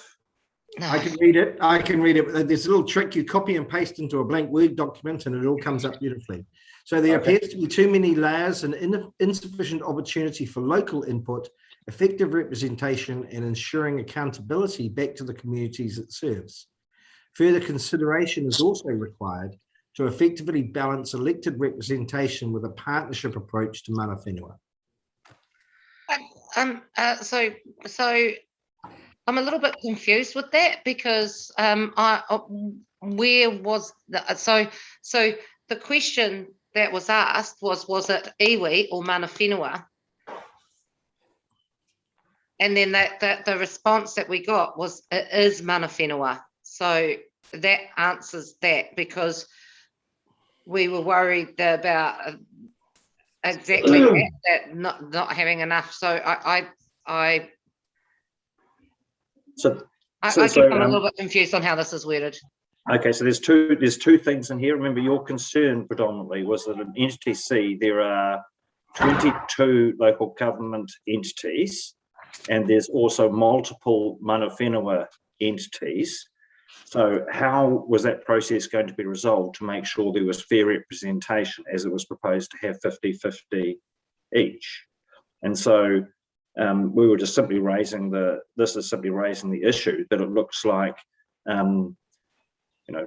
this does not represent the local voice, which was one of the predominant concerns. And how does that happen?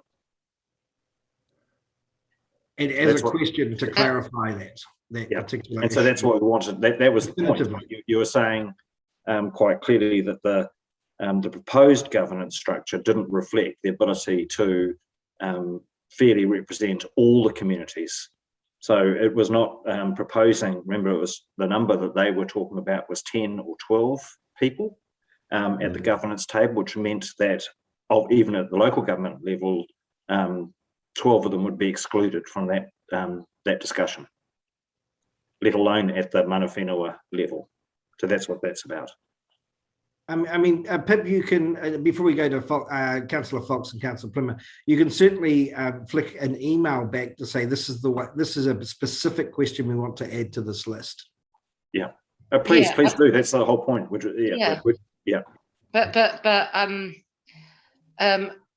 my concern was that if it was iwi, which covers a really broad spectrum, or if it was actually mana whenua that deals locally. And that was confirmed that they were talking about mana whenua. That's correct, yeah. Which is the good thing. Yeah, but this is going beyond that. This is the wider question. You all said that.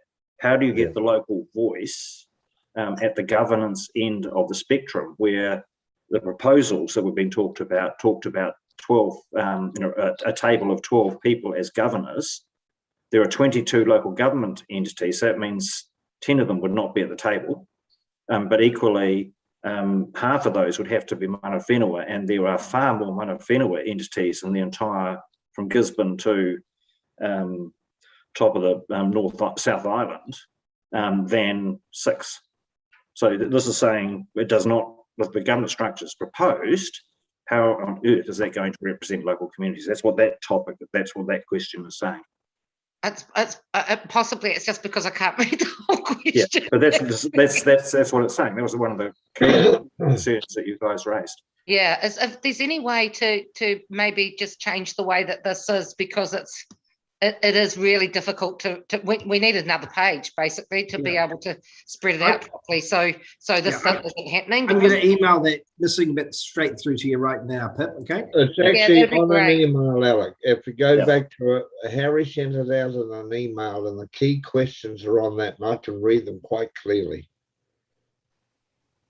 So that was the draft sent at 3:20, GP? No, when it was sent a day or two ago, wasn't it, Harry? Yeah, I did send it out a bit Yesterday. earlier. Yeah. But so there were 2 lots sent out. I sent you out a copy, and then the official version came out when Suzanne sent out the late reports. But look, could I just start this again? So just because remember, the community are not up to speed with where council is up to. So and this is the whole intent of this was to bring the questions into the public forum. So just stepping back, so the first step that we've done as a council has been to write a comprehensive report on what is known, which is essentially the government position and what they're proposing in the Three Waters reform. And that's reflected in the paper that was presented to Assets and Services, which again is part of our website and online. So that's just a reiteration of what the public are aware of. What we indicated in that report is that we would have a workshop, and it was reported publicly that we have a workshop. And not only would we have a public workshop, but the questions that we needed to ask of the Department of Internal Affairs we'd put into the public arena. And that's what this is. Right. So it's putting into the public arena that this is what we know and this is what we don't know, but we think these are the really important questions that we think the Department of Internal Affairs needs to answer to us, because otherwise, how can we have a conversation with our community with only part of the information? So the workshop that we did at the highest level, that is summarised from the first thing that we said was the most important thing, is that you put us in a situation where we've got 8 weeks to sit down and try and understand what this all means, and to try and get a list of things that we don't know, to get some answers before after the 1st of October, we go into a public arena to actually talk to our communities. So this is trying to help us build the picture of what it is that we need to communicate with our communities. But we want to take them along on the trip. So this is letting the community know these are the concerns and questions that you have, so that they can understand that you are really looking at this on their behalf in terms of getting some clarity to be able to discuss with them. So that's the first point. Yep, Alistair? Yeah, thanks, Harry. Look, sorry, well, you finish what you're doing, because I've got a question about these questions that's not represented. So finish what you were saying. Yep. Brenda? So, my biggest concern is that not even we are aware of what the ins and outs of this is, and we're trying to portray that to our community. I think that's the biggest frustration that I think everyone's actually feeling. I'm pretty certain. We can't actually tell a story if we don't know all the elements of that particular story. Which is our very first point.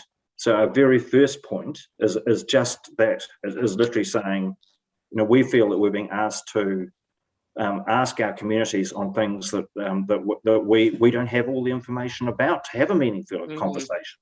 And that's what the very first question to the DIA is about, the process and engagement. How do you expect us to have that conversation when we've only got bugger all of the picture? Derek.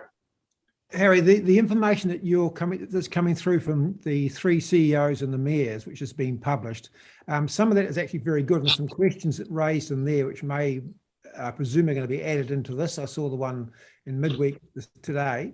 Another couple of questions, big questions.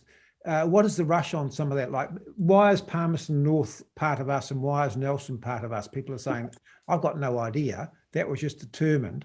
And in the rural thing, there was an interesting phrase came up at the meeting with the 30-year one yesterday, which was, they were talking about daylighting stormwater. Now, that to me, a daylighted stormwater track is actually a water race. It's confusing, and these terms are coming through that we don't know. So question one, how long have we got to get this on paper to you?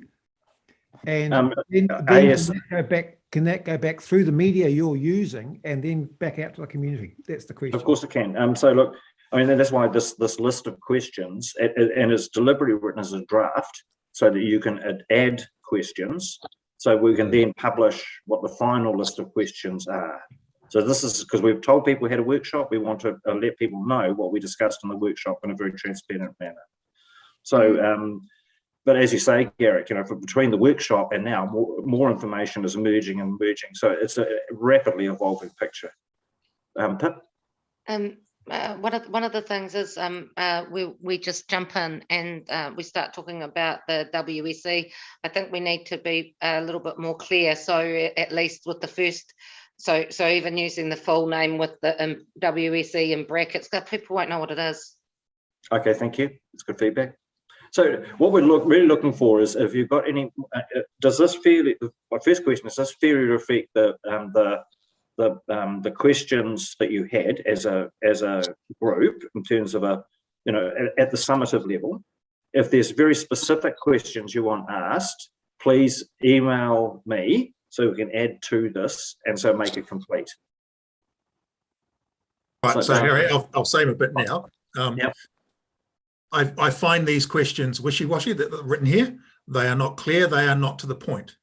Yep. We asked some very specific questions, and I emailed you 3 very specific questions. Yep. And they were about governance, they were about other options that were considered, and they were about balance sheet issues. They are not reflecting that. This is bureaucratic bullshit speech, sorry to say. It is not clear. It is not saying we want answers to A, B, C. Okay, so cut out the wishy-washy and ask the damn questions. Yep. Okay, thank you. Rebecca? Thanks, Harry. Yeah, I've just gone through the list of questions that I summarised at the end of both the workshops that we were involved in, and I think there are some gaps.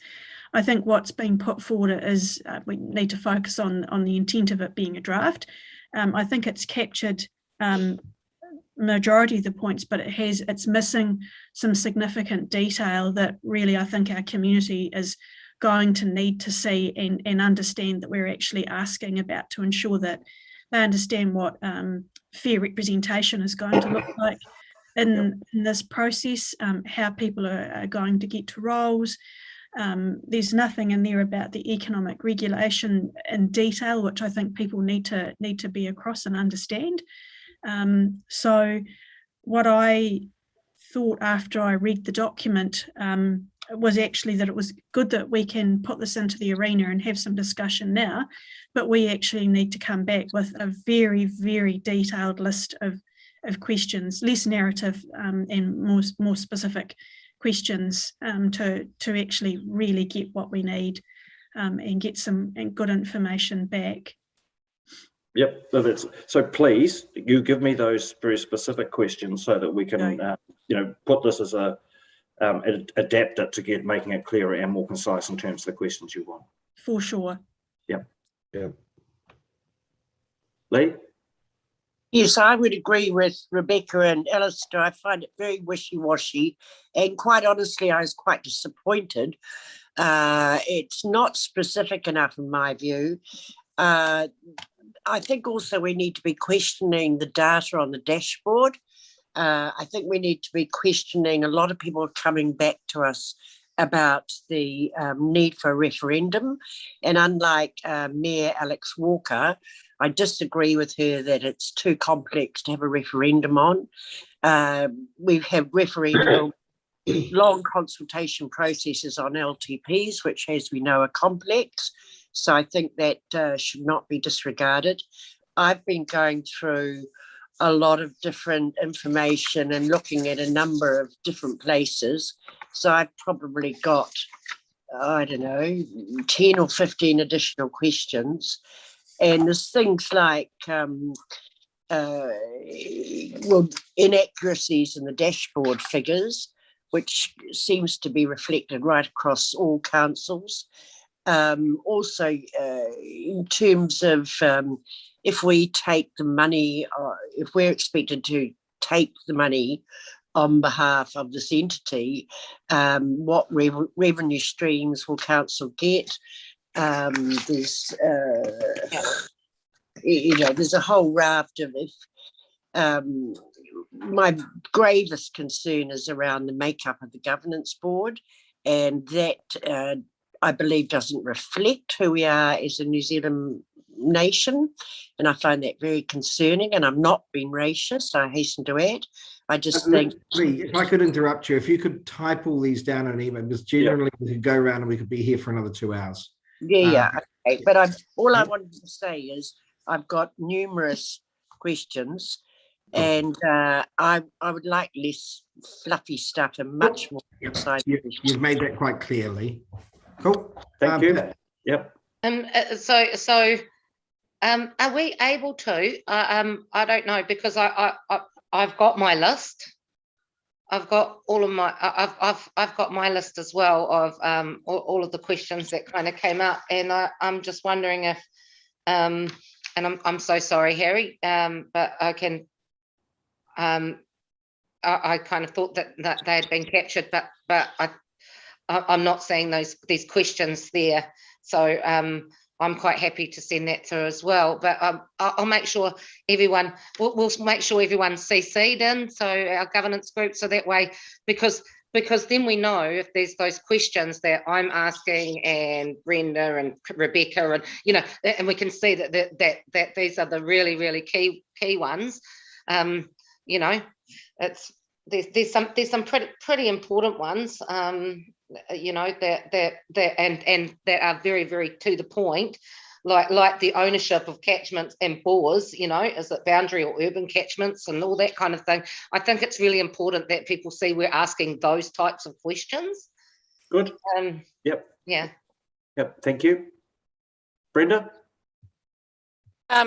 Just reflecting on what Pip said, and just if we can email out all the questions before we go into the public arena, and that we do eventually have a meeting with the public just to convey our message, and the message would be that we've been asking all these questions, and here are the responses, blah blah blah.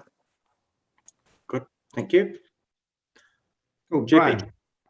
Yeah, look, just bit of a heads up with Garrick and Alistair and Alec. We discussed the concerns out there in the rural sector, and I've spoken to a few people down here and to see if they want to come and have a discussion with us, and their answers were, they said to me, if you haven't got answers, what's the point of having a discussion? And I guess a lot of the questions that they're going to ask, Garrick and Alistair and Alec and I can put them together and go through to you too. But they're not keen on having a meeting yet because of the COVID restrictions, but they want more answers. Yeah, I think as well, I know of join the club. Yeah, I know of 2 councils that have held public meetings, and they have said, the mayor said that was a nightmare for exactly that reason. They thought that a public meeting would be informing them categorically, and yet there were so many holes it turned into a bit of a disaster. So let's get this sorted first, and into and see if we can get the Times Age actually publishing something that's interesting and informative to the public. Yeah, thank you. Excuse me, Harry, can I ask, so today's Wednesday, if we had these questions to you by Friday, or is that too late for you? No, that's fine. We'd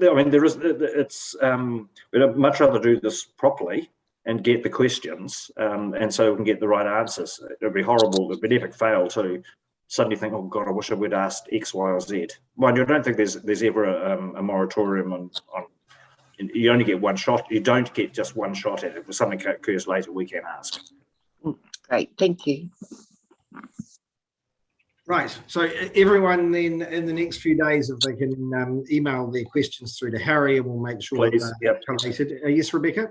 Can I just make an observation, Harry, picking up on what you just said? We might get the chance to ask questions again. I'm just harking back to something that the Minister said during Q&A on Saturday, Sunday. And one of the things that she was asked about on 3 different occasions and actually didn't really answer with a yes or no was whether or not reform will be made mandatory. What she said was, we're going to get information and we're going to give it to people, and then Cabinet will make a decision. So I actually would have to say right now that I don't have any confidence that this will not be made mandatory we might get answers back, but whether we like them or not and whether we have any additional voice remains to be seen. And I think it is really important right now that we do take the time to try and gather as much information as we can from the people in the public that are speaking with us, because their questions, they're reading different stuff to us potentially as well, that we gather as much of that and take that forward as the best community lens on this project that we can take forward right now. This is the biggest reform that New Zealand has had. Absolutely. And look, on our website, we do ask just that question. If you've got questions, you've got things you want to tell us, please do so. So, the more intelligence we can gather, the better. Yep. And I think on that though as well, Rebecca, while I accept and I'm the same, we're going through all this work and it's probably just going to be thrown at us anyway. We've got to assume that it's not. At this point in time, until such time as it's mandated, and that mandating will be done as a reaction to Christchurch, Auckland, and Whangarei with regards to their initial stances and whether or not the reforms will actually work. Can I just make a comment, Harry? You've set up on the website, and Rebecca's absolutely right. This is huge for our country, and we can't underestimate this. And there's 10 of us who are asking questions, but I'm just looking at people who have been on there today, and I see Warren's still there and some others. I'm sure they have questions as well. And is there any problem with setting up a dedicated site on our website for people to put their questions in so that we can add them to this? We're only 10 minds. There's lots of good minds out there who are asking questions, and I'm sure there are questions that they will come up with that we haven't even thought of. But if we don't take this opportunity to ask our public to say, have you got questions? We're going to miss the boat, and we can't afford to miss the boat. Harry, on that comment, is there ability or that we're running this as a 3 council response, that we have a centralised one as well? I think that's a good idea. I mean, my only reservation, look, I think it's a great idea, but people ask questions, they expect answers. And that's the bit that's the hard bit in this. So I'll just have to think that one through. But we've certainly asked people to put their views on the website. But and it is a dedicated. We need to encourage it, and we need to make it very clear that saying we're asking you for the questions we can ask. Yeah. It's not about asking us questions for answers. It's actually asking us so that we can make sure that people have the right information. Yeah. All right. Are we all good then on that one? The more information we have, better over the next week or so, because the clock's ticking on this one. Yep. We'll now move on to E1, the Mayor's report. With COVID and the timeframe since our last meeting, it's pretty light. Most meetings that I had were cancelled. The important one, I think, if we're looking at, there were number one was very interesting. Garrick and I attended. But the particular one that struck with me was with regards to youth, and passing that on to our council officers, is how we are talking about youth suicide and how that should fit in with our community health. There's a lot of organisations out there that are now able to reach out to youth, and we should be inviting them to discuss with us, or it will come into our community and take some action there. The next one was regarding Three Waters, where I was asked to meet with the iwi settlement trusts regarding Three Waters, and what staggered me was the response that they had very little knowledge about the reforms, and it called into question the government's claim that they were consulting widely and strongly with Māori. So that was a concern for me. And the next one is number 5, would be regarding whether or not we are able to work with a food bank for Greytown, which is currently resourced out of Carston. And the comment has been made by Martinborough Food Bank that they feel that there is a true need for a food bank working collaboratively with the other 2 in the South Wairarapa for the Greytown area, and if there's any suggestions from councillors on how we might start that up. Cool. Pip. Sorry, it takes me so long to unmute myself. Now, I believe, is there the Anglican Church? There may be Wairarapa possibility Whānau of Trust. having. Sorry. Sorry, the Anglican Church. The Wairarapa Whānau Trust. No. So the Anglican Church, like Maycroft, and who helps with ours, Yes.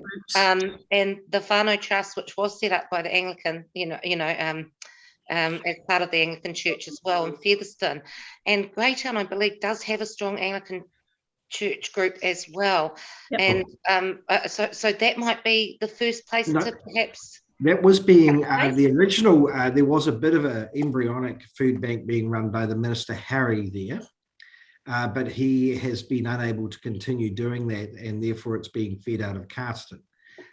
So he, I think he has indicated that it's not really within his ability. So we probably want to look at something else.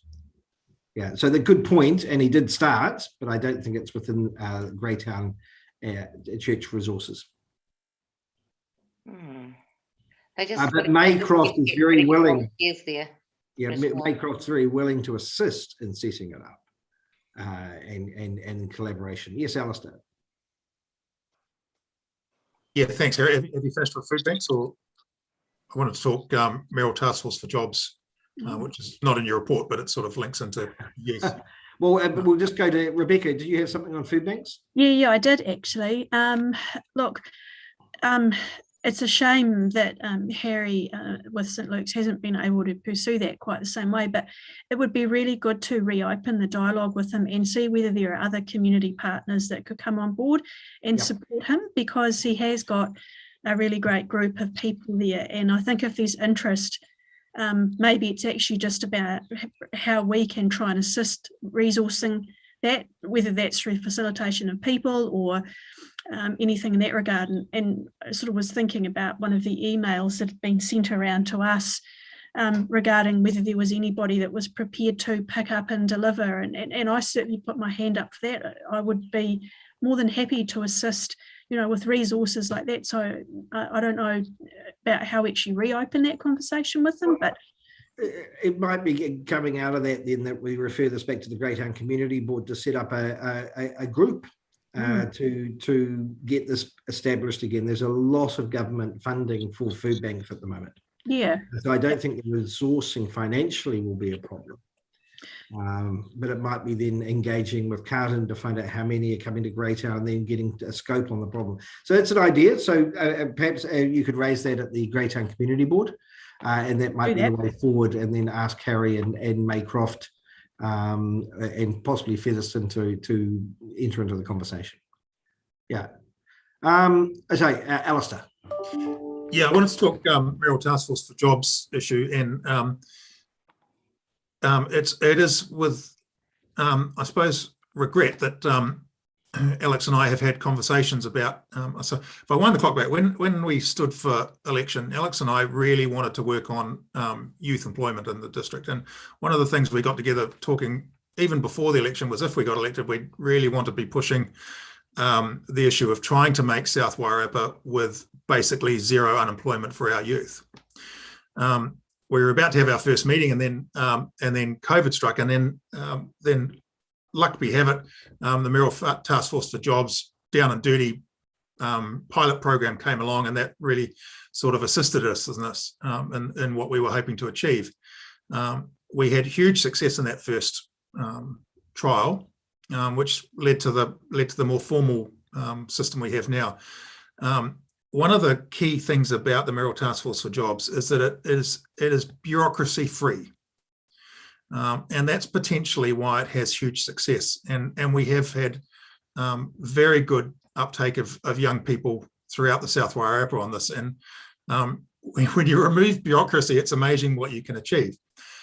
Unfortunately, we've got to the stage that it has become almost, with Alex and my involvement, it has become almost a divisive issue for some people in our community that we are involved and therefore question our motives and so on and so forth. So it is really reluctant that Alex and I have decided that maybe we are not the right people to keep running this to straight away. and we have thought that it may be best that we appoint somebody, actually employ somebody within the district council paid for out of the Mayoral Taskforce for Jobs, because as you remember, last year we gave $150,000 back. I think it was approximately, wasn't it? 110,000. Yeah. 110,000. So we have money that we didn't spend that we can use for some of this. And that would then enable Alex and I to step back further and actually just run it from the governance perspective, using the good governors that we have in our governance group of being the principal of Kuranui School, police youth liaison, we've got courts liaison, we've got somebody from St John's Ambulance, and people like that within our community who can provide us a semblance of governance. But actually the day-to-day running of it would then fall to an employee rather than Alex and I doing it, which may well remove some of the contention that is. And that's moving towards more of a contracted role as opposed to employee, so it doesn't stuff with our staffing levels. Rebecca. Thank you. You've answered that in part. Would you consider that that role would be part-time or full-time, or could it be a role that someone could pick up within, someone at council that might have capacity in their role to pick up? Totally new. We will be scoping out with Paul Gardner what that role looks like and how many hours. I think it's probably close to 20 to 25 hours a week. We'll just see how that shapes up and look. It's really just more to let you know that we'll probably be removing ourselves from active participation, which is disappointing, and passing that role on to someone else. Yeah, that is a bit of a shame in a way, because I think the program in South Wairarapa has worked quite well. And that's been not something I've necessarily observed through my role here as a councillor, but actually the things that I've observed outside of council. There are a number of other agencies that are working in the space to try and broker people getting into roles and jobs, and I'm just sort of casting my mind to the number of different agencies that are enrolled and I'm involved. I'm sort of thinking that if you guys are going to step away from the hands-on element, that that facilitation is going to be really important to make sure that we don't lose the success and attraction that we've had to date. I think you've also got it's identified as the success of the program has been identified as the involvement of the council. And that's why it's the Mayoral Taskforce for Jobs, as we are hands-on. I think it's a suck it and see how this works, and whether if we keep a very close eye on what's going on, and if it looks like it's going astray, then we reconsider it. But I think that's the only way forward at the moment. There is very much a role for our community boards in this. In the over 12 months that I've been involved in this now, I can't recall a single individual who has been referred to the program by any of our community boards.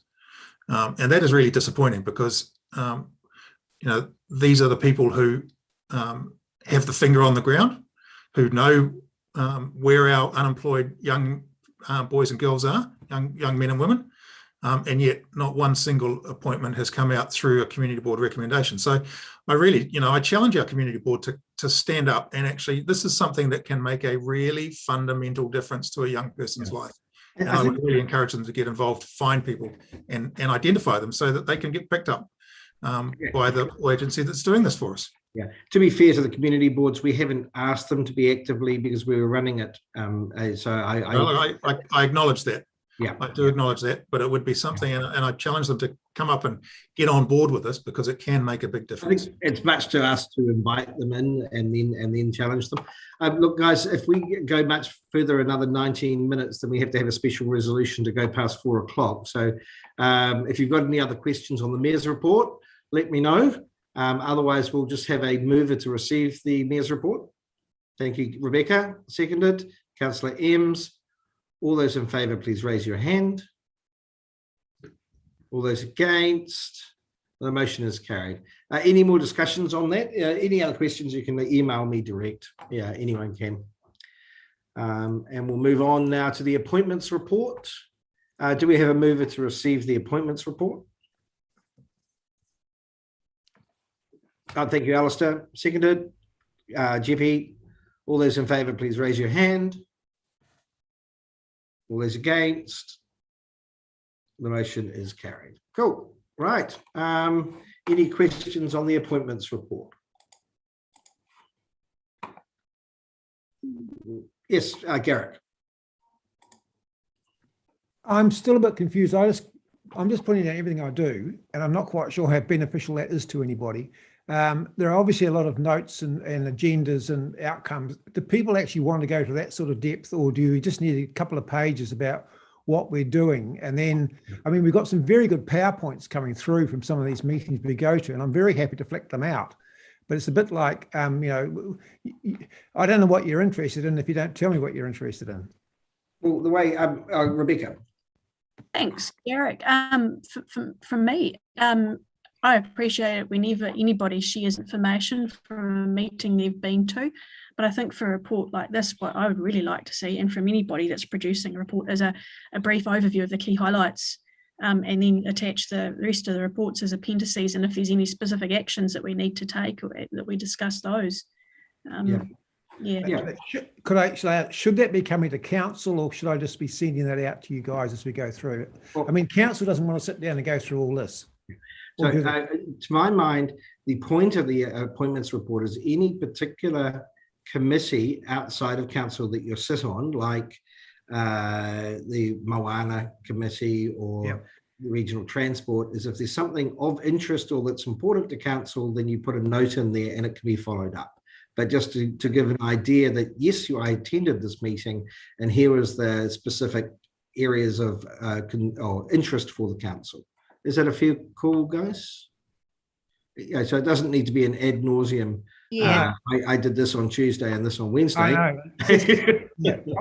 As you can see, I'm attaching the Wairarapa Road Safety Council reports, because, you know, they're reports to the council, of which I represent the council at. So they are council reports. So they probably need to be retained in our system, and you guys should have an opportunity to read them. I mean, the Lower River stuff, the Lower Valley scheme is very interesting to me and probably 3 other people on the committee. But yes, we do attend, and we do get the reports, and we do know what's going on. But do you sit on that as a representative of the South Wairarapa District Council? I do. Cool. In which case, if there's something important going on, let us know. Right. Yeah. This is a point of principle. I mean, the basic idea is it's information that is relevant to the public. So it's the highlights that councillors, but also the public, will be interested in. I mean, the other way of doing that is to set up, like we did with Three Waters, set up a folder in Stella that actually has the detail of overheads and things like that. So there's one place that people can go to and refer to. But I think it is a summary, and it is the key points that the public need to be aware of. Yeah. Yeah. Okay, so some of those PowerPoints are very good, Harry, but I think I don't know whether they're public because they come to us because we're on the committee. Yeah. And it might be that you note in your report if there's something interesting PowerPoint available. Yeah. Yeah. Cool. Any other comments on the appointments reports? Nope. In which case we're on the home track, but unless there's any other general business that we want to work through.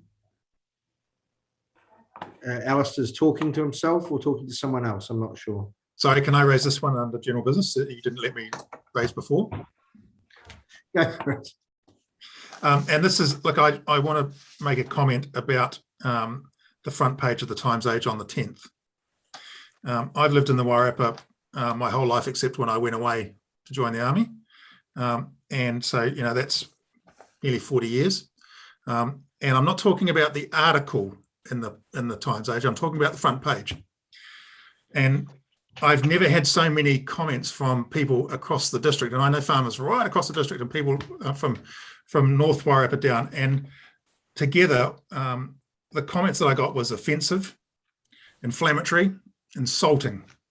And these are comments that I find really distressful, not only to us, but also to the people of the Wairarapa. And I think that the front page of the Times Age, and I'm sure you all know the one I'm talking about with the barbed wire tongue. I consider it to be tabloid journalist at its worst.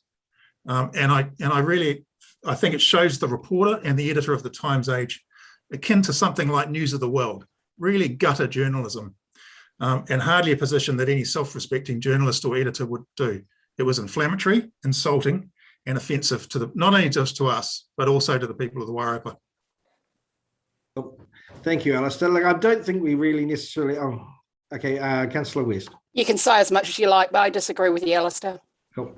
Right, which is why we're probably going to move on immediately. Yeah, of course I would. And any discussion can be had outside of a council meeting. We're now going to enter into public excluded, which is item G. Do we have a mover to enter into the public excluded as referenced in the subject matter that it's a good reason to withhold, which exists under section 7.2a? Do we have someone move that? Councillor Hay, seconded. Councillor Plummer. All those in favour, please raise your hand. All those against, the motion is carried. Fine, so we're now entering into public excluded. And could we have everyone leave apart from council officers and... Alex, council officers should leave this item to CEO review, and I will leave as well. So you can have full and free and frank discussion. Okay, have a nice afternoon, guys. Thank you, Harry. Okay. Let me just